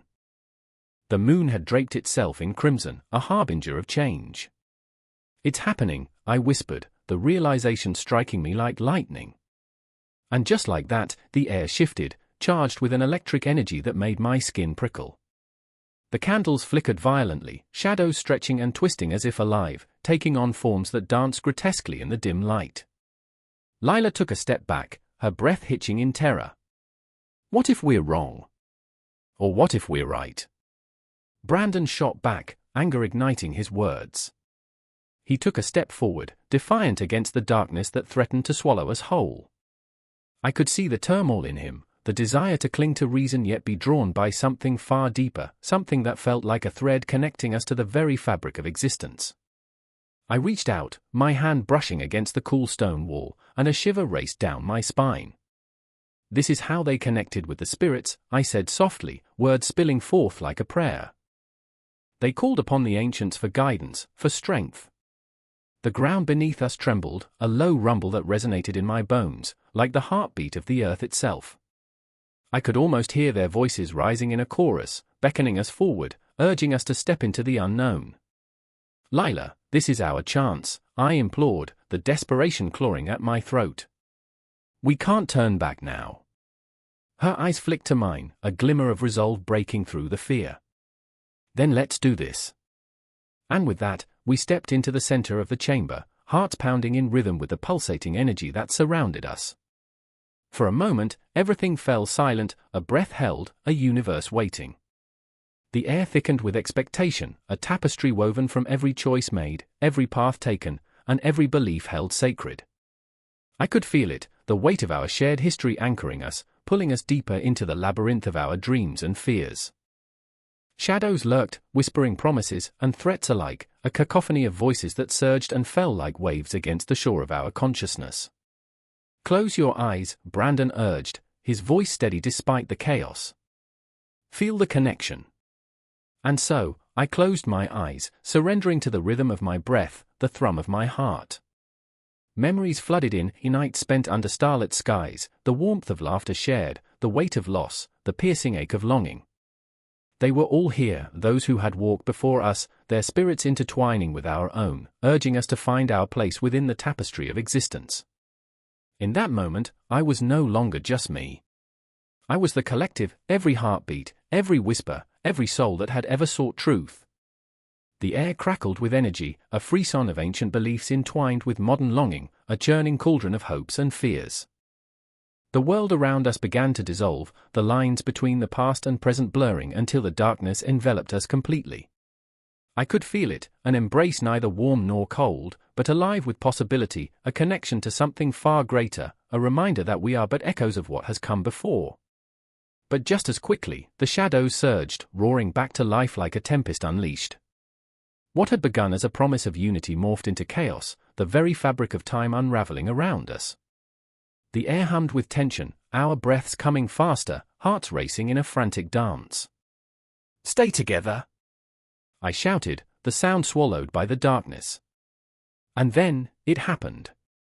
An eruption of light, blinding and purifying, illuminating the chamber with an intensity that cut through the shadows like a knife. I felt raw, exposed, a wound laid bare, yet liberated. In that moment, we were not just lost souls seeking answers, we were the inheritors of an ancient legacy, standing on the brink of something monumental. But the light was dangerous, shifting and swirling like a storm, threatening to consume us whole. I could see their faces in it, those who had come before us, those who had sacrificed so much, their eyes filled with a mix of pain and hope. "You are not alone," I thought I heard them whisper, their collective voice echoing through the void. And as the shadows clashed with the light, two worlds collided, the ancient and the contemporary, the fears we carried and the truths we sought. The air shimmered with possibility, but the question lingered, would we emerge unscathed, or would we become mere echoes in the annals of time, lost to the darkness forever? In this moment, I understood. The confrontation was not just with the shadows, it was with ourselves, our beliefs, our fears, and the undeniable truth that we are all connected. Each heartbeat was a reminder, each breath a testament to our existence, and the clock continued to tick, a relentless reminder that time waits for no one. Somewhere in the distance, I could hear the clock chime again, calling us back to reality, yet we stood still, suspended in this moment of chaos and clarity, a reflection of everything that had come before and everything that might yet be. The storm raged on, and we were caught in its eye, waiting for the inevitable, waiting to see which way the winds would blow. The wind howled through the thinning trees as if the spirits of the past were angry, fingers of darkness clawing at the edges of twilight. I stood in the shadows of an ancient torii gate, its vermilion paint peeling like the dignity of forgotten traditions, and I felt the weight of centuries pressing down on my chest. A young samurai named Haruki, his sword trembling in his grip, faced the specter of his own failure. The sacred ground beneath his feet seemed alive, whispering secrets of lost empires and broken warriors. Time twisted around him, caught between the honor of his ancestors and the crushing fear of his own inadequacies. "Do you see them?" he asked, eyes wide, reflecting the flickering lantern light. "They are waiting for me to falter." But who were they, really? The ghosts of the battlefield? Or perhaps the relentless expectations of a society that had turned honor into a blade, sharp but ever so deadly? I felt his fear seep into my bones. How many times had I stood at the edge of a chasm, wondering if the leap would lead to glory or a catastrophic plunge into darkness? Behind him, Mai emerged from the shadowed path, a delicate figure cut against the starkness of the night. Her heart was a fragile bird, fluttering wildly against the cage of her own thoughts. "What do you want, Haruki?" she said, her voice a mere whisper, laced with the desperation of 1,000 unvoiced sentiments. To prove yourself? To carry the legacy of warriors long gone. Each word dripped with the weight of history, her own lineage entwined with his, yet burdened with expectations that seemed insurmountable. In the silence that followed, I could almost hear the heartbeat of the earth beneath them, a pulse that resonated with the struggles of countless cultures. A distant echo, a reminder of their fight against not just the battlefield, but against the tides of time, the brutality of the samurai code, the stoicism of the Stoics, the philosophical musings of Confucius, and the raw, relentless heart of humanity. I felt the tension thrum through the air, a taut string ready to snap. Do you think it's different elsewhere? Haruki shot back, frustration mingling with fear. The Romans built empires on strength, the Greeks on thought. And what do we have? His sword lowered slightly, but the resolve in his voice was stronger, a defiance against the shadows circling him. We carry the weight of our ancestors, but we are shackled to their ghosts. And there it was, the crux of it all. The haunting question that hung in the air like the smoke of incense, thick and suffocating. I couldn't help but feel the absurdity of life right then. The samurai, bound by honor, the Romans, crumbling under the weight of their excess, the Greeks, forever caught in a dance with philosophy that put them at odds with their very humanity. I remember how history never truly lets go. Even the ancient Egyptians, Mai interjected, her voice wavering but fierce, built tombs for the afterlife, but what good is it if we cannot live fully now? Her eyes glimmered with a spark of defiance, the fire of knowing that the weight of expectation could either crush or inspire. She stepped closer to Haruki, the gap between them narrowing like the narrowing of their fates, the gravity of their lives intertwining into something beautifully complex. Life isn't about the monuments we leave behind, she said, breathless. It's about the moments we share, the pain we endure. Each word fell like rain on parched earth, awakening something dormant within him. I felt the air shift, the tension rippling like a stone tossed into a still pond, sending circles out into the dark, unknown waters of their hearts. But there was a moment, an electrifying pause, where nothing existed but the two of them, the air thick with unsaid truths. Time seemed suspended, and I could almost hear the ticking of a clock in the distance, a reminder of their fleeting youth and the heavy burden of destiny. I remember the first time I felt that weight, how it pulled me under, how it made me question everything I held dear. Then came the clarity. Haruki's sword fell to the ground with a clatter, the noise echoing in the silence as if 1,000 spirits gasped in unison. You are right, Mai. We are not merely the warriors of our ancestors. We are more. We are human. The realization hung in the air, charged with emotion, each breath a sharp intake of hope and despair, the legacy transformed into a shared human experience. And as the shadows of the past loomed around them, I felt the intensity of their connection, a fragile yet fierce bond forged in the crucible of expectation and fear. It was a beautiful madness, this dance of life, where every failure could lead to rebirth, where every moment of despair could birth a fleeting glimpse of hope.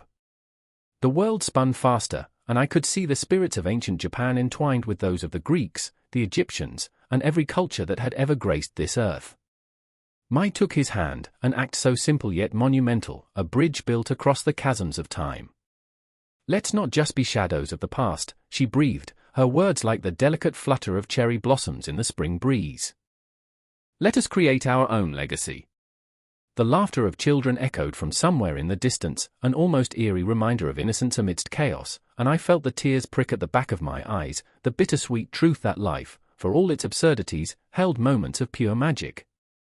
I remember the stories that create us, that mold our hearts and souls into something worth sharing.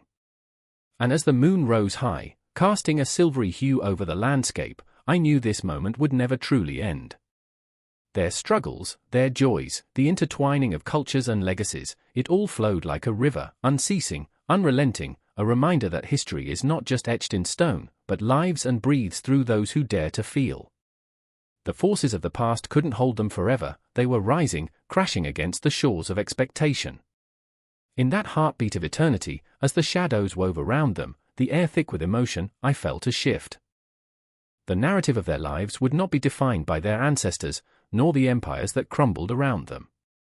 It would be defined by the choices they made here and now, this very moment. And I stood there, breathless, watching their story unfold, a testament that this dance of history would never truly end, but would keep spiraling, pulling us deeper into the enigma of what it means to be alive. The air crackled with tension, a palpable weight that turned breaths into gasps. Underneath the flickering neon lights of Tokyo, shadows danced as if they were alive, twisting, writhing, whispering secrets of the forgotten. In the alley, Haruto stumbled, heart racing, pulse echoing in his ears like a distant drum. The darkness seemed to pulse with its own heartbeat, a reminder that tonight was not just another night, it was a reckoning. I remember when the old stories were just tales, he thought, the memories clawing at his mind.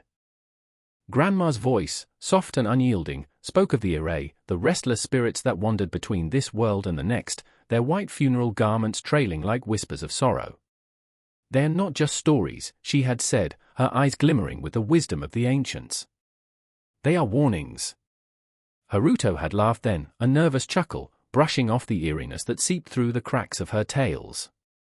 But now, as the shadows coiled tighter, he could hear their cries. Help, a voice echoed, thin and trembling. It belonged to Suki, his childhood friend, who stood at the edge of the darkened street, her face pale as moonlight.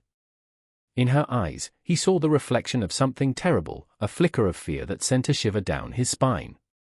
They're coming for us, Haruto. His heart sank, the weight of dread pressing harder against his chest. Suki was a beacon of light in his life, bright and unyielding. She had always laughed at his nerdy obsessions with ghost stories, but now, with terror painting her features, he grasped her hand, a desperate lifeline. Who? What do you mean? He stammered, but the question felt inadequate, like throwing a stone into an abyss. The spirits, she whispered, her breath hitching. I saw them. They're angry. They came for the one who, but before she could finish, a chill swept through the alley. The shadows elongated, swirling like ink spilling into water, and Haruto felt a rush of cold air, like the sigh of the forgotten. He turned, dread pooling in his stomach, sensing something behind him. The figure materialized, a Irai, eyes hollow and anguished, flickering like a dying flame. Run! Haruto shouted, and they fled, their footsteps echoing against the pavement, a frantic rhythm of survival.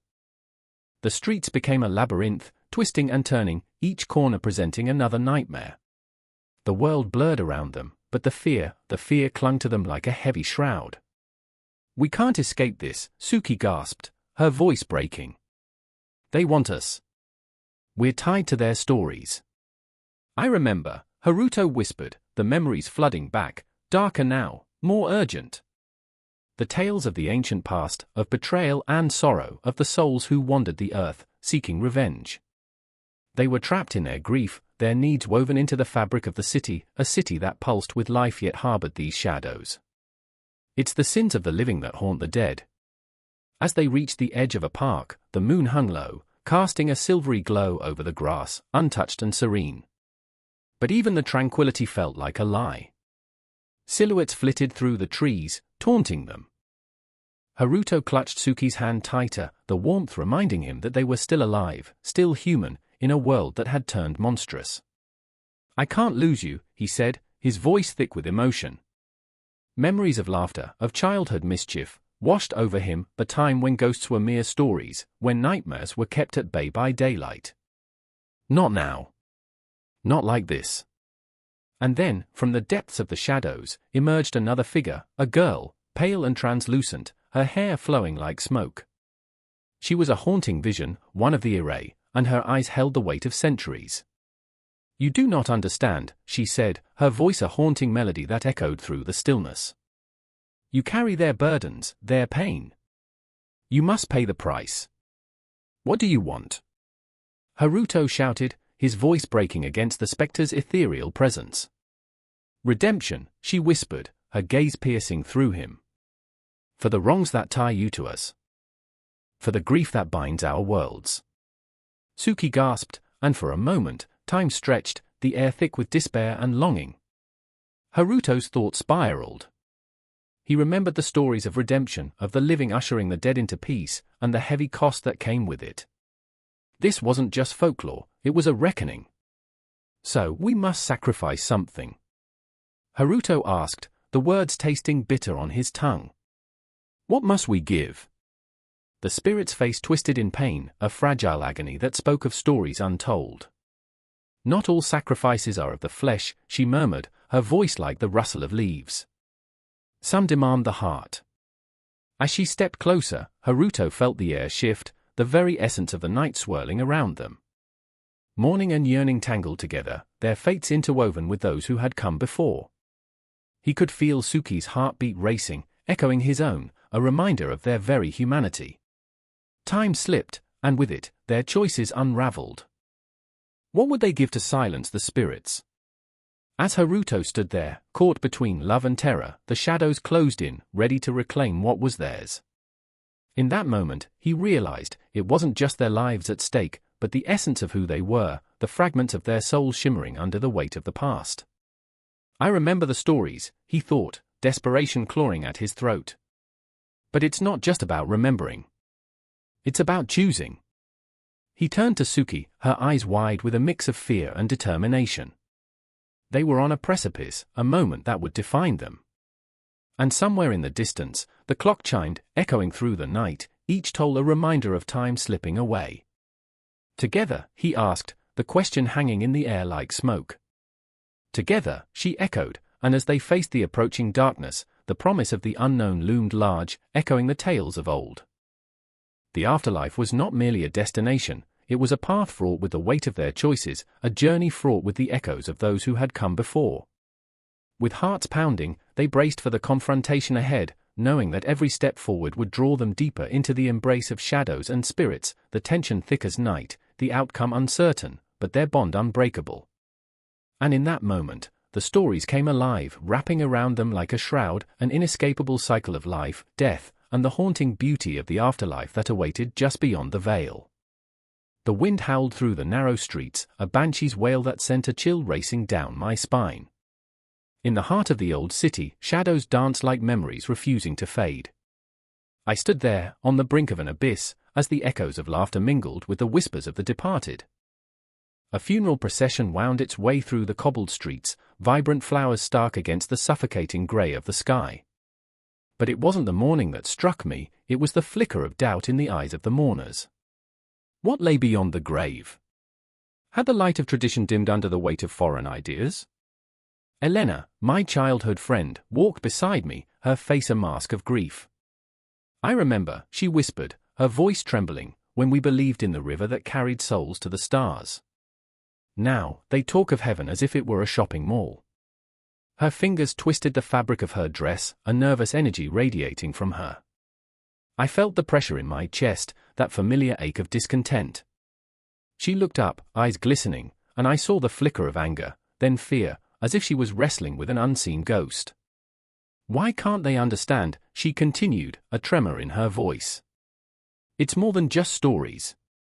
It's our past, our ancestors. They can't just be discarded. The words hung in the air like the veil of fog that enveloped us.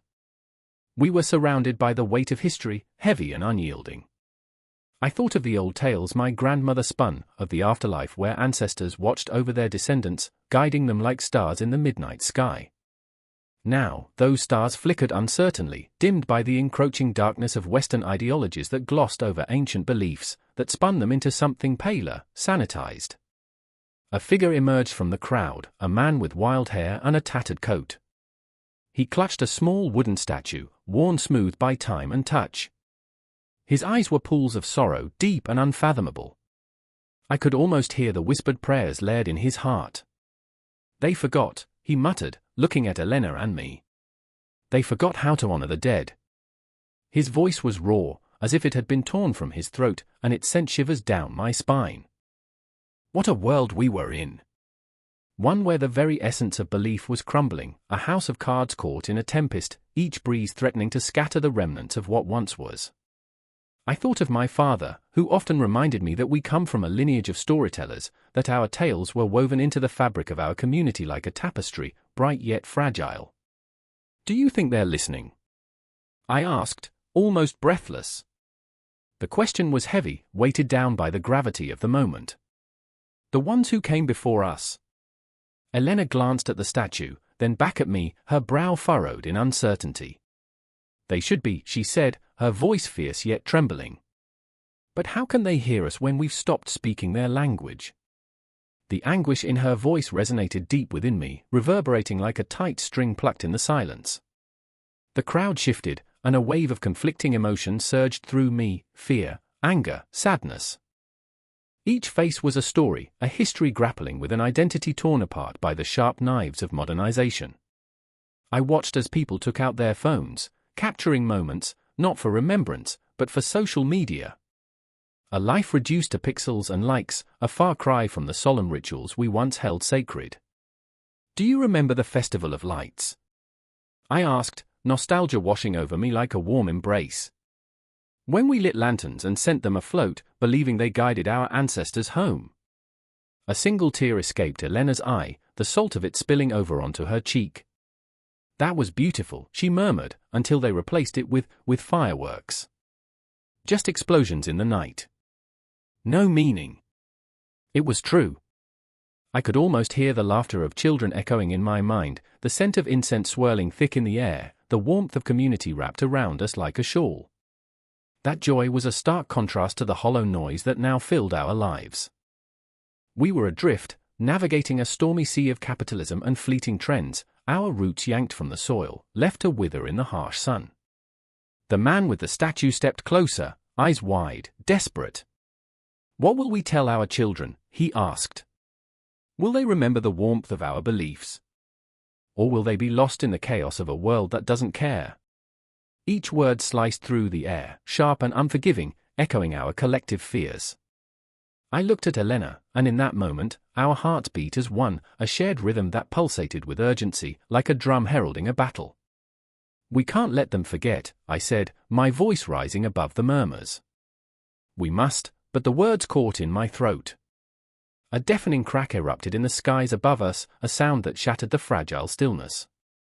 I looked up, heart racing, as the heavens seemed to split apart. The sky was painted with colors more vibrant than anything I'd ever seen, but it felt wrong, overly bright, artificial. The crowd gasped, eyes wide with awe, yet I felt a deep-seated dread swell within me. This was not celebration, this was distraction. The man dropped the statue, and it shattered, fragments of wood scattering like forgotten dreams. "No," he cried, a primal scream that echoed in the hollow recesses of my heart. It was a sound that sent a shockwave of realization crashing over me like a tidal wave. Our traditions were being dismantled piece by piece, and we were standing idle, watching. "Elena!" I shouted, an urgency spurring me forward. "We have to do something. We can't let them take this from us." But as I reached for her hand, the chaos around us escalated. Faces turned away from the past, entranced by the spectacle above, their eyes clouded by the allure of the new.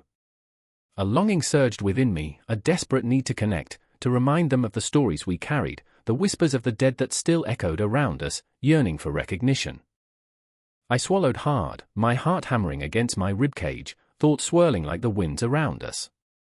It was a fight for identity, for the very soul of our community, a race against the clock that ticked ominously in the background, each second a reminder of time slipping away. "We will not forget," I cried, voice hoarse, raw with emotion. "And we will make them remember." The wind howled its approval, or maybe it was a warning. Either way, the clash of tradition and modernity was upon us, and the shadows of our ancestors loomed close, waiting for their stories to be told once more, refusing to be silenced in the cacophony of a new era. Would we rise, or would we be lost forever in the echoes of disconnection? Time hung suspended, heavy with anticipation, as the winds of change howled around us like restless spirits, awaiting their moment in this unfolding tale. The air crackled with tension, as if history itself was holding its breath. I stood at the edge of the village, the silhouettes of ancient trees looming like sentinels against the dying light. The sun dipped beneath the horizon, spilling its last golden whispers over the rice paddies, turning them into mirrors of fire. The villagers were gathering, their faces drawn tight, shadows clinging to their brows like dark omens. I could feel it in my bones, a storm brewing, not of nature but of something far older, far more unsettling.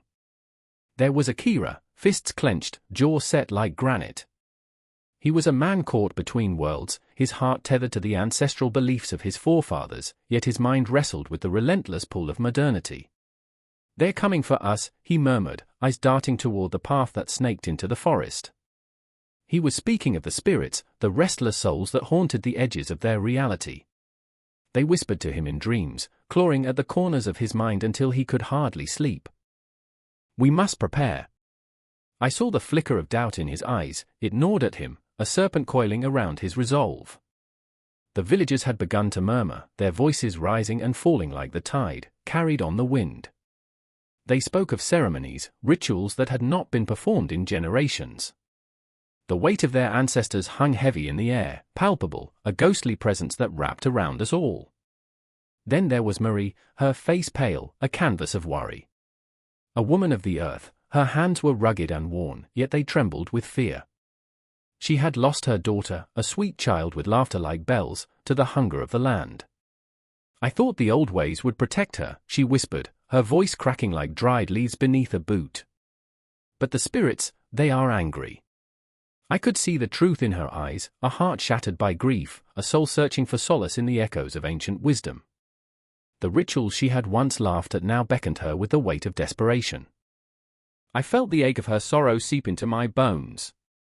We were all caught in the web of belief, the threads of tradition binding us to a past we could neither fully escape nor wholly embrace. As night fell, the village transformed. Lanterns flickered to life, casting eerie shadows that danced like specters on the walls of the old shrine. The air thickened with incense, the bittersweet scent curling around us, mingling with the sharpness of fear. The villagers began their chant, a low rumble rising from their chests, resonating through the ground like a heartbeat. I remember the first time I heard such a chant. It was years ago, a mere sound echoing through the misty air of my own childhood. It held a power then, just as it did now, clawing at the edge of my memory. I remember the way time felt suspended, how the night stretched endlessly, much like the silence that followed each chant. I remember, oh, how I remember, the way the wind would carry their voices, weaving through the trees, reaching the very heart of the woods. And then, suddenly, silence fell, a thick blanket pressing down on us. It was the kind of silence that made you feel the weight of 100 eyes upon you, watching and waiting. The villagers turned their faces toward the darkened forest, breath held, hearts racing, as if the shadows themselves were about to spill forth their secrets. Akira stepped forward, his resolve bubbling over. "We cannot let fear bind us. We must honor them." His voice cracked, the desperation hanging in the air like smoke. But deep within, I could sense a flicker of uncertainty, a chasm of doubt that threatened to swallow him whole. Marie clutched her hands together, whispering soft prayers like fragile wings. "But what if they don't listen?" Her voice quivered, and I could see the flickering light of hope battling against despair within her. The weight of loss clung to her, a shroud she couldn't shake. "What if they want more than offerings? What if they demand blood?"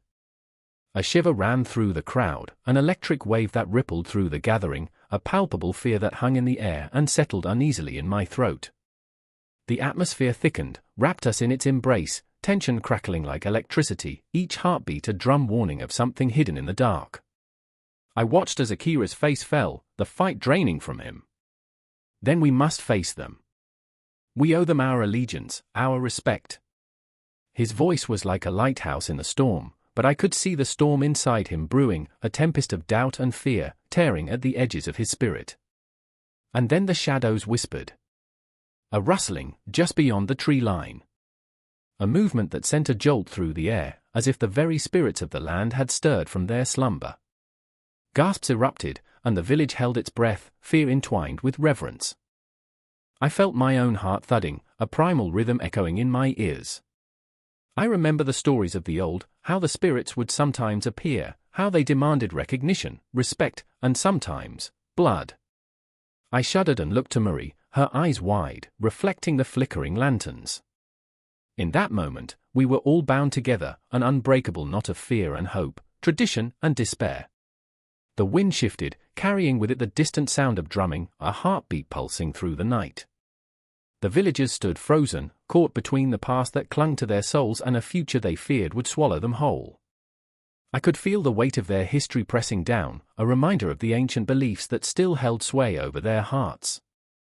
As the first figures began to emerge from the darkness, clothed in the whispers of legend and memory, I knew that the confrontation was not just with the spirits that walked among them but with their own fears, their own grief, their own desperate need for connection, for understanding, for solace. The night unfurled around us, and the shadows danced, beckoning us into their arms. The world was a tapestry of lives intertwined. Each thread vibrant, each story a heartbeat echoing through the centuries. And as we stood there, breathless, hearts pounding, the ancient chants rose once more, an unbroken link to the past, a plea for redemption woven into the fabric of the night. The air was electric with anticipation, and in that moment, everything shifted. The past crashed into the present, bringing with it the weight of a legacy that demanded to be honored. We were not merely observers, we were participants in a ritual that spanned lifetimes, a dance between the living and the forgotten. The night stretched infinitely, an echo of time, and as the first ghost stepped forward, I felt the pull of the cosmos, the ancient whispers weaving through our souls, binding us together in the ever-thickening fog of belief and longing. I remember the first time I felt the weight of the past pressed against my chest, like 1,000 eyes staring in silence. It was a chilly night, the kind where the air itself seemed to hold its breath, punctuated only by the soft drip of rain against cobblestones. I stood in the old cemetery, where the dead whispered secrets to the living. Each gravestone, a testament to lives once vibrant, now reduced to mere echoes. I could almost see their shadows, flickering behind me, as if they were bound by duty to remind me of what had come before. Sophia was there, her fingers tracing the letters etched into the stone. She had always been drawn to the past, her heart tangled in the threads of history. "Look at this," she said, voice trembling with something deeper than just fear. She turned her wide, haunted eyes toward me. I felt the weight of her gaze, like she was searching for answers in my soul. What if they don't rest? What if they're watching us, waiting for something? Her fear was palpable, hanging in the air like fog. And then there was Isaac, the skeptic in our trio, leaning against an ancient oak, arms crossed defiantly over his chest. He laughed at Sophia's words, the sound like broken glass. "You really believe they care? They're gone, Soph. Just shadows in the ground. Let the dead lie." His bravado was a fragile armor, cracking beneath the weight of his own uncertainty. I could see him struggling, a storm brewing behind his eyes, fighting a war between disbelief and an innate human fear of the unknown. The night thickened, wrapping us in its cold embrace. I could feel the pulse of the earth beneath my feet. It was alive, a heartbeat mingled with memories of those long gone. Shadows danced, teasing the corners of my vision, whispering secrets I wasn't sure I wanted to hear. The trees around us creaked like old bones, and I wanted to scream at the dark, to demand answers from the void. "I remember the stories," I whispered suddenly, my own voice strange and distant. "How they say the souls roam at midnight, seeking something, closure, revenge, or maybe just a change of heart." A chill ran down my spine. Did I believe it? Or was I simply echoing the fears of a society that had always been haunted by its past? Sophia's breath caught in her throat. What if that's true? The tremor in her voice was both a question and a challenge, a bridge I felt compelled to cross. Isaac rolled his eyes, but he shifted nervously. I caught the flicker of doubt that crossed his face. "You're both ridiculous. There's no heritage in the afterlife. It's just dust, bones, and nothing." His bravado wilted in the face of the encroaching darkness, the shadows creeping closer, threatening to swallow him whole. I could almost taste his fear, an acrid bite in the air that mingled with the scent of damp earth. We were standing on the boundary of belief and skepticism, a line marked by centuries of tradition and whispered legends. The weight of our ancestors pressed down on us, their stories curling around our hearts like ivy, suffocating yet strangely comforting. I remembered my grandmother's tales, rich with the flavors of her old world. They bathed once a year. I chuckled darkly, so yeah, romance was earthy back then. Laughter broke the tension, but it felt discordant, jagged against the backdrop of the cemetery. But beneath the humor, a darkness lay coiled. Sophia's face twisted, a mix of frustration and sorrow. "You think this is funny?" Her voice was sharp, cutting through the remnants of laughter like a knife. "These people lived and died. They had dreams. Maybe they're not gone. Maybe they're just waiting for someone to remember them." A silence fell, heavy and ominous. I could feel the night pulse around us, a living thing, and in that moment, I understood what was at stake. The afterlife, the cultural heritage, all of it intertwined like the roots of the oak behind us. The past wasn't simply a collection of memories, it was a living force, something we carried within us. "You're scared," I said softly, the words tasting like ash on my tongue. "We all are. But that fear? It means we're alive. It means we still have a chance to make our mark." I realized I was trying to convince myself as much as I was trying to convince them. Isaac chuckled bitterly, "Or it means we're just as lost as they are." The words hung in the air, thick and suffocating. What if there's no meaning at all? Just darkness? I wanted to scream in response, but instead, I felt tears prick the corners of my eyes, a testament to the ache of loss, the weight of unfulfilled dreams. Suddenly, the ground beneath us shook. The wind howled, a banshee's wail that swirled around our bodies, carrying with it the voices of the forgotten. In that instant, I was no longer just a spectator. I was part of something larger, a cosmic dance between memory and oblivion. Sophia gasped, her fingers trembling as she clutched the gravestone like a lifeline. "They're here," she whispered, not in fear but in reverence. The shadows lengthened, and I realized we were not alone. The air crackled with energy, the spirit of countless souls watching, waiting. What did they want? Did they seek solace, or perhaps justice? Or were they simply craving connection in a world that had long since abandoned them? As I glanced at Isaac, his bravado melted away, revealing the boy beneath the armor, the one who had feared the shadows all along. And Sophia, her eyes ablaze with passion, was no longer just a history fan, she was a custodian of the past, a bridge between our world and theirs. "Maybe we don't have to understand," I murmured, my voice trembling with the weight of realization. "Maybe we just have to remember." The night deepened, and the air pulsed with untold stories, a heartbeat echoing in the silence. The clock struck midnight. Shadows writhed. Time felt suspended, as if the universe itself held its breath. I could feel the presence of the past enveloping us, a shroud of longing and hope. The cemetery became a sanctuary, the ghosts of our ancestors inviting us to witness their legacy. What lay ahead was uncertain, but one thing was clear, the journey of remembrance had only just begun. We stood on the threshold, caught between worlds, ready to confront the echoes of history that still lingered in the air. And as the air thickened with anticipation, I knew one thing for certain, we were bound to this moment, to each other, and to the endless tapestry of cultural heritage and the afterlife. The night was alive with promise, and we were just beginning to listen. The wind howled through the empty streets of Tokyo, a banshee's wail that sent shivers down my spine. I stood at the threshold of a dimly lit shrine, the flickering lanterns casting shadows that danced like lost souls. A single thought spiraled in my mind, an echo of dread: what happens when we die? A question as old as time, yet the answer hung heavy in the air, tainted by uncertainty and fear. Within the shrine, Ari knelt, her hands trembling as she clutched a withered flower. Her once brightly colored kimono now faded, a reflection of her heart. Her grandmother had passed just days before, leaving a void that felt like an abyss. "I remember," she whispered, tears spilling like raindrops onto the dry earth. I remember her laughter, the way she sang to me at night, the stories she told that knitted our family together. Each word was a fragile thread, weaving the past into a tapestry of warmth even as it unraveled before her. But beneath that grief lay a gnawing fear. Ari had always believed in a peaceful afterlife, a gentle transition to a realm where the loved ones awaited. Yet, the shadows of doubt crept in. What if her grandmother's spirit lingered, trapped between this world and the next? What if the afterlife was not a sanctuary, but a prison? The thought was suffocating, and I could see it clawing at her sanity, as if the very air turned thick with despair.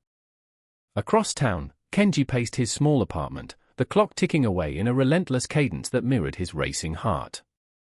"I don't want to believe," he muttered, his fingers brushing against the countless tomes of Shinto and Buddhist texts cluttering his desk. "But every night, I hear them. I hear their whispers." His mind was a battlefield, torn between the tradition that had been instilled in him since childhood and the modern skepticism that clouded his vision. He recalled his own father's death, the ashen pallor of the funeral, the way the incense curled in the air like smoke signals to the beyond. "I remember," Kenji murmured, "the way we prayed, hoping to guide his spirit." Was he really there? His thoughts spiraled into a vortex of anxiety, swirling around the question of what it meant to honor the dead in a society that was turning its back on traditional beliefs. Do I light incense for a shadow? Or is that just a way to mask my own fears? The walls felt like they were closing in, trapping him in a cage of doubt, as if the very essence of his ancestors was being erased, forgotten like chalk on a blackboard. As night descended, the city transformed into a theater of phantoms. Neon lights flickered, illuminating a world that felt both alive and hauntingly absent. Ai and Kenji found themselves standing at the brink of a cultural chasm. The echoes of their ancestors whispered through the alleys, yet the pulse of modernity throbbed louder. People scrolled through their devices, oblivious to the spirits that danced just beyond the periphery of their vision. The divide between the ancient and the contemporary gnawed at their hearts, an insatiable hunger for connection against an ever-growing distance. "Do you think they know?" I asked, her voice fragile as glass. "Do they see us, struggling to remember them?" Her gaze drifted to the stars, pinpricks of light in a vast, unfathomable void. "Or are we just shadows, destined to fade away?" Kenji turned to her, the weight of his own beliefs pressing down like an anchor. "If we stop believing, what happens to them? What happens to us?" The question lingered, heavy and unyielding, as if the universe itself held its breath. A sudden gust of wind knocked over a nearby lantern, the flame sputtering widely before settling into a soft glow. In that moment, they felt it, a presence, a stirring in the air. Their ancestors were not gone, they were watching, pleading for remembrance amidst the chaos of a rapidly changing world. "We must hold on to their stories," Ari said, a fire igniting within her. "We can't let them be forgotten. Not now, not ever." But the fear lingered. What if the stories, once sacred, became mere folklore, twisted and diluted by time? The thought consumed Kenji, a ravenous beast gnawing at the periphery of his sanity. "I can't bear the thought of their suffering, trapped without our prayers," he confessed, his voice raw with anguish. The afterlife should be a sanctuary, not a shadow. The city pulsed around them, the hum of life both exhilarating and terrifying. In every corner, the whispers of the past echoed through the hearts of the living, where tradition collided with the insatiable hunger for progress. They stood together, united by their grief yet divided by their beliefs, caught in a web of uncertainty that threatened to ensnare them both. "Maybe," Ari suggested, her voice a soft tremor in the night, "the future lies not in the answers but in the questions we dare to ask." Her eyes searched his, a flicker of hope igniting in the darkness. "What if we create a new way to remember? A bridge between the old and the new?" Kenji felt the weight of her words, a flicker of determination curling like smoke in his chest. "We could weave their stories into the fabric of our lives, into the digital world." The thought electrified him, a surge of rebellion against the encroaching void. A virtual shrine, a place where memories can flourish and the dead are honored, not forgotten. The shadows around them seemed to shift, as if the spirits were nodding in agreement. The future shimmered on the horizon, a fragile hope entwined with fear. They were at the precipice, standing between the past and an unknown tomorrow, hearts pounding in unison. In the silence that followed, the moon hung like a sentinel, a witness to their struggle. Ai and Kenji, bound by their grief and aspirations, stared into the abyss, not with despair, but with a fierce resolve. They understood now that the future of afterlife beliefs in Japanese society was not a singular path but a mosaic, a tapestry woven from the threads of memory, love, and the unyielding human spirit. And the story, like life itself, continued to unfold, an endless cycle of questions, fears, and hopes, whispering into the night.